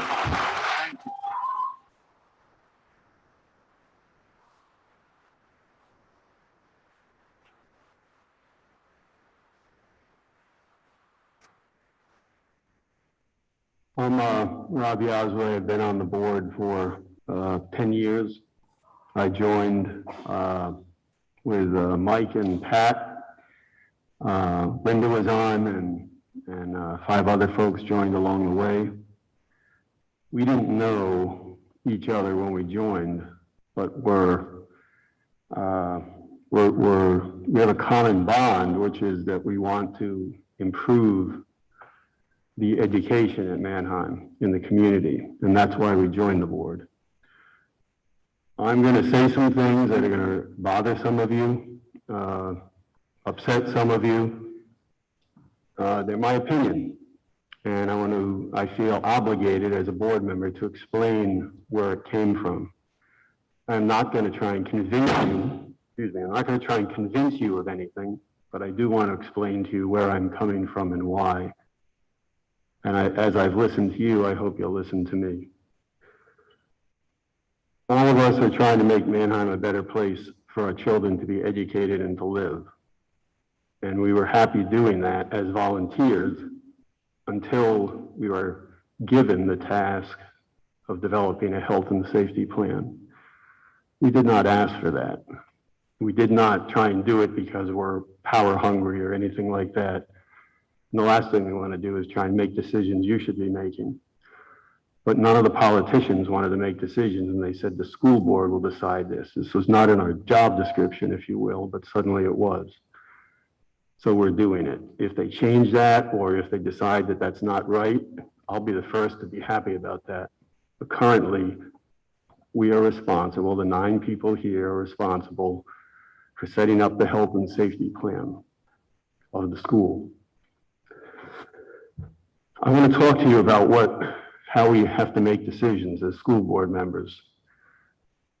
We want to represent you, but what does that mean?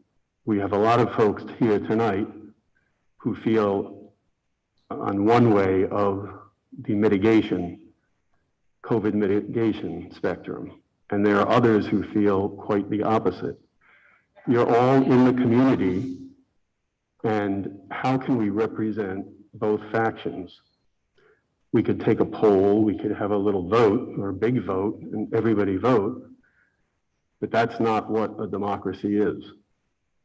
You haven't chosen us to represent you, you've chosen us to make decisions for you. It's impossible for us to represent you. If every issue that comes up we have to ask, that we have to take a poll, then that it will be unwieldy and it won't work.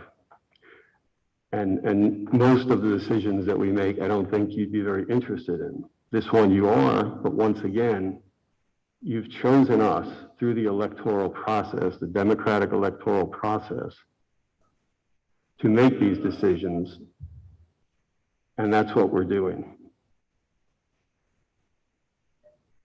The word freedom has been used a lot, and I had the personal experience of being able to defend that for 4 years overseas in the 1st Infantry Division as an Army soldier.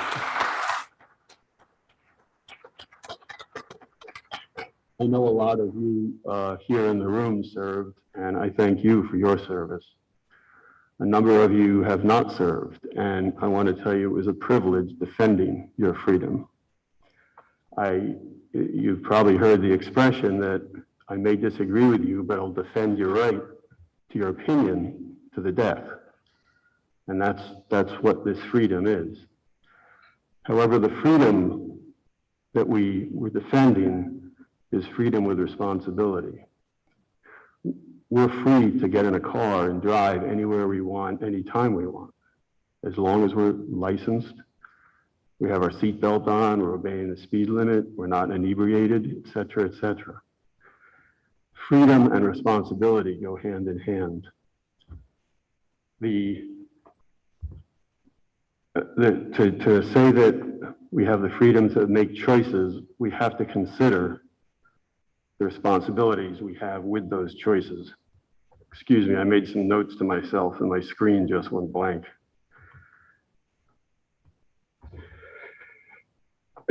So it comes down to, how do I make my choice as a board member to make a decision in this difficult matter where people feel very emotional? I look at information, and unfortunately there's information to support both sides and a lot of it. So I don't want to try and convince you that some of it's right and some of it's wrong. I'm going to simply say that I believe in the local information the LGH suggests, and I want to support that in our community to keep our schools safe. Therefore, I am making a motion that we adopt the LGH guidelines that Dr. Aiken sent us as requirements as part of our school health and safety program. First, you would just have to make a motion to even just amend the agenda since it's not up for action. I make a motion to amend the agenda. Okay, and then We need a second. and then there'll be a second, and then the discussion, knowing, there could be, that would be just amending the agenda. Then the next amendment, or, the next motion would be for Okay, is there a whatever you're second? proposing. And then that's where the vote could go, or the vote might not even go to amending the agenda. I move to amend the agenda. Any discussion?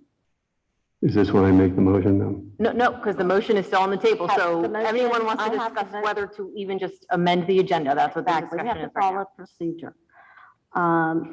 Is there any discussion?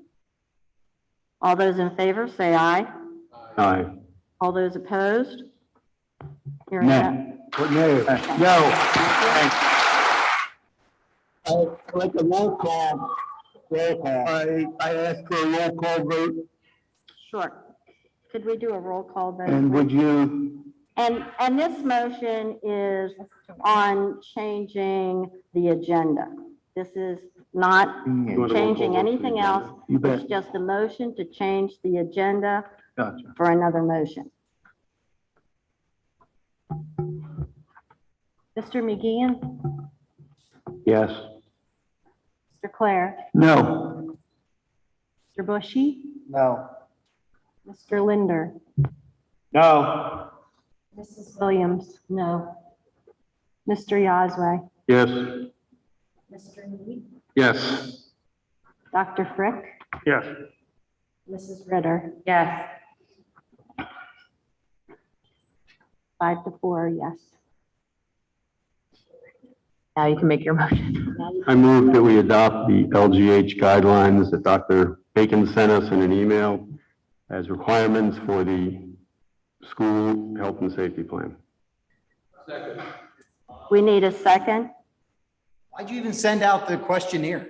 You don't give a crap what we think anyway. We're voting on a motion, sir. Just give us some time here. We have to do a discussion after this. Do we have a second? Thank you. Yeah, we're in the discussion stages. Discussion, yes, please. In the last 2 months, have gone through some health issues that were taken care of down at University of Pennsylvania Medical Center. Had cancer cut out of my head. I've had to see an ENT specialist because of my sinuses and a drying up of my sinuses. The pediatricians, my dermatologist down there, plus my cardiologist today, all said without a doubt that there's no way I need to wear a mask because it's harming, my body. I asked the people down at University of Pennsylvania, why are you so nice here and LGH is altogether different and yet you own LGH? And they said, wait till tomorrow when they find out that the president and CEO of Penn Medicine has been replaced by a woman and will be making changes. Now, we're doing everything on LGH. I'm sorry, we have other institutions in this area that well-spanned. We have the University of Pittsburgh. We have Hershey Medical Center. We have these areas and so many other people, and we're making this issue on one pediatrician. And I just don't buy it. I'm sorry.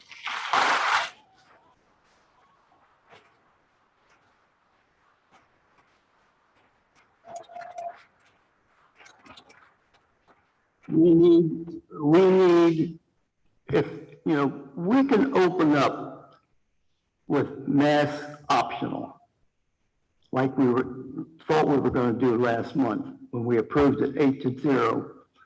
And we can still look at what's going up down the road. I mean, if we immediately see something that's going on, we can reverse that decision and make changes very quickly. Why aren't we opening school mask optional, doing what we said about the 5%, 3%, which by the way, is being used in other school districts, including Ephrata, who, you only have 2 or 3 school districts in Lancaster County that are making masks optional. And, or mandatory, mandatory. And I think, I'm sorry, I put a lot of time being a lifelong member here of the community. And I think parents do have a certain responsibility for their own children. And I'm really torn and upset if we go back on this mask optional. I'm not even sure at that point in time I want to be on the board anymore.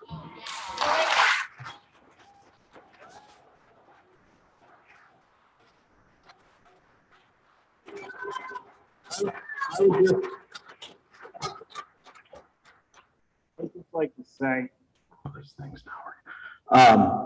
we came to this vote last month. It was optional. It doesn't take anybody's rights away with an optional vote. They can do what they want for their children, just as I did what was needed for my child. So let's put it back in the parents' control. Let them do what they're going to do and not take the option away from everybody. Thank you. And there are plenty of opportunities if we have somebody that disagrees with that. They can homeschool their child, or they can do whatever they need to be. And we can, we go back to mandatory masks. We're not giving anybody any choice. I just want to remind the board that what we have, the motion on the table is to follow Penn Medicine.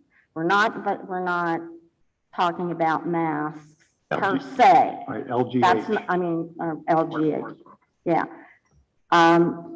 It's just the Penn Medicine or LGH note that was sent out.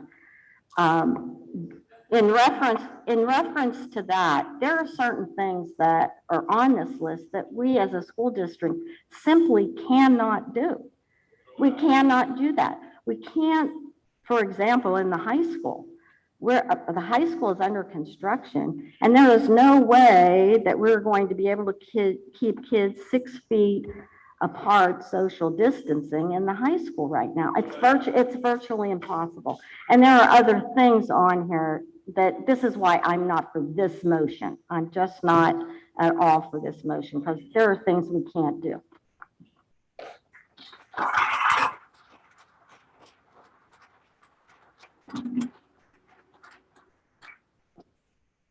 If I may. Sure. So yes, I'm vaccinated and I have a mask on. I work in the behavioral health department emergency room at Penn Medicine Lancaster General Hospital. I work with patients with mental health issues, drug and alcohol issues. I see people at their worst points in their life every day. I see kids. I see children from around our county and some of the surrounding counties brought into our emergency room who are suicidal, who've had some pretty significant suicide attempts. And the one common factor when we do our suicide assessment on these patients is isolation. These kids feel isolated. So my concern is I don't want you to pull your kids and stick them in the house and isolate them from their friends because you don't want them to put a mask on. And I also don't want kids that want to wear a mask to not feel safe going to school or to be harassed or bullied or picked on because they're scared. I'm not scared. I'm not scared sitting here with my mask on. I work up close with COVID positive patients, and I put my mask on to protect Mr. Clare and Mr. Bushy and everybody else that's really close to me for this extended period of time. I do go places without my mask on. It depends on my COVID patient population and what I'm exposed to, and I use my judgment that way. You know, I care very deeply about all your children. The reason I'm on the board is because I had 2 kids, my oldest 2, who suffered horribly by being bullied. This was long before COVID for other reasons. And I thought, all right, well, I'm going to get myself a seat at the table and they're going to have to listen to me, right? So here I am. So my number one goal is to protect all the kids from that kind of stuff. You know, I don't claim, I'm not an expert on the Constitution. I'm not an expert epidemiologist. I do, however, work with people that are professionals in that field every day, and I trust their judgment, and I trust they're going to be the ones caring for you, your loved ones, when you do, if you were to get COVID. And not everybody who gets COVID ends up in the hospital, right? But you know what? Those kids that get COVID that end up in my part of the hospital who need to be inpatient somewhere for behavioral health issues, they don't get anywhere. They have nowhere to go because none of those behavioral health hospitals will take them because of their COVID positive status. So imagine that. Imagine that's your kid. And they're not going to get the help they need because those facilities go by the skilled nursing facilities and stuff, and they require 2 COVID negative tests in order for a patient to arrive at their facility. So they go home with nothing. Those outpatient counselors, they won't see them either because they don't want to risk bringing them into their office. So they have to do their counseling virtually. And I'm sorry, I'm not a fan of virtual counseling. I don't think it's effective. Not good for most people. I don't want to see that happen to your kids. So, you know, I don't think they should wear masks outside. There's overwhelming evidence that being outside, there's not the fear and the risk that there is when you're sitting up close with somebody. There's a Duke University study that showed that there was evidence to show a 30% less transmission rate is what they saw with kids that wore masks and sat 3 feet away from each other. Because let's be real, no school is going to be able to accommodate 6 feet no matter how hard we try, right? That wasn't realistic. Did we keep the rates down last year because of masking? We'll never really know. I mean, could it have been worse? I don't know. I wasn't willing to take that. My daughter graduated this past year from Anaheim Central, so my kid had to wear a mask every day. I know. What if my kid got maskne? It's miserable. I know. I've lived it as a parent. And I cried at that last meeting when, I'm sorry, I can't remember everybody's name. When Mrs. Fish stood up and talked about her daughter, that broke my heart. I don't want to see that happen to anyone's kid. Don't sit here wanting to control your families. No, I don't. Don't want to see. I don't think they should wear them outside. I think, and for sports, I think that's ridiculous outside. I don't, but when you're sitting up close with each other inside the building, especially some of the older kids, because they seem to be the, I haven't, obviously, where I'm at, my youngest patient I've seen was 5. So I don't know about the younger kids. I just know what I see, kind of like what the other lady said. I know my experience. I know what I live, right? It's not about knowing. This is, you can't, I wish I could wish away a health crisis. Like, that'd be awesome. I don't want to do this. I'm tired too. A lot of my colleagues are tired. We're tired of seeing people sick. We're tired of seeing people die. Okay. A pandemic is not a choice. We're not choosing. We're not going to get into a contest here. We really aren't. Well, that's the reason behind my decision. Okay, thank you. Is there anybody else who wants to Yeah, talk on the? I have something to say. On the issue of this motion. I just want to know what changed. A month ago, we unanimously passed this.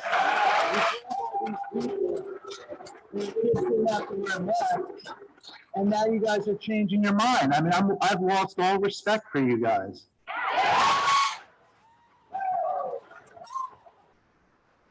I don't know if your wives yelled at you when you got home for what you voted, but I hope you get voted out. Yeah!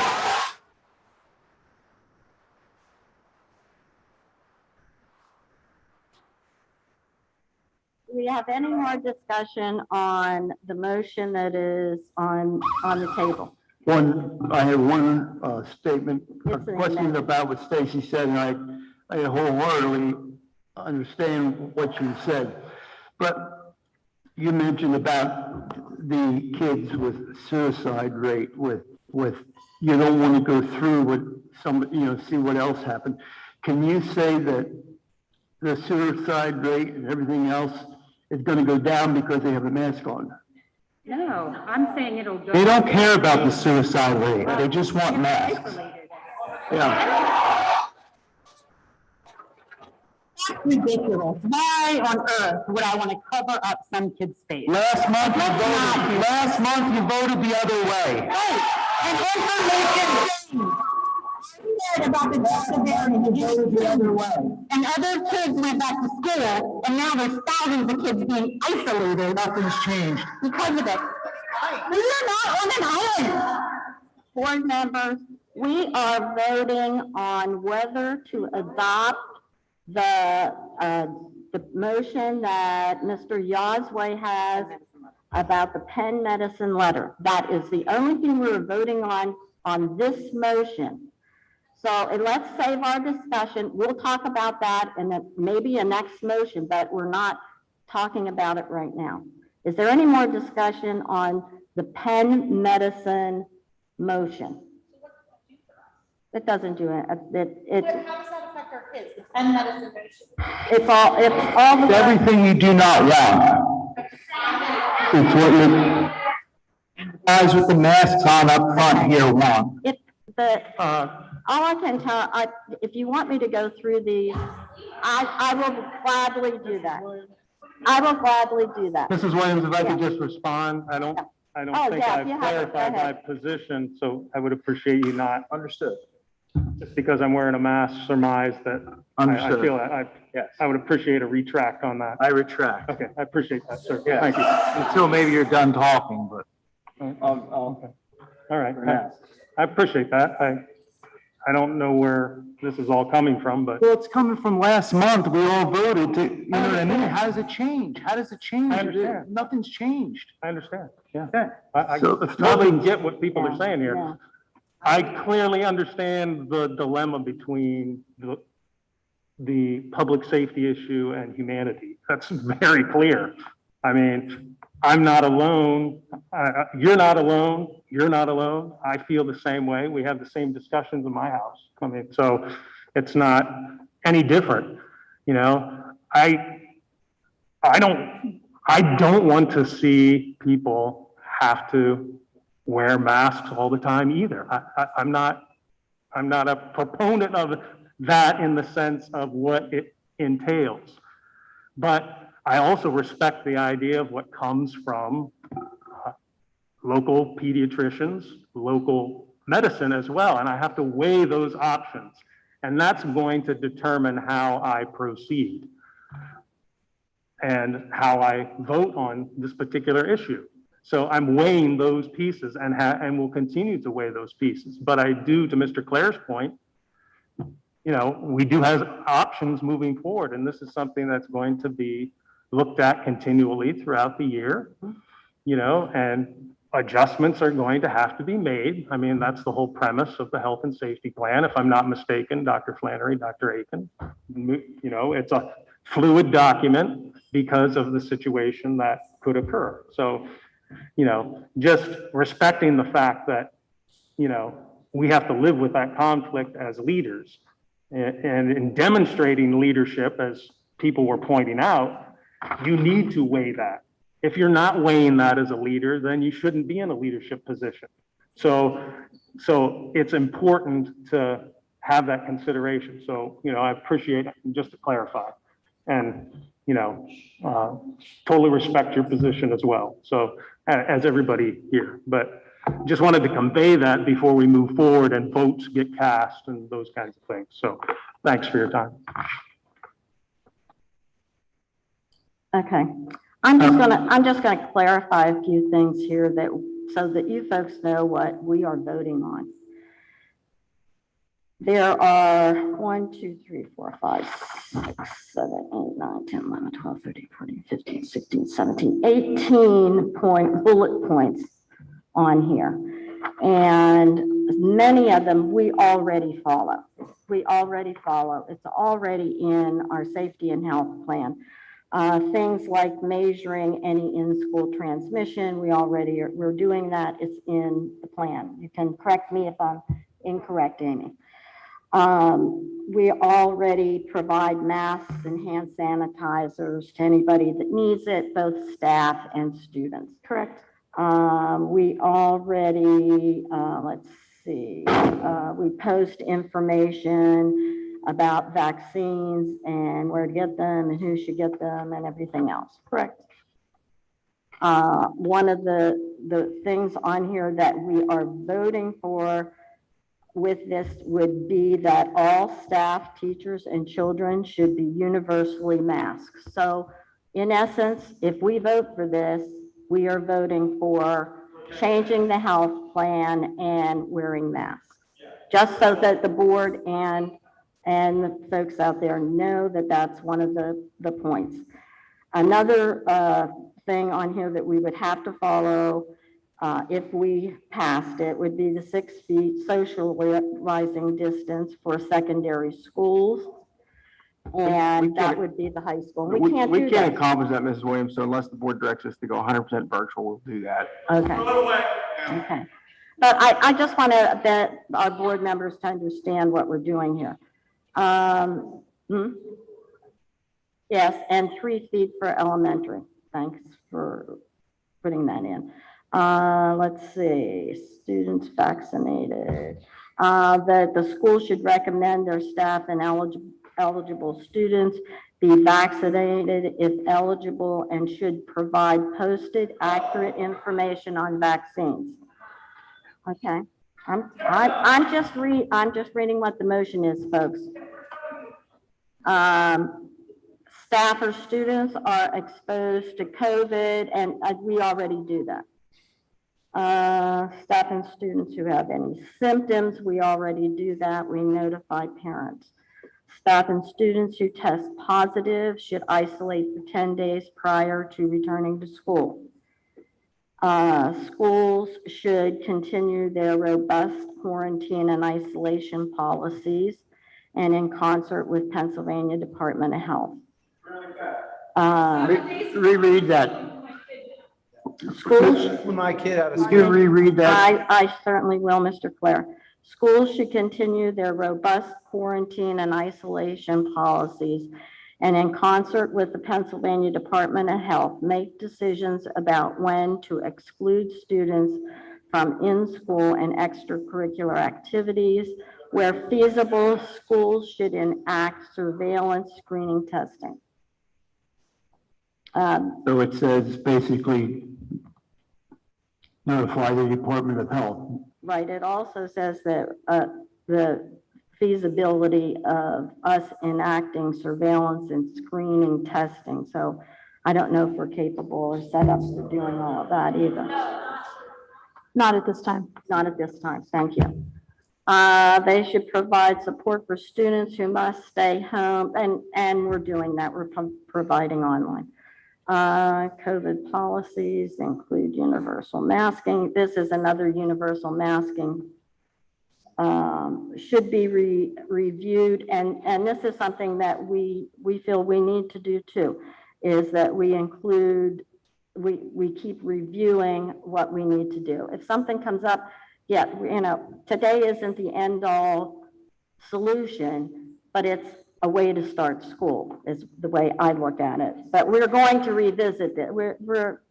If COVID gets really out of control, we'll be revisiting this. Then let's start the school year mask free. I agree. Let's start and see what happens. Is there any other discussion? Any further discussion? Would we be able to amend those things? Not as the motion stands. As the motion. So we vote on it the way it stands and then we can come back and change it? No. As the motion stands, we can't. No. We either vote for all or nothing as the motion stands. And we can't go with anything else. Sure we can. Yeah, Not not unless it's redone. Yeah. We can make another motion. So we can make another motion to amend that and change it. Rob could amend his emotion, his motion, because there's a lot of emotion going on. Yeah. But Rob you don't choose to amend it, no. So we're just going to roll call vote. Yeah. The high school is virtual according to Dr. Akins. I hear you. Unless the board otherwise supported. No, he doesn't. Folks, we're going to take a vote. Yeah, I didn't hear what he said either. Go ahead. We can't accomplish 6 feet. So if we adopt this gospel truth, we can't accomplish what's in it with 6 feet at the high school. So we would have to go virtual or unless otherwise directed. So if something would have to be amended within that. So if there's amend that now? We have a motion on the floor. we have to vote on the motion as it stands. The motion has to be amended as it stands on the floor. Excuse me, folks, we have to follow the rules here, so please just listen up. Just listen up. Time to do this as we're supposed to. So hold on. So the board, just so everyone here understands, the board is voting on the motion as it stands on the floor, which is the adoption of the guidelines as recommended through the Penn Medicine letter. Then if however it stands, if it fails, if the motion fails, there can be a new motion or there could be no motion and we move on. So, but you cannot amend the motion as it stands. It has, you vote on it as it stands. Can I withdraw it? Yeah, you can withdraw it. And then make another motion? Yeah. Okay. I'll withdraw the motion.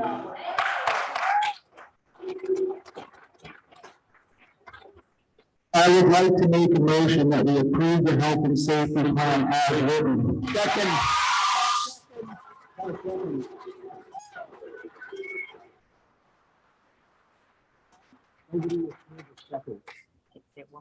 Nobody withdrew the I second that. Second the withdrawal, sure. No, don't you have to withdraw the second of the motion? No, Oh, you can okay. just withdraw the motion. Okay. Because you made the motion, so. Okay. withdraw. And when you withdraw it, I thought the second had to Okay, we withdraw. have a new motion on the floor. The new motion on the floor is to uphold the health and safety plan with the as is. Motion is on the floor. We have a roll call vote, please. Was there a second? Yes. Yes. I Mr. second Claire. it. Discussion? Roll call vote. Yes, go right ahead. Linda.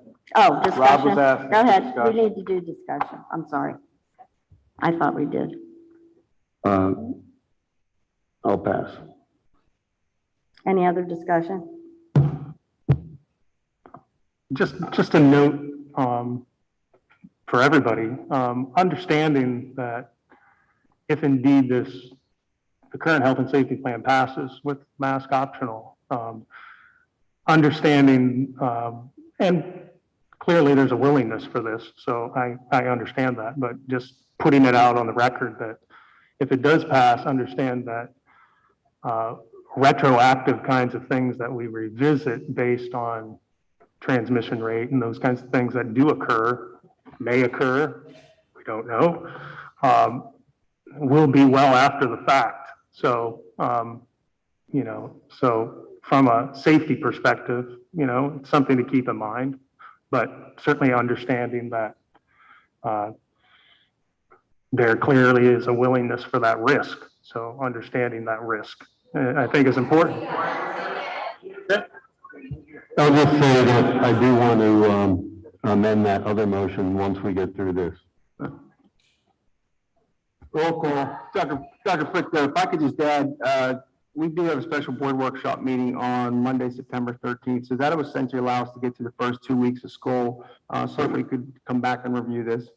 So it also says in if it gets bad. Yep, yeah. I mean, we're expecting Dr. Aiken absolutely to jump in. Absolutely. Well, yeah, what we presented tonight is I guess what I would say is a fail-safe in case that, heaven forbid we come back and have a lot of cases, we have mitigation factors built into it. So we'll get through the first 2 weeks and we come back as a board and talk about this. Sounds like a motion. Good. Any other discussion? Okay, let's take the vote.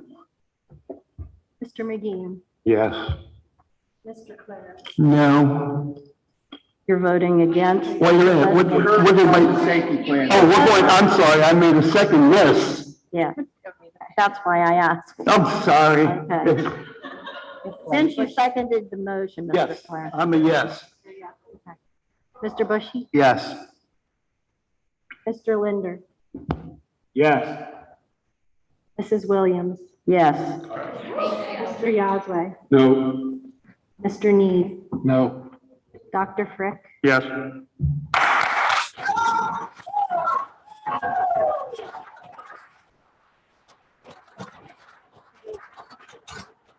Hold on. No. 6-3 passes. Vote passes 6-3. Thank you.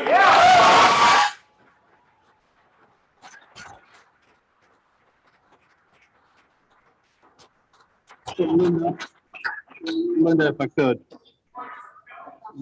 If I could make a motion, Linda, I would propose to take the 3% down to 1% as a middle ground. Second.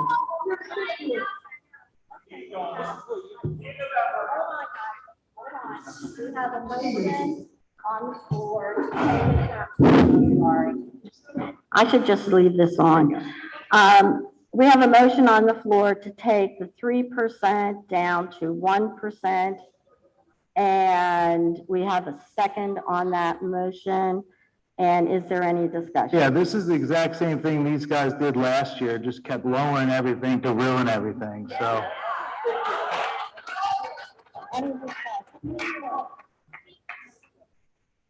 Hearing no more discussion, let's take another roll call vote, please. What are we voting? Okay. What are we voting on? The motion on the floor is to take the 3%. You want to, Amy? Sure, when we talked about layered mitigation strategies, we recommended 3%, which would be when masks would be required as a preventative measure before closure.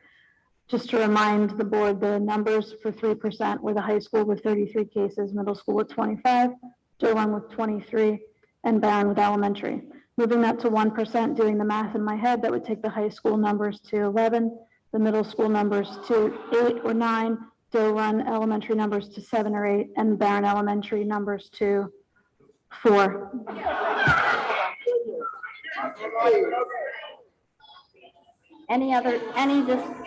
Excuse me, any Might as well just discussion? close the school down. Any discussion?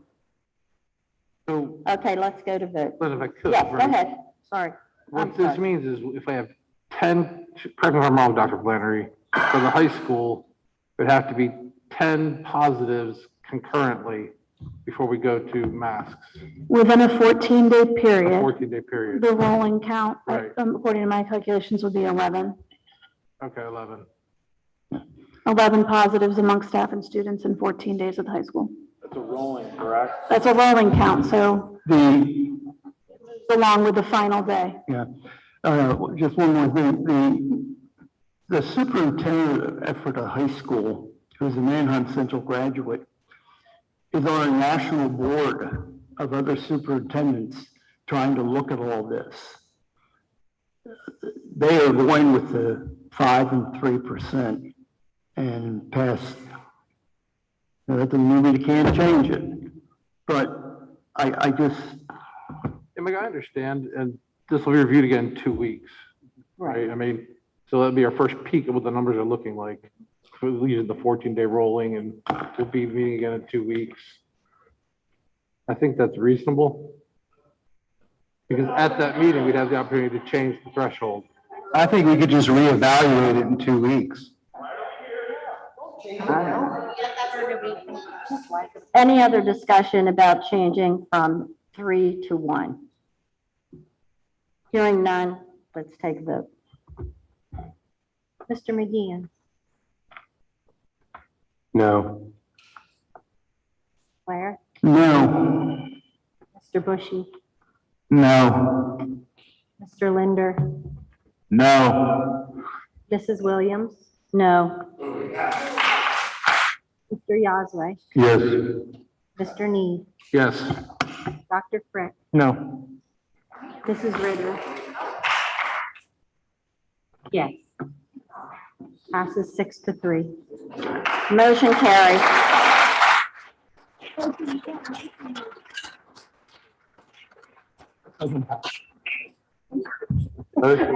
Now, we are going to move on to Dr. I have something, Linda. Yes, I'm sorry. I'd like to make a motion that we change the 3% to 5%.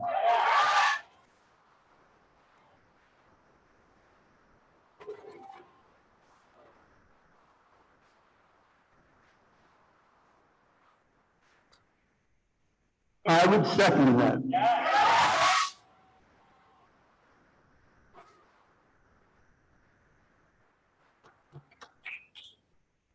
Do we have any discussion? Dr. Aiken, do you have an opinion on that? My only concern with that is at 5%, we have to call the Department of Health. And so my concern was and you know, my penchant for wanting to keep kids in school. My concern is we put no layers of mitigation in place and they come in and say, not only do you have to close, but you have to, everybody has to universally mask as well. So that was my concern with the 3 to 5%. But as we said, we're putting this in place for 2 weeks. I think we can revisit this in 2 weeks to see how things are going. And masks don't work. Okay, any discussion? Any more Did that discussion? help? Did that help, Mr. Oswald? Did that clarify? I was asking for your opinion, not for clarification. Oh, okay, gotcha. He was asking your opinion. I think he gave his opinion, if you listen. I did. That's why I didn't need anything else. Don't be sharp. Okay, let's do another roll call What's vote. wrong with you, Mike? This motion is to change it to 5 instead of 3. Mr. McGeehan, No. Mr. Claire, Yes. Mr. Bushy, Yes. Mr. Linder, Yes. Mrs. Williams. This is a tough one for me. I'm going to say no because I agree with Dr. Aiken. We need to have something in place. I agree too, but since I seconded, I have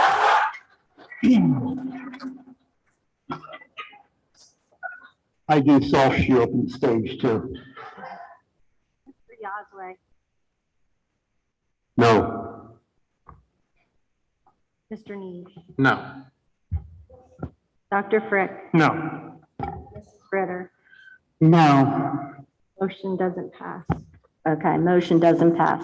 So we're with the 3-5. So at this point, we've approved the health plan that we approved last month. Yeah. This. No, Mr. Claire, let me just clarify. What we did was approve the health plan with the changes that we stated in the beginning of the meeting. Right. And then we put a 3-5% on. I have a question. Is this going to be on the agenda every month? Mr. Bushy, I sort of think with the way COVID is going, I mean, this is just, in my estimation, we didn't put anything on the agenda to have any kind of votes for this month.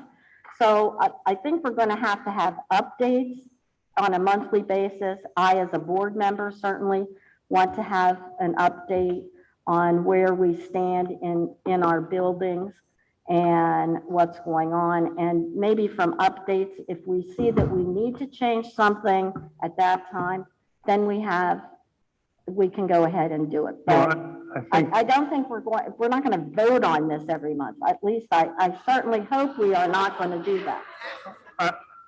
I think that's why it's under the superintendent's report. I would. Because right. he gives us an update. And, Right. you know, as things change, Dr. Flannery addresses that. And that's why it's there. I mean, so I get that. I mean, and it has been there and will continue to be there under a report that's provided. Yeah.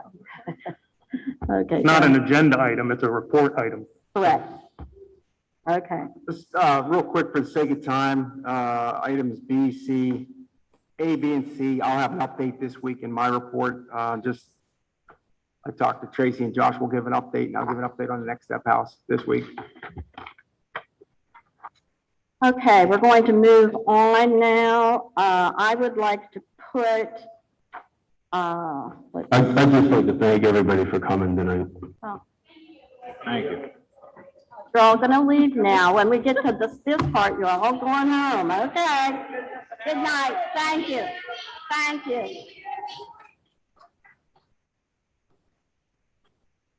Okay, we're moving on to personnel. I would like to put A and B together. I need a motion. Second. Any discussion? I just have a comment. I'd like to thank Mrs. Lick for 19. You want to give a minute so we can hear what you're saying?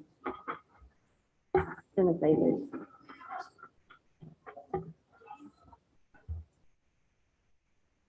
I'd like to thank Mrs. Lick for 19 years of service to the school district as she moves on to the IU 13 as a reading and math specialist. Okay. Thank you. So we have a motion to put A and B together. All those in favor say aye. Aye. All those opposed? Hearing none, motion carries.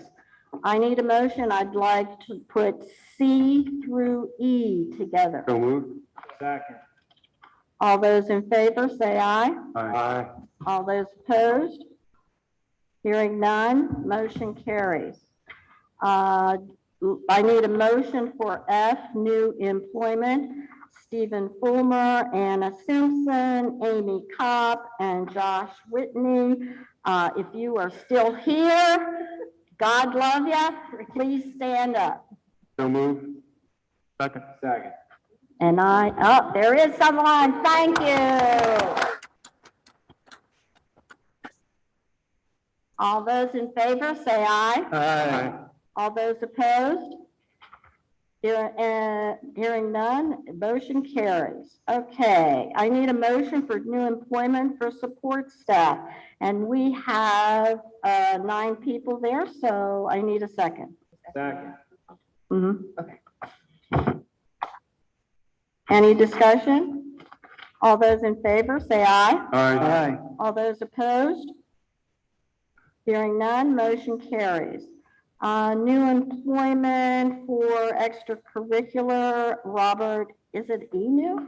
Robert Eno. Eno. I don't know if he's here tonight. All those, I need a motion. I'm sorry. I'm getting ahead of myself. Second. I'd just like to say something. Robert's a fantastic person. I think he's gonna bring some great new atmosphere into the program. I've seen him coach kids for quite a while. He brings an excitement, and I'm excited to have him on board. Thank you. Is he here tonight? I did not see him. I don't think so. All right, good. All right, any other discussion? All those in favor, say aye. Aye. All those opposed? Hearing none, motion carries. I need a motion. I'd like to put I through M together. So moved. Second. Any discussion? All those in favor, say aye. Aye. All those opposed? Hearing none, motion carries. Okay, moving on to treasurer's report, Mr. McGeehan. I'll make a motion that we approve item A, financial statements for July, item B, the invoices for July. Any discussion? All those in favor, say aye. Aye. All those opposed? Hearing none, motion carries. And a motion to approve the high school renovation invoices and change order invoice. Second. Any discussion? All those in favor, say aye. Aye. All those opposed? Hearing none, motion carries. Okay, we're getting down to board committee reports. Business ops and facilities, Mr. Need.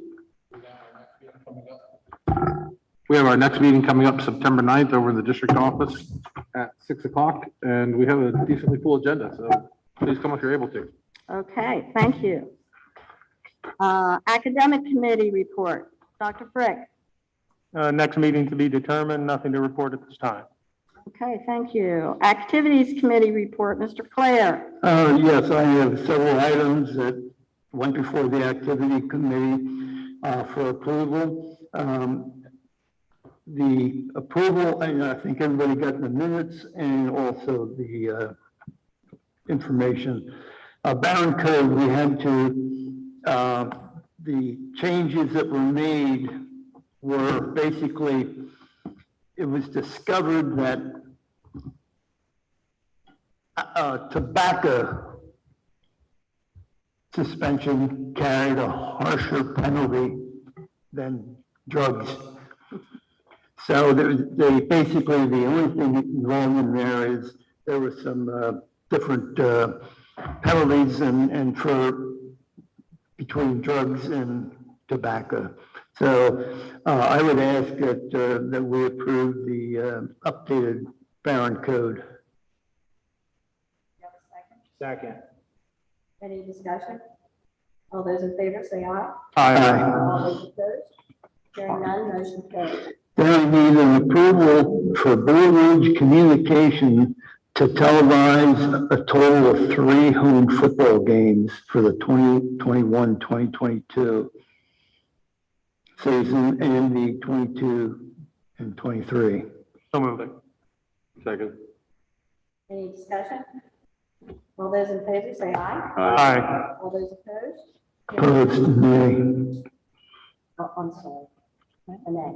I'm a nay. You don't want him to tell, is it? I'll tell you about that later. Okay.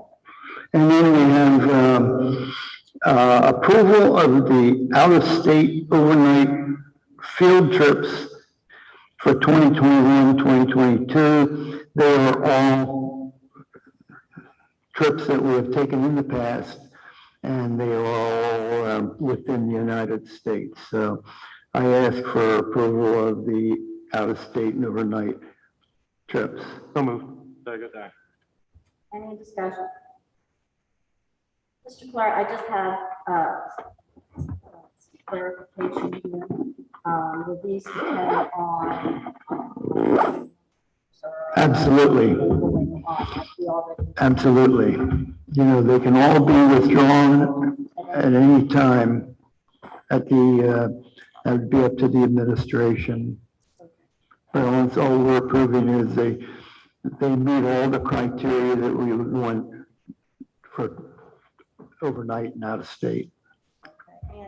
And I guess another question, I know when all the COVID started, we had some trips that were financed, that the kids had to pay large amounts of money for. Some people didn't have insurance on that kind of thing. Are we going to be held responsible for any monies that may? No, all these trips are like the band going to a band concert, choir going to this, if FFA going to the FFA convention in Harrisburg, or John Charles and our media group going to California. No, it's not even in California this year. It's closer. None of them are large items, and they're all self-supporting. Okay, thank you. That really helps. Any other discussion?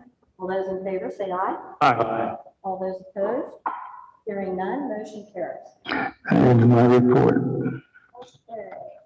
On to general action items. I need a motion for the approval of the Manheim Central School District Comprehensive ATSI Plan 2021-2024. So moved. Second. Any discussion? Just a thank you to the administration for all their work and the stakeholders involved in creating the comprehensive plan. It was a great process to be a part of, and certainly looking forward to seeing it in implementation. Yeah, you did a great job, everybody. I agree with that sentiment. Thank you. All those in favor say aye. Aye. All those opposed? Hearing none, motion carries. I need a motion. I guess I didn't have my thing. I need a motion for the approval of section 520.1 emergency instructional time template calendar and schedules for the 2020-21 school year. Second. Any discussion? All those in favor say aye. Aye. All those opposed? Hearing none, motion carries. Okay, C, I need a motion for the approval of the agreement with Dr. Amy Ketchum for OTD, OTR /LCNMI for a digital STEM Starts Now parent-student program. So moved. Second. Any discussion? All those in favor say aye. Aye. All those opposed? Hearing none, motion carries. I need an approval for the annual subscription to Vector Training K through 12. I'll make a motion. Second. Any discussion? All those in favor say aye. Aye. All those opposed? Hearing none, motion carries. I need an approval to appoint the following members that are listed for the Manheim Local Agriculture Advisory Board, and this is a 3-year term for all of them. I'll make a motion. Second. All those in favor, say aye. Aye. Oh, I'm sorry, I didn't say any discussion. My bad. Okay, hearing, all those in favor say aye. Aye. All those opposed? Hearing none, motion carries. I need the approval of the bus drivers' fleet list and routes for the 2021-2022 school year. I'll make a motion. Second. Any discussion? One question. Yes. Now brought up. Yeah, I have that down. That's a great point. Yeah, absolutely. I completely agree. Yeah, I have that written down as a follow-up. Okay, any other discussion? All those in favor say aye. Aye. Aye. All those opposed? Hearing none, motion carries. Oops. Oops, what? Gee. Okay, I need a motion for the approval of the 2021-2022 field trips. So moved. Second. Any discussion? All those in favor say aye. Aye. All those opposed? Hearing none, motion carries. I need an approval of the 2021-2022 fundraisers. So moved. Second. Any discussion? All those in favor say aye. Aye. All those opposed?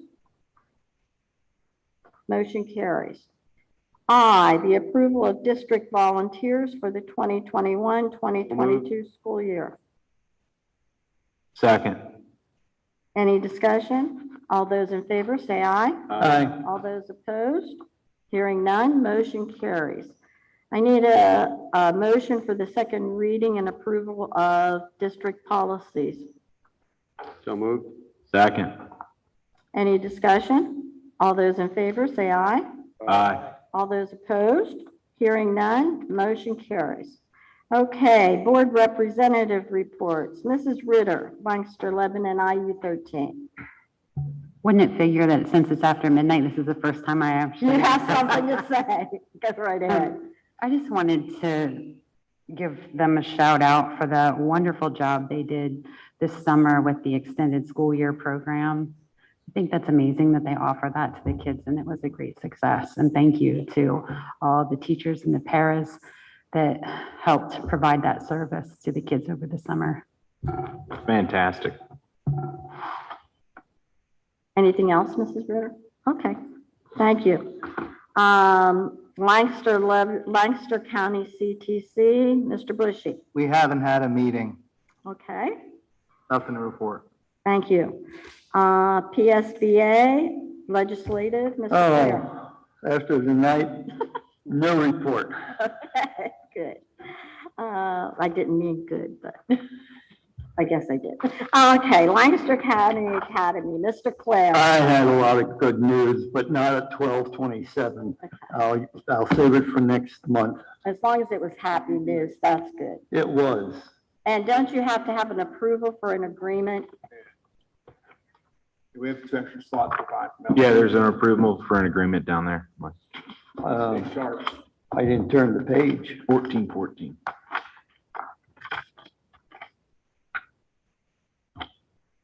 Where it says. Oh, all right, I'm sorry. We do need approval. Lancaster County Academy is doing so well with students here at Manheim Central that we actually need to secure 2 additional seats for placements for the coming school year. Additional cost of $5,146. It was either that or the kids had to wait until somebody else was done. So I make a motion that we approve 2 more slots. Second. Any discussion? Great. This is a great program, so. And we'd like to have everybody, when we have our open house at Lancaster County Academy, West, East, North, whatever we call it, like to have everybody down there and take a look at what we're doing. Okay. Any discussion? All those in favor, say aye. Aye. All those opposed? Hearing none, motion carries. Okay, upcoming school board meeting will be September 13th, 2021 at 6:30 at the district office. The next regularly scheduled board meeting will be held on September 27th, 2021 at the middle school at 7. And we have board comments. Anybody have anything for the group? If you don't, I do have something I'd like to say. I know that we come from all different places in our lives with having children, not having children, grandchildren, and everybody in the district. And we have, some of us have jobs, some of us don't have jobs. This has been, for me, a retired teacher, a full-time job in the last few weeks, and if not during COVID. And I truly respect each and every one of your opinions, each and every one of your views, and each and every one of your votes. So, you know, let's hang in there. We had some lively discussion tonight, but that's what it's all about. And I'm just thankful that I'm on this board of people. Thank you very much. Linda, Yes. just a comment. I can appreciate lively discussion. What I can't appreciate is fellow board members calling fellow board members out, not appropriately. So, you know, I'm fine with debate and discussion in a civil manner, but you know, when that happens and when people are pitted against each other, it's not good. So, because we're supposed to represent leadership here. And I don't see that happening. And quite frankly, I'm at a point where Mr. Clare is, you know, is really my service needed, you know? So I'll be contemplating those kinds of things too, moving forward. So thank you. So noted. And like I said, I do appreciate all of you. I truly do. I'd like to say something real quick. Sure. Because I feel, you know, as one of the minorities, you know, honestly, feeling heckled, right, for my opinion, to me, that just goes to show what's probably going to be happening to the kids that show up wearing masks and stuff, you know, and I really hope that we're better than that and that we're going to teach our kids to be kind to the other kids that are different in opinion, right? Because we all stood up here and had, you know, our Bible quotes and our Christian values on display. I hope that we practice what we say when we're in the building. That would really go far, right? With all the kids' safety, regardless of where you come from or what you believe.